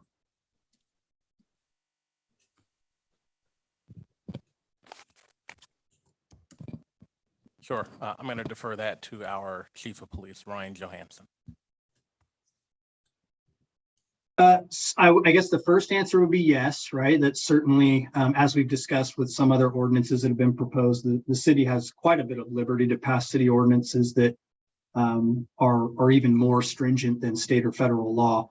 But typically it's not necessary because, as is the case almost always in California, there are standing laws that will cover us in those regards. So as it exists right now in the state of California, you cannot walk around in public with a loaded firearm, period, let alone go into a marijuana dispensary. So I think that in reality, the city could pass ordinances or include this in policies, but the enforcement that would have the greater teeth is usually going to be the violation of state law that's going to come with carrying a firearm in a public place, which is prohibited to begin with. And so people that have a concealed carry permit, are they, what about them? Things do get a little bit stickier there, right? Similar to like a peace officer with carry powers. Like of late in California, there have been private entities that have restricted such privileges. For example, there are stadiums that say, even if you're a sworn peace officer, if you're not in uniform and on duty, you can't bring your firearm in here. There's a lot of legal discussion to be had there that's above my capability to have in this environment as to whether or not those private entities actually have that legal right to prohibit that carry. And a concealed carry would fall under similar jurisdiction, right? That is a ruling, a determination that an individual is authorized to carry a concealed weapon for good cause, while current case law is challenging that quite a bit. I still think that you want to be a little bit careful treading, even if you're to pass an ordinance on restricting someone's concealed carry permit or a peace officer's permit to carry a gun in a public place. Okay, understood. We don't want any trouble with the NRA, I guess. Okay, my next question, or the next point was regarding mandatory retail education for employees. Is that something we could include?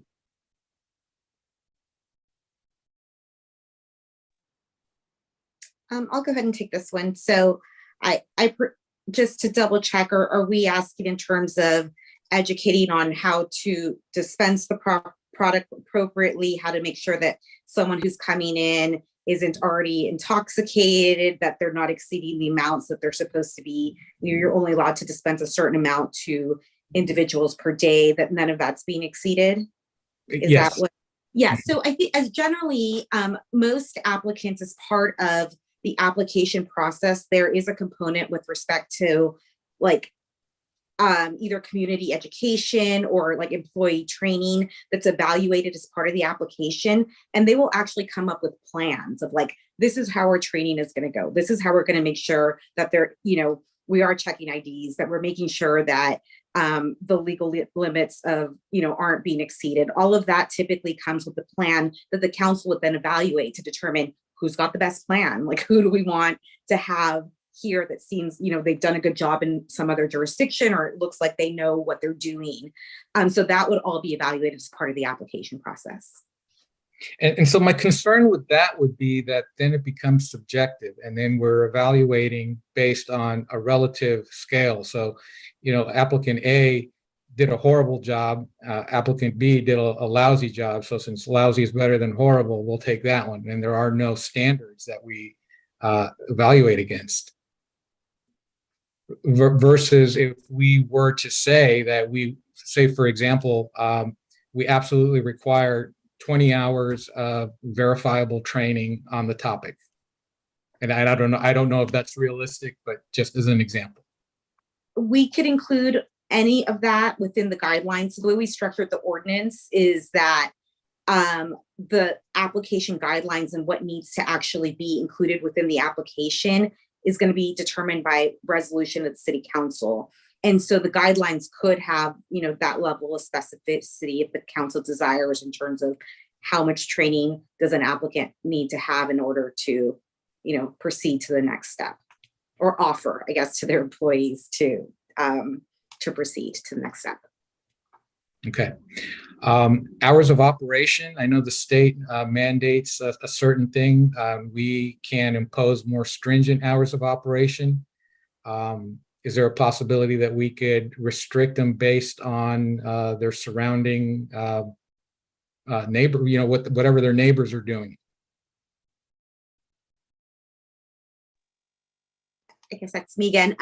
Yes, so we could certainly impose limits on the hours of operation. That would probably, the state has requirements with respect to from 6 a.m. to 10 p.m. That's the state level standards, but we could impose our own standards if we chose to. That could probably more appropriately be handled at the conditional use permit stage. But, again, it could go in the ordinance, however we want to structure this. But generally, that's where hours of operation are handled through the conditional use permit. Okay, as long as it's addressed somewhere. Okay, and then another item that they recommended was they were recommending 1,000 feet from sensitive uses versus the state minimum of 600.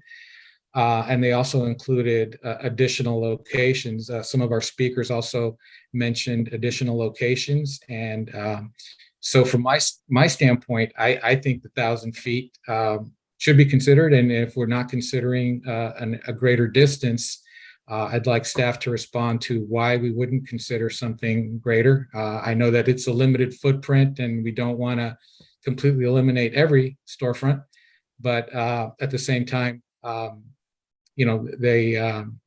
this organization is proposing 1,000. So I'd like to hear commentary on that. City manager. Sure. We use 600 feet as a buffer, but we can certainly go larger if so directed by council. Okay, thank you.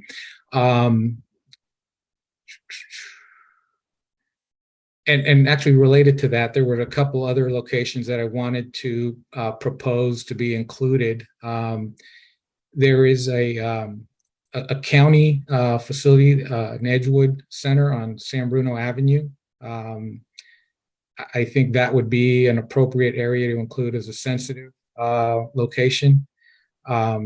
There's a business downtown that provides daycare as well as other things, other child-based activities called My Busy Town, which I'm wondering why that was left off, because that does seem to be a very kid-focused location. The Centennial Plaza, since the council has decided to move forward with revitalizing that area and bringing more activities to there, I assume that will also be bringing more children to the area. So if the frequency of use by children is our guideline for creating those buffers, I think those areas should also be considered. And I agree that the library should probably be one of those locations. I know it's directly next to Allen and it falls within the shadow of Allen's footprint, but it might extend it out a little bit further if it's considered its own epicenter for that. And if staff has any comments or objections to that, I'll let staff respond to that now. Thank you, Councilmember Salazar. Staff has no objections or comments. We would simply ask for direction from the City Council. I think the only thing that I want to note of the 4 items that you mentioned, I believe My Busy Town is closed, and that is the new location of the therapy store. Oh, they're gone. Okay. All right. Yeah, I was doing a quick search. Their website didn't indicate they were out of business. So thank you for clarifying that. Okay. Next item was just a requirement for specialized business, meaning that cannabis retailers would be restricted to only selling cannabis and not other products, including alcohol, other retail items, clothes, whether branded or not, any kind of food. And the reasoning behind that was that it would make it a purpose built destination, and it wouldn't create sort of a shopping experience that's anything other than just for the purchase of cannabis. So is that something that we could also propose? Sure. Our Assistant City Manager, Darcy Smith, will respond. So the zoning chapter has a restriction on alcohol and tobacco sales or consumption. So it states that a commercial cannabis operation shall not allow the sale, dispensing, or consumption of alcoholic beverages or tobacco on the premises. I hadn't thought about clothing or other goods. I'll refer to the attorney if there's any prohibition in state law that prohibits that, but you could add it to the ordinance if you want to prohibit selling of anything not directly related to cannabis, although I guess we should be very explicit because that could include t-shirts or other clothing. But you could put that in the ordinance if you so wish. I agree. I mean, I think it could be potentially added if that's the council's desire. I would just caution that obviously then we're dictating more and more. I know we're already dictating a lot with respect to how the businesses operate, but then your, different business models may or may not work if they do have other merchandise there. Although I think most cannabis businesses, cannabis is kind of the bread and butter of the business. But we could certainly add that if the council desires. Okay. And the next area, and I think this, actually, no, there's 2 more. The next area was limits on the potency of what's being sold. And there are concerns around, the THC content being much higher in products now than they were historically. And, the higher concentrations have, in some cases, shown to have negative health effects on people. So could we impose limits on some, to some more normalized and accepted levels of THC content in whatever's sold? Sure.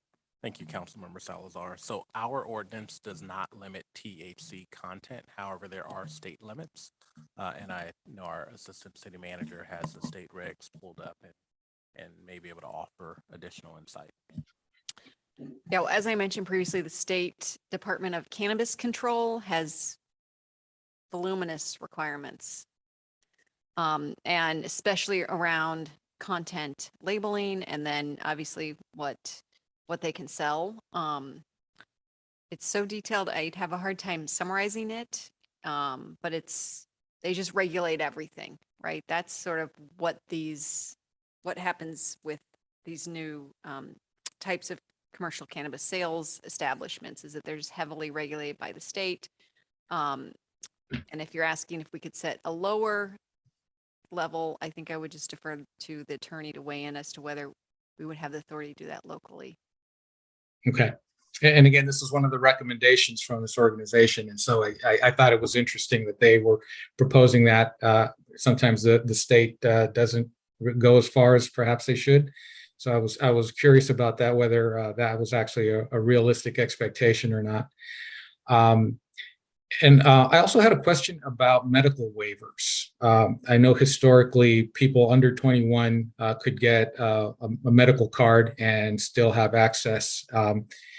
With moving to this more open commercial model, what happens with medical cards, and are they still valid, and do they in any way supersede what we put in our ordinance? Great question. Medical cannabis dispensaries are distinctly different, but I'll turn that over to the attorney, Ms. Mataking. And I think that was answered perfectly, that yes, there's under the state licensing, there are two categories. There's medicinal retailers and there's adult use retailers. A city has a discretion to determine, does it want one or the other or both? In this case, the direction that had been previously provided was adult use cannabis, meaning it is limited to only those that are 21 years of age or older. It is not a medicinal cannabis retailer, meaning persons that are between the ages of 18 and 20 would not be able to enter the establishment to obtain medicinal cannabis, because that's not what's being sold there. That's not, they wouldn't, irrespective of whether or not they had their cards, they wouldn't be able to be allowed in these establishments. Okay. And to the same point then, we had one speaker talk about having access to medical cannabis. And so although they would have access to cannabis, they would have to, there wouldn't be the old exclusion of taxes because it was based on a medical need. And so they would be taxed basically, and it's not considered medicinal anymore. Correct. The product that would be sold at the adult use business would not be exempt from the sales and use tax. That's medicinal cannabis is exempt from sales and use tax. It's not exempt from excise taxes or other locally imposed taxes. It's the sales and use tax. But again, these businesses would be adult use businesses only, and therefore we don't get into that issue. Okay. All right. Well, thank you for clarifying that. And regarding the tax rate, I've got a separate set of questions on that. So, this was always sort of proposed as a revenue measure. We're doing this because there's an interest in raising revenue. So I am concerned that the proposed tax rate now has been slashed in half. And I know the industry is struggling. I read where the state has they've eliminated the cultivation tax to try to help the industry. And I see the logic behind trying to be less onerous on the businesses. But I did have some concern with the data that was presented. Half Moon Bay was presented as a comparison. Half Moon Bay doesn't have retail cannabis sales. They by a vote of the people decided not to do it. And so really the only real example is in our county is Pacifica. They're the only ones that are currently selling it, regardless of what's being proposed. And so they are at 6%. But I thought a more interesting example that was also provided in our packet was what's happening between Oakland and San Leandro. Oakland, which is a very large city, has a 5% tax. San Leandro, which is much smaller by comparison, right next door, they have a 10%, and they were able to fill their 10 slots without any problem. And so if we look at our large neighbor to the north, San Francisco, which has a 5%, I don't see why we would feel that we would be any more disadvantaged than San Leandro did in their decision to go with twice the rate of their larger neighbor.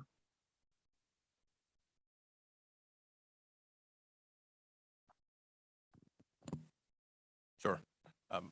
I'll take that. Councilmember Salazar, the voter approved initiative does provide up to 10%. A number of comparisons were provided in the staff presentation. Understand that some of them have tax ordinances but do not have retail at this time. Staff is recommending 5%. The council can adjust that and have it at 10% or align the tax at a different amount. Okay.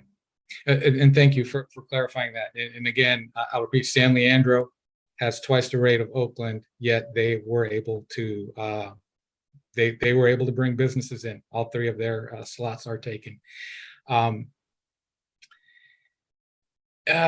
other question, a couple of years back when we first started discussions on what types of businesses we might bring to San Bruno, there was interest from the council to look at deliveries. And we were told at that time that collecting taxes on deliveries was next to impossible and that it would be a waste of time for us to try to pursue that.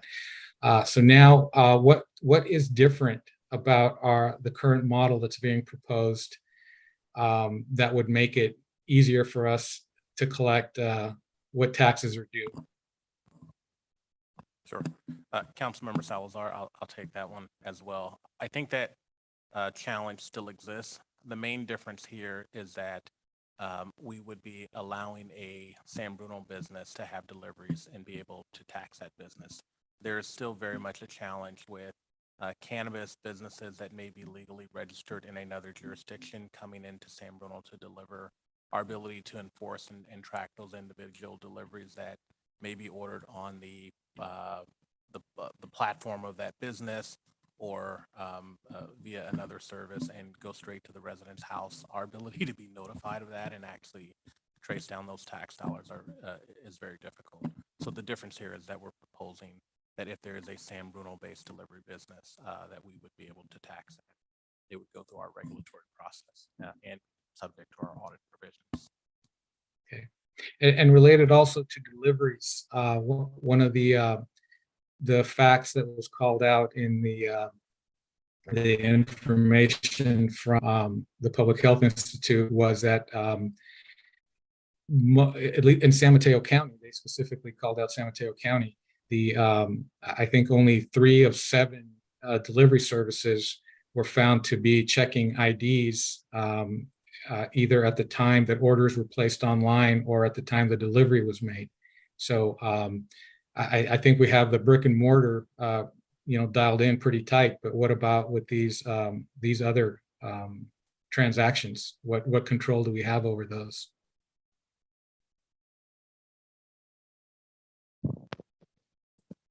Sure. So do not know the source of the data from the organization you're mentioning, so I can't comment on the validity. Nor could I comment on our ability to track a outside business that's not San Bruno based on what their practices are.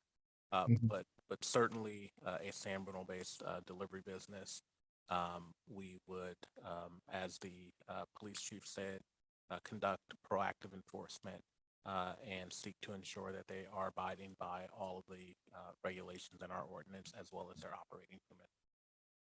Okay. Yeah, and again, we can't really control what other people are doing, but I was more concerned in terms of, are we going to contribute to the problem or at least keep it under control? So I mean, if you're saying that we would have the ability to somehow verify those transactions and that we would actually go through the process of verifying those transactions, then I think that would resolve it. But that is, I imagine, a great deal of work. Yeah, absolutely. And to be clear, I'm not saying that we would have a process where we would verify every delivery transaction, right? What I'm saying is that we would conduct proactive enforcement both on delivery and retail sales. Okay.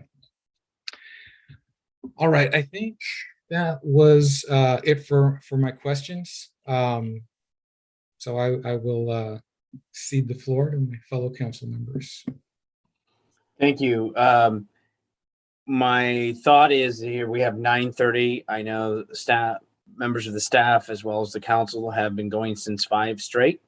I would suggest that we take a 10-minute break, and I'm sorry to the members of the public, just to stretch, do whatever one needs to do. So at this time, let's go ahead and take a 10-minute break and have a 10-minute recess, please. And if you could just stay logged in and just turn off your cameras and mics. Thank you.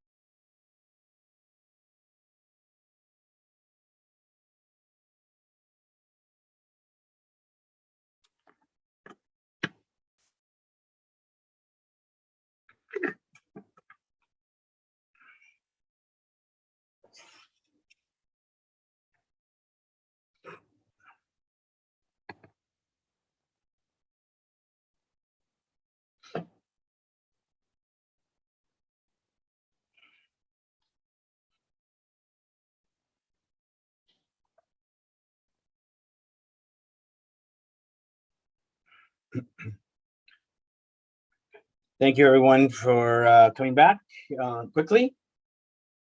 So let's go ahead and reconvene the city council meeting. And we were back to city council for questions and or comments at this point. Other questions or comments? Vice Mayor Mason. Thank you. Just a question. The recommendation over here around on page 130 around the expansion to Bay Hill Shopping Center and Town Center properties.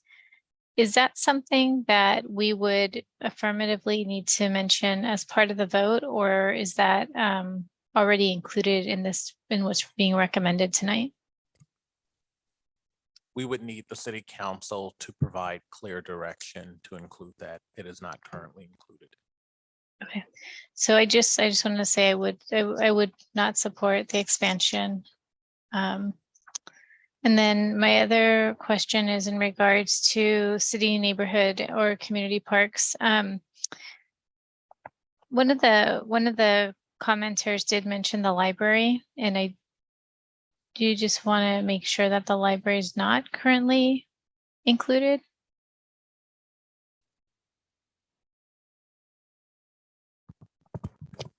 The library is currently not included. However, it does fall within the radius by Allen School. I think what was mentioned by Councilmember Salazar was a request that the library be included because it would extend that 600-foot buffer slightly. Okay, I would support that. And I think that was it. And we've been talking about this for 3 years, so I would just make those two changes. Thank you. Thank you. Some of my comments or questions. So it might be, and the city staff, it could be a statement, but I wanted to also look, we talked about schools. So Palos Verde, which is right across from the dog park, that is a school. And I think that should be included as a school. And I'm not sure if that circle then goes into some of the facilities that are on the other side of Peninsula Place, potentially. But there are 2 schools located there. I know one is actively for young folks. When we start talking about other locations, I won't repeat, but we talked about, we'll use the word pocket parks. Speaker talked about Forest Lane, which is a very large park. So I also have that. I have many concerns, but that concern, I don't know how it validates a park from a park based on whether it's Park A or Park B. So to me, I think it should be consistent if we're talking about our youth. And then when we talk about, most of them aren't in the range, but let's say as an example, St. Bruno's that does have catechism or does have youth programs or activities. Does that get included, or is that considered because it's a church that it doesn't? If it had a school that was operated year round, then I would assume the answer is obviously yes. So I don't know how that goes as far as Sunday services, catechism classes, confirmation classes, things as to that such. One thing I did learn, and that's why the Long Beach conference that Councilmember Hamilton and I went on, is because it did give an opportunity to speak to some folks. We've talked a lot about City of Pacifica. It is accurate that in 21-22, about 800,000 was made. This is at a 6%. Anticipated, and maybe it's a conservative review by the finance directors, at 825,000. In talking to the city of Burlingame, to me, there is no retail. There is delivery or warehouse, but no retail, and they're not looking forward to that. At the last time I had a conversation with them, the Bay Hill Vice Mayor mentioned that, but I think that came up, if my memory is correct, at the Planning Commission. So I was trying to understand where that nuance came in as to what their thought process was for that. I'm just going to keep going for a little bit. The one thing too that concerns me is the way it's read there. When I say there in the presentation, is council is very, very engaged, right? As far as it's kind of, shall we say, somebody else is interviewing, somebody else is setting the standards. Then it kind of comes and says, okay, here we go. And the way I'm reading it and understanding it, we have some say in who comes in. So we talk about, you know, is it different from others? I don't know that a business that goes on San Mateo Avenue has to come before us to say it's okay. It is, I think, a concern area when we start having council members who are elected to start talking about who gets a permit or a business license. In the city of Pacifica, to my knowledge, is they are not engaged in that process. They are not there as a, shall we say, an arbitrator or as far as making those decisions. I could be wrong, but that is the last conversation I had was that. So that's a concern I have. Some of the other statements, so because of the hour, I won't keep repeating what was said, but we did have some viewers just on the gun and casino. I know I've heard that. So in San Bruno, to my memory, we used to have 2 on El Camino. We have 1. And when that one was Talbot, when that went away, it was very isolated as where another one could open up, which made it a little more daunting.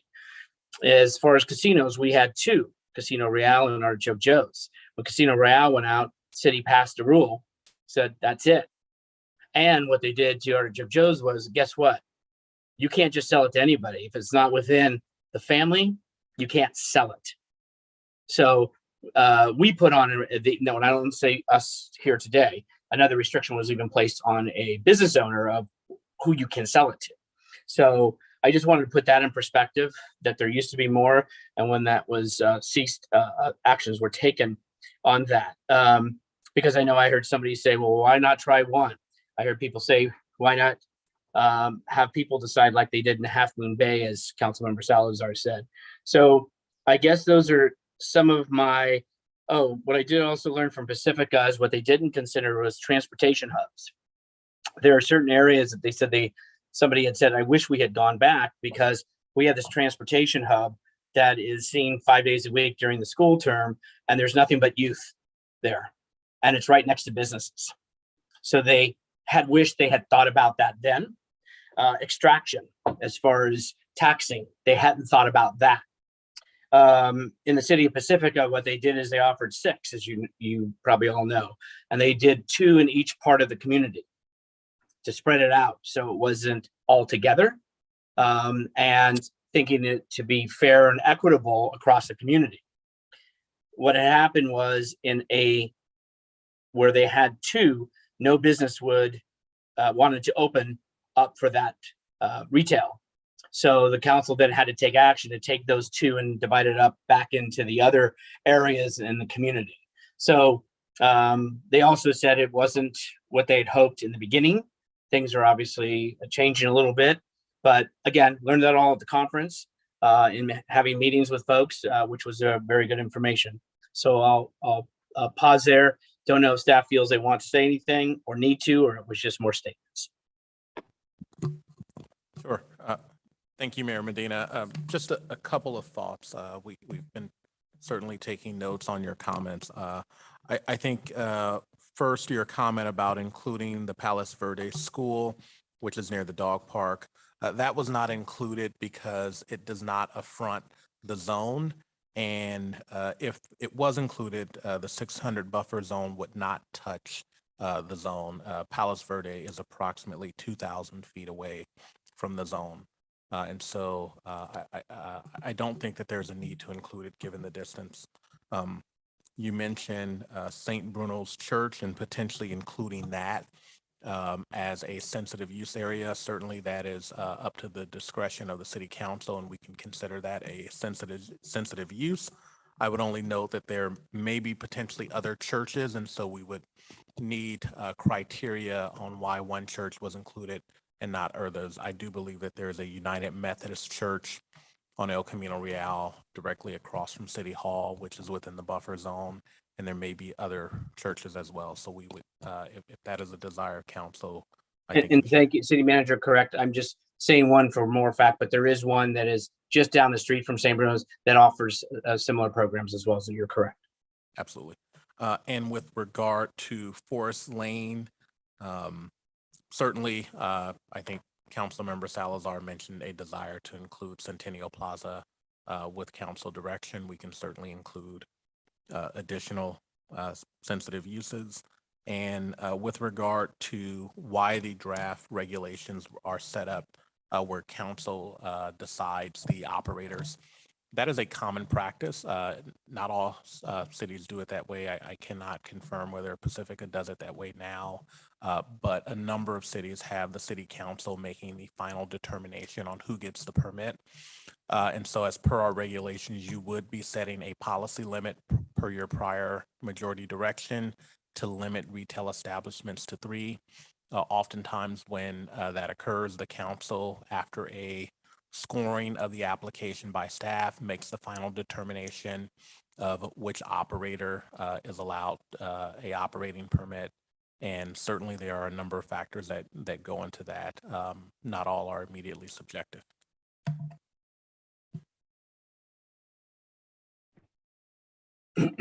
Okay, thank you, Councilmember Salazar. Thank you, Mr. Mayor. I appreciate the opportunity to intercede in that. It was a question I had regarding that last statement. And I was wondering, somewhere in the staff report, it said that the city council would also be responsible for hearing any appeals to decisions that were being made. So isn't it problematic if the council is involved in the process, especially ahead of the planning commission, and then is also going to have that quasi-judicial role of hearing an appeal on the same decision that they made? There are provisions with respect to appeals being heard by either the council or a hearing officer. And the reason the hearing officer was added is if there are circumstances under which it's not appropriate to have the city council consider the appeal. So that's why the alternative language was used, because it will depend on the specific appeal that's coming before the body. Okay, understood. And I'm putting the council's decision ahead of the planning commissions. It also seems backwards to me, because usually we get the recommendation from the planning commission and then make a decision. Why would that be flipped in this case? Sure. The council's decision is specifically with regard to the operator. The planning commission's decision will be with regard to the location and other considerations. And so we thought it would be most appropriate, if we are by policy limiting the number of permits to 3, have the city council first decide who are those 3 operators, and then go through the full process of permitting that location. I do think that you will have, which happens in other cities, people that will have identified a location, but will not make a final lease execution or even purchasing the property until they are granted an operator's permit and are through the first step of the process. So that is not abnormal, and certainly they would need that level of commitment before undertaking that cost. And so as part of the process, it mentioned that we would take into consideration comments from the community regarding the location of the businesses. And so it almost seems like we're making a decision to allow them, and then they would have a location. But then at that point, it almost seems too late to consider any input from the community that might be immediately adjacent to the business. So I understand where they may not want to commit until they know, but at the same time, I think it would limit the impact of public input at that point if the decision's already been made. Sure. I'll turn that over to our city attorney, but I do want to say that there would be public input at both processes, both at the city council level, because your meetings are open to the public and the public can come to provide you feedback, as well as at the planning commission for the later stage, because those meetings are open to the public and the public is able to provide feedback there. But if the attorney has any additional comments, feel free. Okay, no, that makes sense. I agree. That does make sense. Okay, thank you. And then I forgot one, but that was just the 5%. The up to 10, I know why that was done, and that was so you don't have to go through the whole election process. So for folks to know, what it does do is gives council, whoever council it is sitting there, that ability to raise it or lower it. So once again, I've never seen a tax that anybody wants to see raised. So could be wrong, but that's what I've seen in my lifetime. With that, is there any final comments from colleagues? Councilmember Hamilton, you're quick on the mic. Let's have you, sir. Didn't even get to my hand. Okay. So I have a few comments. One of our speakers tonight commented that the permitting process seems burdensome, and I agree, and I'm glad that it's burdensome. It needs to be. This process that's in place isn't there because we love bureaucracy, although maybe some of you do, but it's not because anybody loves bureaucracy, but because it's critical that we thoroughly vet the applicants to ensure that we end up selecting a high-end retailer who is committed to security and safety and will be able to continually adhere to the many requirements that we're going to set out for operating these businesses. So I'm in favor of these ordinances for several reasons. First of all, I ran on this as part of my campaign. I've been advocating for this change publicly since long before I was elected to council. When the 2020 ballot measure passed with a clear majority, my view on it was that if we could ensure that potential cannabis retailers that would operate in San Bruno would be high-end establishments with proper security and adherence to our many rules, then I would be in favor of moving ahead with it. And that's what I'm seeing in the hard work that staff has put into these ordinances. Now, with that said, while I will welcome properly vetted high-end dispensaries when should they open here in San Bruno, it's unlikely I'm going to be a customer. I don't use cannabis. It's not for me. But I recognize the clear benefit that it brings to many of my neighbors here in San Bruno who deal with a variety of health concerns and chronic illnesses. I liken this to my view of nail salons. I don't patronize nail salons. They don't sell any products or services that are useful to me. But of course, I wouldn't advocate banning nail salons. That's ridiculous. Instead, when I encounter a nail salon, as I walk down the San Bruno street, I just keep walking. We are seeing clear success just over our border in Pacifica, a community that is receiving much needed revenue by welcoming a highly regulated industry to operate safely within their borders. And we also have several other neighboring cities who are embarking on this same process. And this is one of those rare times where San Bruno can lead and not follow. So I will be voting yes on this tonight. Thank you. Thank you for your comments. Other final comments from colleagues? Mr. Mayor. Yes, sorry, you moved. Councilmember Medina. Yeah, I just wanted to be aware that from extending boundaries and limiting zones without seeing them, and right now, like there are words and staff prepared now to show the consequences of expanding zones. That's my first comment or question. What I did learn tonight was the tax exemption for medical, and I just want a little bit more clarity. So for retail establishments and medical establishments, who gets the exemption and how does that work? So somebody with the medical card can come into a dispensary and get the exemption, or is a special card is required from the state, apparently?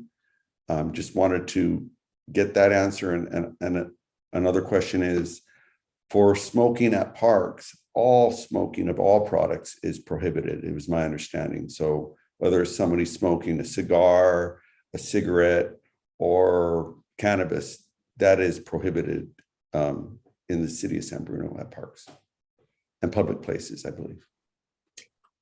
So I can answer both those questions. I'll start with the smoking one first. Pursuant to the Health and Safety Code, smoking of cannabis is prohibited anywhere that the smoking of tobacco products is prohibited. So any specific regulation San Bruno has that says thou shalt not smoke in a public park, that would extend similarly to cannabis, just by operation of state law. The first part of your question is, I think just want to clarify again, the businesses that are being authorized if this ordinance is adopted are adult use businesses, not medicinal cannabis retailers. So when we're talking about medical exemptions, whether that's through a physician's recommendation or having some state medical marijuana, I think it's like the medical marijuana card, I forget the exact name right now, but that would be for medicinal cannabis. But based on prior policy direction that was provided to staff, the ordinance addresses only adult use cannabis, not medicinal cannabis. Can the establishment be both, accepting those that have medical needs and those that just want to recreate? Yeah, and I mean, under state law, there are, as I mentioned previously, both categories. There's adult use, there's medicinal, and some establishments that sell both. But in this instance, the ordinance is drafted to only allow for adult use cannabis, not medicinal cannabis specifically. And so that was why there were requirements of you've got to be 21 years of age or older to enter an establishment. If it was a medicinal cannabis establishment, then the age restriction, you know, if you had a card and you were between the ages of 18 and 20, you'd be permitted to come in to the establishment. Now, that doesn't mean that someone who's a medical cannabis user can't come into an adult cannabis business and purchase products there. I'm just saying that it's not specifically a medicinal cannabis business that would be licensed by the city based on the current ordinance as drafted.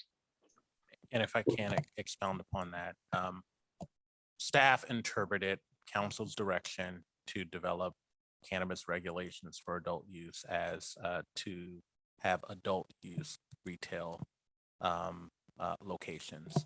We did not interpret that to allow medical cannabis, as has been described. That is a different type of business. Certainly you can have both combined, but staff is happy to take direction from the city council.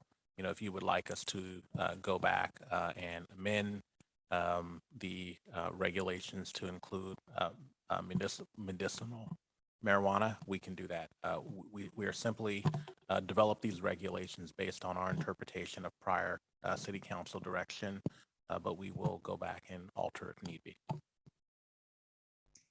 I guess that question, Mr. Mayor, the response from our city manager is, how much time would that take? I have to give that one to the manager. There's the hard question. You know, it is not something that we would need to, that we would be able to do by the next city council meeting. We would certainly need to take a look at our regulations and add whole new sections, and it is quite a process. You know, I don't want to toss out anything, but conservatively, it is a 2-month process. It's not a 2-week process. Okay, yeah, I wouldn't want to add any additional time to this. One other question that I had, and I was thinking about one of the comments from our chief was the quality of establishments.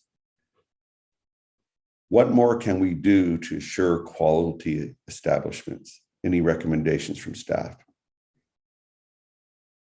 because it sounded like the problems were from the lower quality establishments. So if there's a recommendation that we can approve that assures us higher quality establishments, then I would be in favor of that, at least listening to what suggestions would be made. Sure. Why don't I take the first stab at that?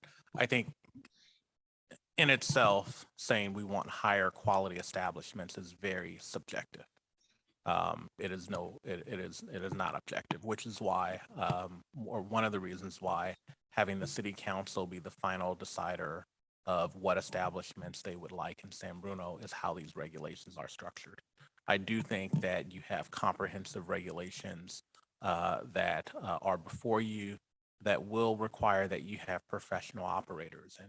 And frankly, I think anyone competing for this will be most successful if they have operated a dispensary prior, because the regulations are quite complex. That's not to say that someone new wanting to get into the business wouldn't put together an amazing application and approach the city with a very well thought out plan and get one of the 3 permits. But I do think that you have comprehensive regulations before you. But absolutely, at the end of the day, we may very well receive more than 3 qualified proposals, and it will be up to the city council as per these regulations to decide which of those operations meet the subjective criteria of being of a high quality and appropriate for the city of San Bruno. And if I may add, so as a reminder, we are at the next council meeting, assuming that this moves forward tonight. It's proposed that there be a resolution that comes back with the application guidelines as well as like the evaluation criteria.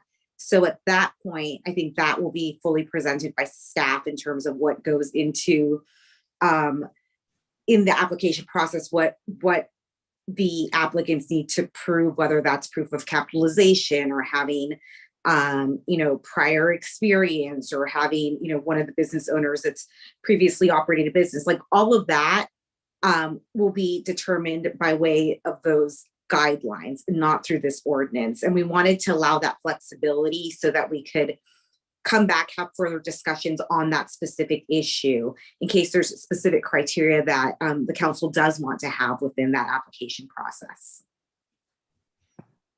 Okay, thank you. Any other, I'm sorry, Councilmember Salazar, apologize. Thank you. And thank you for indulging me once again. I know I took quite a bit of time last time. I was reflecting on something one of the speakers said about, taking emotion out of this. And I think it is important. I know there's a very intense emotions on both sides of this argument. And, even among the council, I know we've been discussing this for a long time, and we've kept our conversations always civil. And I do appreciate the collaboration from my colleagues. But I did want to, I think the mayor touched on a couple of these items, but I just jotted down a few things that I wanted, I felt that should be clarified. And one of them was the statement that, that this had already been voted on. And I found that interesting because, everybody does have a different interpretation sometimes of what has happened. And I think a clear indicator of what was voted on is the fact that we're here deciding as a council on whether or not to allow it. Had the public voted, we wouldn't be here discussing it because it would be law already, and we would perhaps be discussing how to implement it, but the decision on whether or not we would implement it would have been decided. So the tax was approved by a vote. The decision to allow it was not. Half Moon Bay split it up, and surprisingly, they had a similar approval rate for their tax, but they did not approve retail. So it's hard to say if everybody would have voted the same way. I suspect it may have aligned more so here than it did in Half Moon Bay, but again, we'll never know. It is the council's decision now, and it appears that it's moving forward. Another statement that I heard was that the presence of retail cannabis sales in San Bruno might reduce the amount of illegal cannabis being sold, and I don't think that that's a very accurate statement, because I've seen several reports statewide saying that illegal sales are actually up, and currently I think 70% of all cannabis sales in the state are illegal, and so I don't think it's helped to make a dent in it, and I don't think that our retail sales would in any way increase the illegal traffic, but I doubt that it would have any effect in reducing it either. And from the beginning, we've heard comparisons, of retail cannabis to liquor stores and gun stores and even casinos, and an interesting comparison. But I think it's important to note that City Council does have authority under state law right now to restrict retail cannabis sales. We do not regulate the other businesses. The federal government has control over guns and alcohol. The state has control over gambling. We can do zoning restrictions, which is what we did with the gun stores, but we really can't impose much more than that. And so, to say that, we shouldn't be doing it because it didn't happen to the other guys, well, I don't know. We never had that opportunity. And, I really do think it's important to go through the entire process and evaluate. And as Councilmember Hamilton said, it's a good thing that the process is onerous, because we want to make sure it's done right. And, anything that we can do that's going to prevent any future issues should definitely be considered. My position on this hasn't changed. I do not support it. I'm part of the 40% minority that voted against this all along, and I continue to feel that San Bruno does not need it.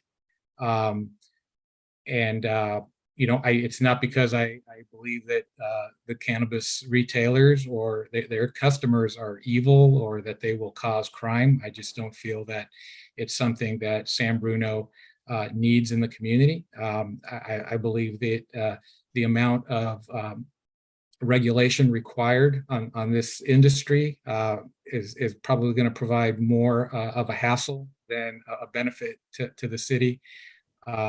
We continually hear about how our staff is overtaxed, and this will just be one more burden that we're going to place on them. So I won't be supporting it. I know I asked a lot of questions and brought up a lot of topics. I hope that my colleagues that are supporting this will take some of those things into consideration. I agree with Councilmember Medina that violations should not result in a slap on the wrist. I don't want to put words in his mouth, but I think he was getting to the fact that we do need to be serious about enforcing the regulations. We're making, as a council, we're making commitments to the public that we will, keep youth safe, and that we're going to be enforcing those things. And I think the penalties are a very important part of that. And that if we are clear on the penalties and how many opportunities they have to correct actions before they lose the ability to deal is an important piece of this legislation. I think I would have been a lot more comfortable with this had we limited the scale and maybe try one business and see how it went. There's no turning back once you unleash this and people are given the authority to proceed. There's no turning back, and so it seems like you're taking on all the risk all at once.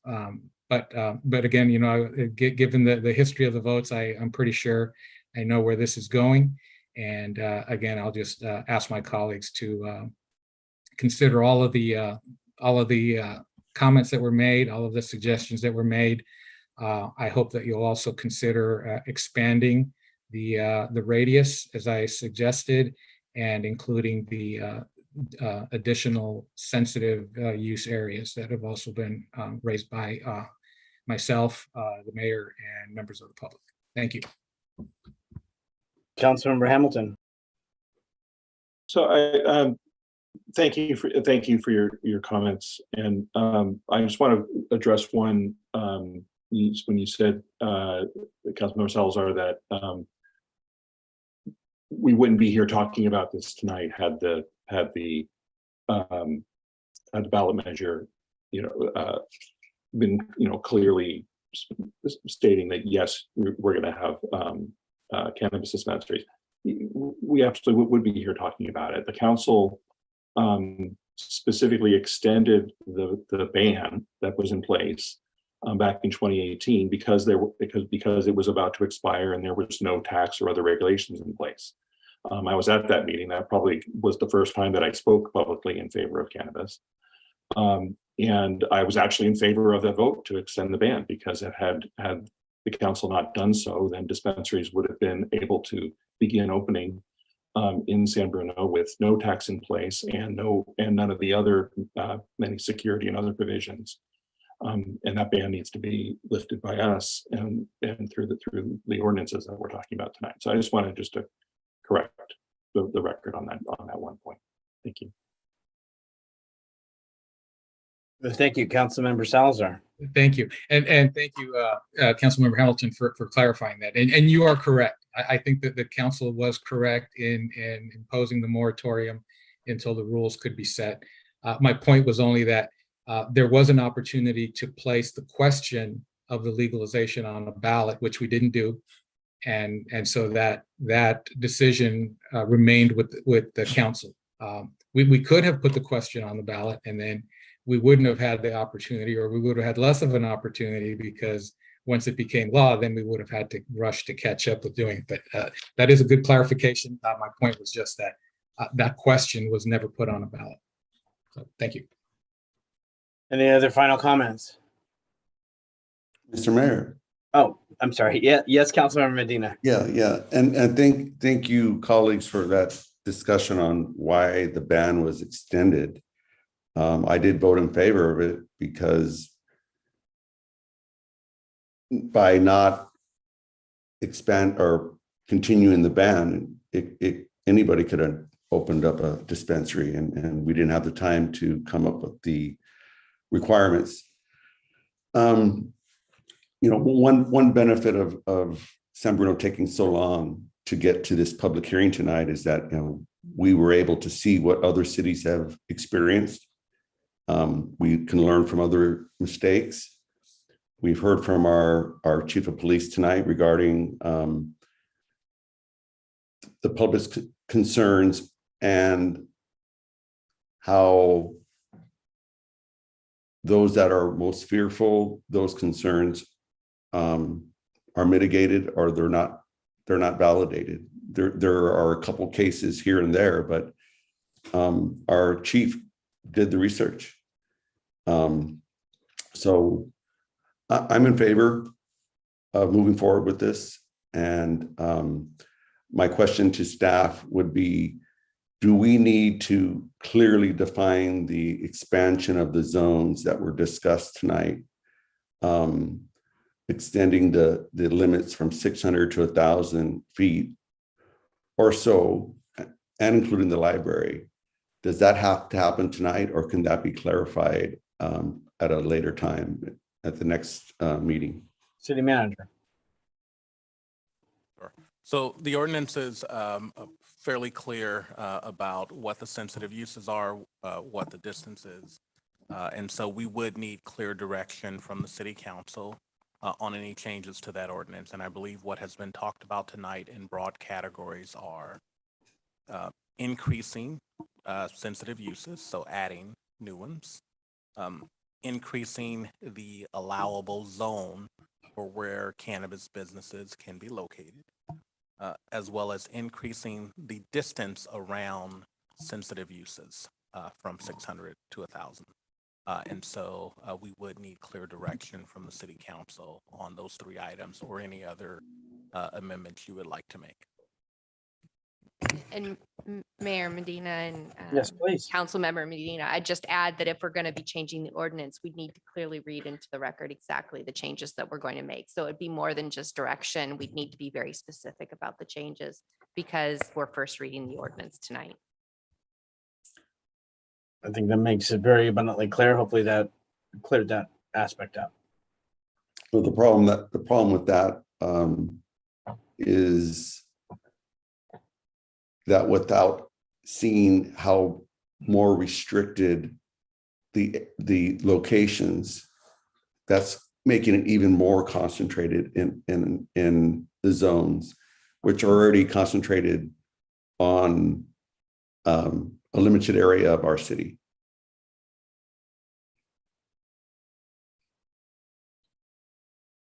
So I see Councilman Hamilton's hands up. Well, hold on. Yeah, because I think your question was more to our staff. It was kind of saying, hey, it's great that we've talked about it a lot, but until I can physically see it, that's what's kind of making it challenging, or not challenging, but just you want to see it tangibly, I think is what you're saying. And so maybe that needs to be reverted back to staff before I go to Councilmember Hamilton. Is like, you heard the council members' comments, so what? Because I understood what the attorney said. It's got to be clearly defined and stated now, and that's where the council member was kind of having a little concern. And then we'll go to Mr. Hamilton. Sure, Mayor, let me take that. Thank you. What was said is absolutely correct. It needs to be clearly defined and stated and read into the record. What I believe Council Member Medina is articulating is if there's a desire to increase the zone around sensitive uses from 600 to 1,000 feet, it is hard to make that decision because there is not a diagram present that would show how much more additional space is now no longer available. That is true. We do not have a map on the fly right now to be able to articulate those changes. So we are happy to take direction from the City Council on any changes you would like and or any additional analysis that you would like. And we will return to you at a later date with that information. Alternatively, you can adopt the ordinance as presented or articulate very specific changes to that ordinance and read them into the record. Thank you. I think that clarifies. Councilmember Hamilton. So I'm advocating for the very last thing the city manager said there. So I'm looking at the map.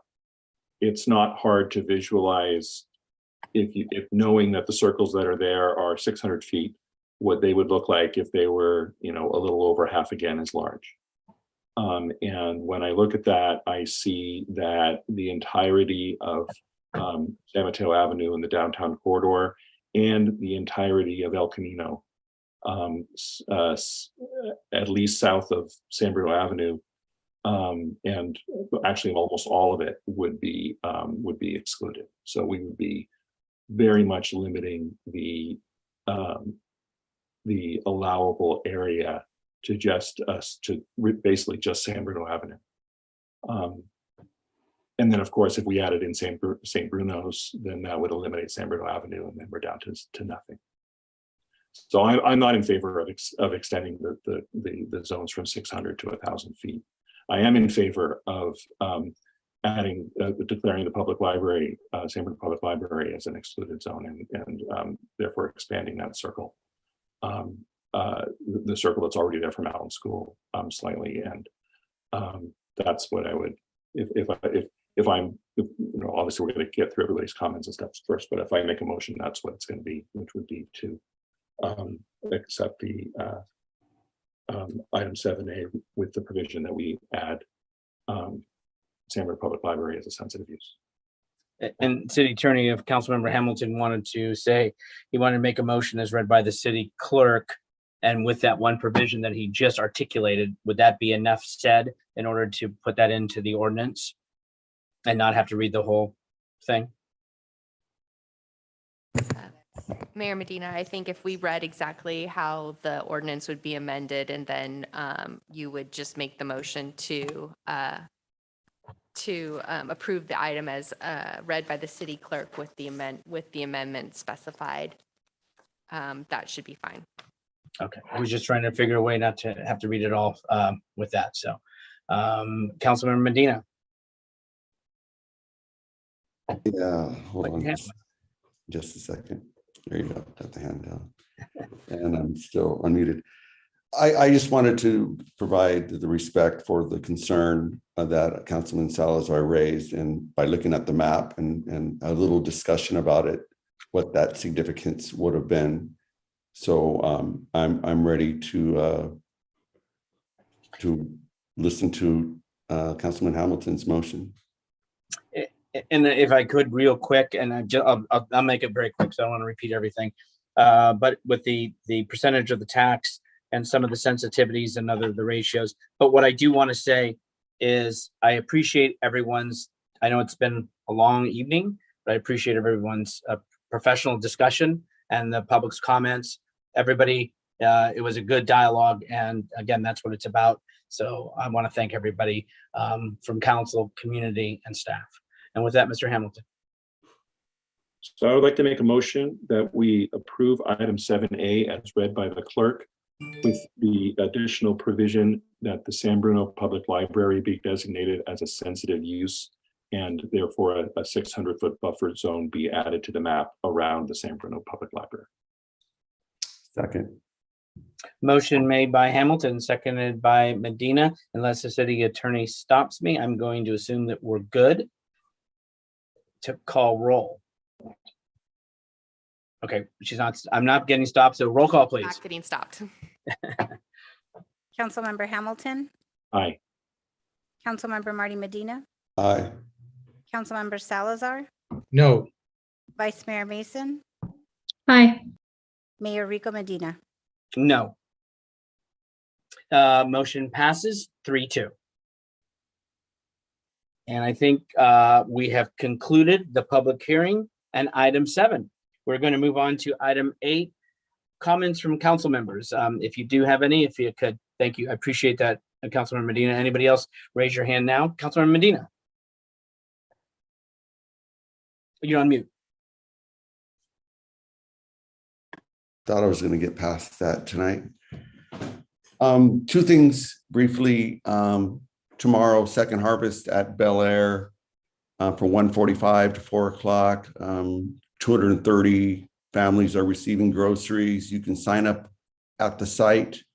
Without our volunteers, it wouldn't happen. So I wanted to make sure to let everybody know they're appreciated. And if you really need groceries, you could be at Bel Air tomorrow. Also want to comment on a wonderful ribbon cutting that occurred today at Decima Allen School.